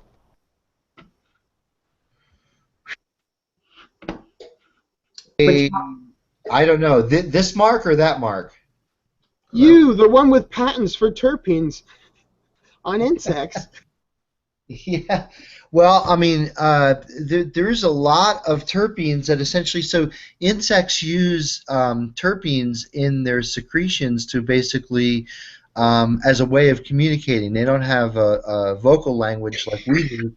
They have to communicate by basically using these chemicals, and so some of those chemicals, it's ironic that you find some of the same terpenes in plants that you find in some of these insect secretions, and I don't think that that's a big mystery. I mean, it just has to say that again, these arthropods or these insects co-evolve with these plants, and again, there's different chemical cues that different plants have that create, again, different ecological pressure on that gene pool. And the most notable connection, again, is the catmint thing. You know, catmint, the essential oil of catmint is enriched with naphtolactone, which is the sort of cannabinoids for cats, and it also very much resembles a lot of molecules that are found in the iridoid class of bicyclic lactones that are found in insect secretion. And again, I don't think that that's a mistake in evolution. Those things didn't just co-evolve. They co-evolved interacting with each other, just like humans co-evolved with the cannabis plant, and how the internal endocannabinoid system that we have interacts with these molecules that are in this particular plant. I think there's going to be keys that are going to be, we're going to find out why and understand a little bit more what could be the evolutionary underpinning of why certain plants have certain molecules and not others. I always find the fungi really fascinating because, again, here's a kind of life. I mean, fungi are so diverse from one another. They have their own kingdom, okay? I mean, they're just huge. Fungi are extremely important to our life, and they're extremely important to the plant's life. And again, there's all kinds of soil chemistry that's going on with microbes and fungi in the soil that's absolutely required for healthy plants. And so these things are all related to one another, and again, we're finding more and more out every day on how important it is to look at the overall environment that the plant is living in to give it its best possible environment. Well, yeah, I wanted to bring it up just because I use terpenes in so many ways. There's Bubbleman's ready to press. You're going to have a rosin shoulder after a day of working that material. You know what? With the press, it's not a problem at all. But you guys just keep talking. I'm just going to press a little bit of this beautifulness out for the day. Well, like, Mark Scialdone, like, so I use eugenol, thymol, limonene, and cedar oil in combination, and I fog that into structures to destroy. It's the most like all-encompassing area encoding method I can think of to Right. Are you to remediate wood. Well, that's what the Are you wood. Like, diluting I dilute it in a oil. So, like, let's say I may use the vegetable glycerin in my vaporizer, and then I'll you know, it's using a heated sprayer, so it's fogging it hot. But when I gas a building, I can go from like a moldy, wet structure to in 2 days, all I smell is the faint hint of cloves, and that building just needs to like now be shuffled and all the objects moved and remediated 2 more times to pull like such a kill rate on mold that like I obviously I'm going to be using it in between cycles, but I wondered about exposing plants to that because the terpenes would be no different than the ones already being secreted. They're only protected by a wax membrane, meaning if I got terpenes on my leaf in a fine mist, would they naturally evaporate, or would I eat my plant? It would basically, yeah, would I extract my plant with fog? Because I want love to it. consider that. Aromatherapy for buildings, right? Aromatherapy for buildings. What a cool concept. It would be great to have a passive system in there that essentially can deliver, you know, either it's terpenes or I don't know. I mean, to me, again, you have to look at like if you're misting this into a room where there's going to be people or there's going to be like humans or traffic, and it's going to get on surfaces and stuff like that. I don't know if that's the best way to administer it, but it'd be good to actually do it with the plant itself, right? Well, this was To actually two-part. It was one part. If we weren't using carbon filters and all that shit, would the natural off-gassing of terpenes in the room already be suppressing these insects? That because we remove them from the room, the insects can come in. That was one part. Basically, if cannabis didn't smell like hell, would it even be better at protecting itself? And then 2, comparing it to somebody going, well, I only use sulfur and veg. I'm like, well, then I can't see how limonene on the surface could be fucking worse than that. Especially in veg, just basically being able to reset the room the day before flower versus all these things that are acceptable to spray. I mean, I really don't like foliar feeding because I don't want residual of newts on my leaf surface to carry forward. But in the case of natural terpenes, I thought, you know, compared to what people are doing, it might actually be very viable, even if it was, yeah, it's at a surfactant level. Well, the beautiful thing is it's like, you know, it's biologically related, so it's like using neem oil for insect control. I mean, it's hopefully something that's not going to be detrimental to the plant in a toxic way, like a synthetic pesticide. Something that's going to be systemic, can be maybe used at a lower use rate, where essentially you're not just applying to the foliar canopy on top, but maybe down on the bottom, where again maybe you're going to lighten the load of whatever you're applying to what you're going to be turning into product. But Horatio, isn't it true? I mean, limonene, I think, has some insect repellency. I don't think it's an insecticide, but you know, people for years have used all types of citrus extracts as ways of not killing insects but repelling them. I mean, there's a very, very different fundamental mechanism if you're talking about the way an insect repellent works versus an insecticide. So an insect repellent somehow confuses the chemical cues that the insects are looking at to zone in on a mineral or, you know, be attracted to a particular plant. And so some molecules, and I've always heard that what's in tomato plants, so that characteristic smell of your tomato garden when you're walking through a tomato garden is hexene. 1-hexene, which is just a simple hydrocarbon molecule, has a very, very potent effect that they actually pipe it from tomato grows into other grows for its you know, insect repellency effect, because again, tomato plants don't seem to be affected by some of the insects that attacked other plants. You're absolutely correct in saying repellent versus kill. If I want to kill a wasp nest with limonene, it's going to take a liter, but I really just extracted their joint. So that, but Why that's don't you take the bottle and throw it on the nest? Take the bottle, throw it on the nest, and light it on fire. That's how you. I mean, that's just extracting their joint so that they lose all their oil. Like, that's a different way of attacking an insect. That's, again, like neem, it really just disturbs them to break down. I'm talking about where, like, yeah, I'll go around the outside of my building, my door, under my structures, into the face of any intakes, and spread those terpenes as both a repellent and an anti-mold. Because in the case of antifungal, then those terpenes are working at a different level.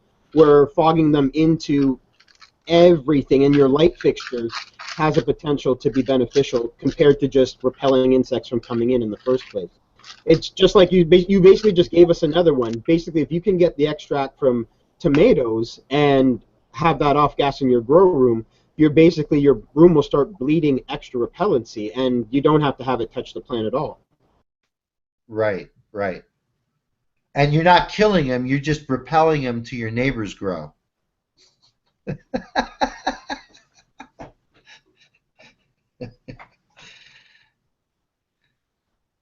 Is that worth something, Todd? The fact that integrative pest management may not even be in the end about dealing with ladybug poop, but really the fact we haven't grown a bunch of tomatoes and once a week grind them all up and leave them in a bucket to off gas. Like, there's so much more when we embrace all of nature through cannabis being the gateway.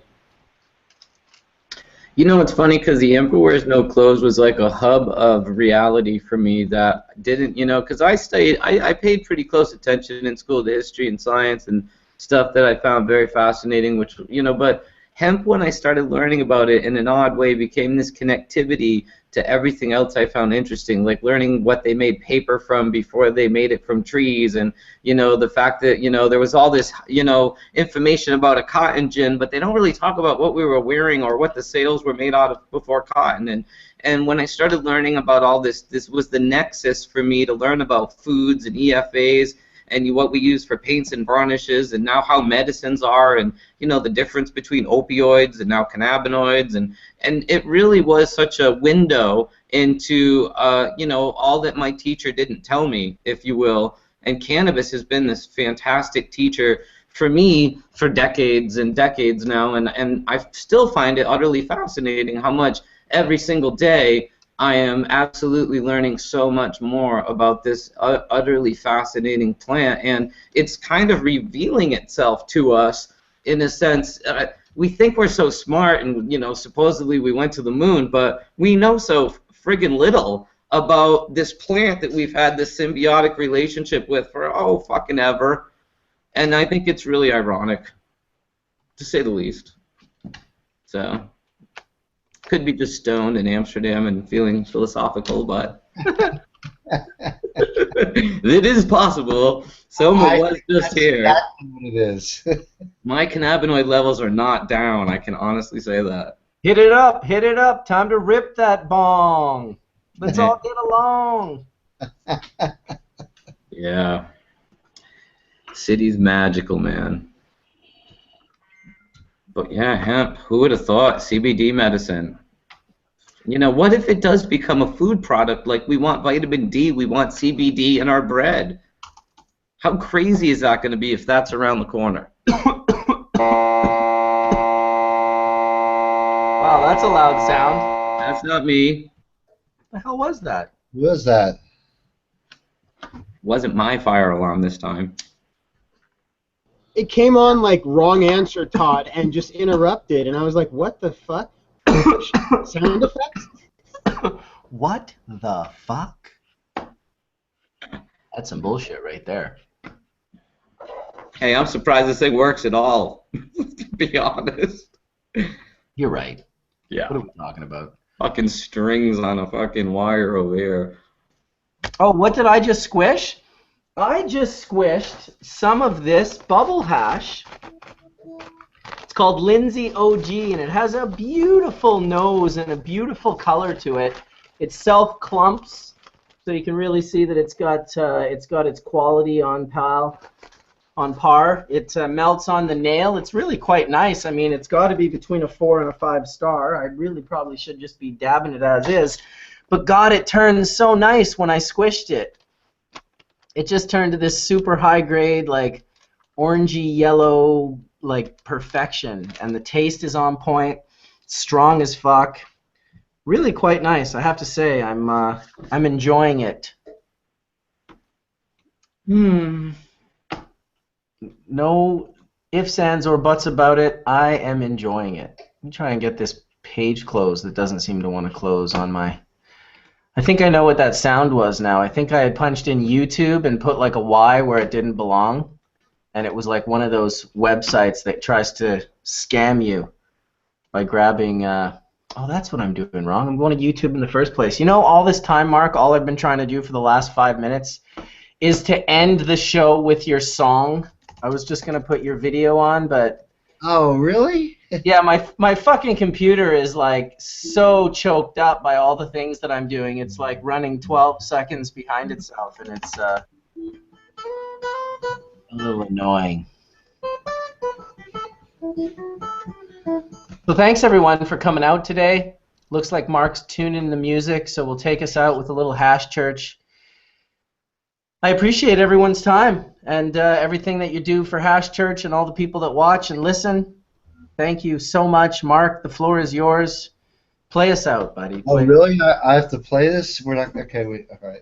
Well, I thought when you started playing guitar that you were kind of saying, you know what? I'm fucking here right now, bro. We don't need to play. Can you hear that? I hear that. Great. Yes? Yeah, go. Give her.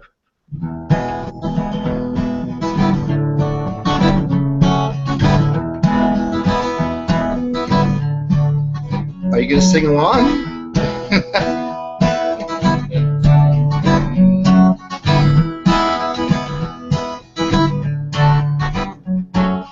Get sweet cannabis. Get sweet cannabis. Get sweet cannabis.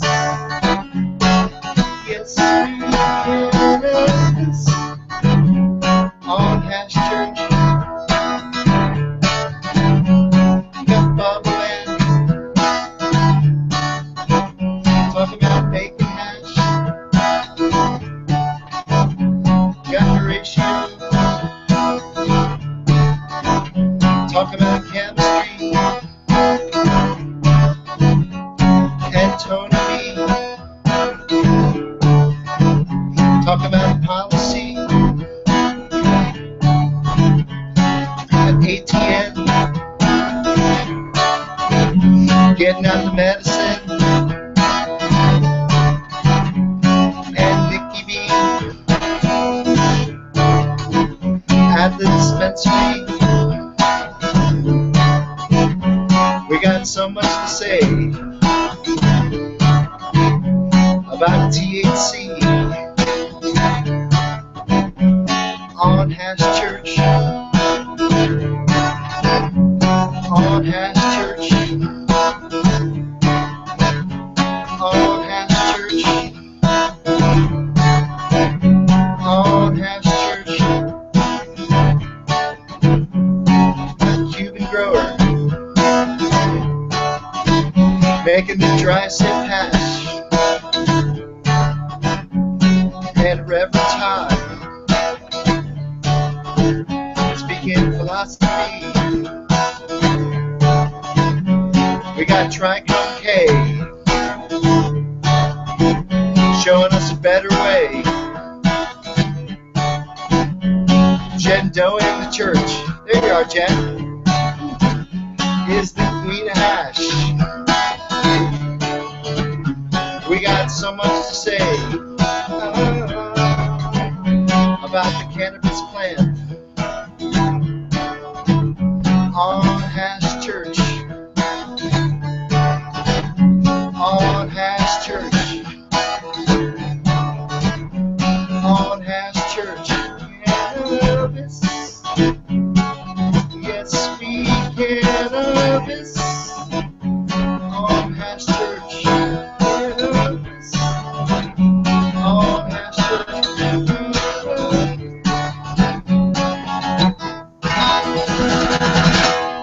Peace out, everybody. Thanks for watching. Thanks for coming in.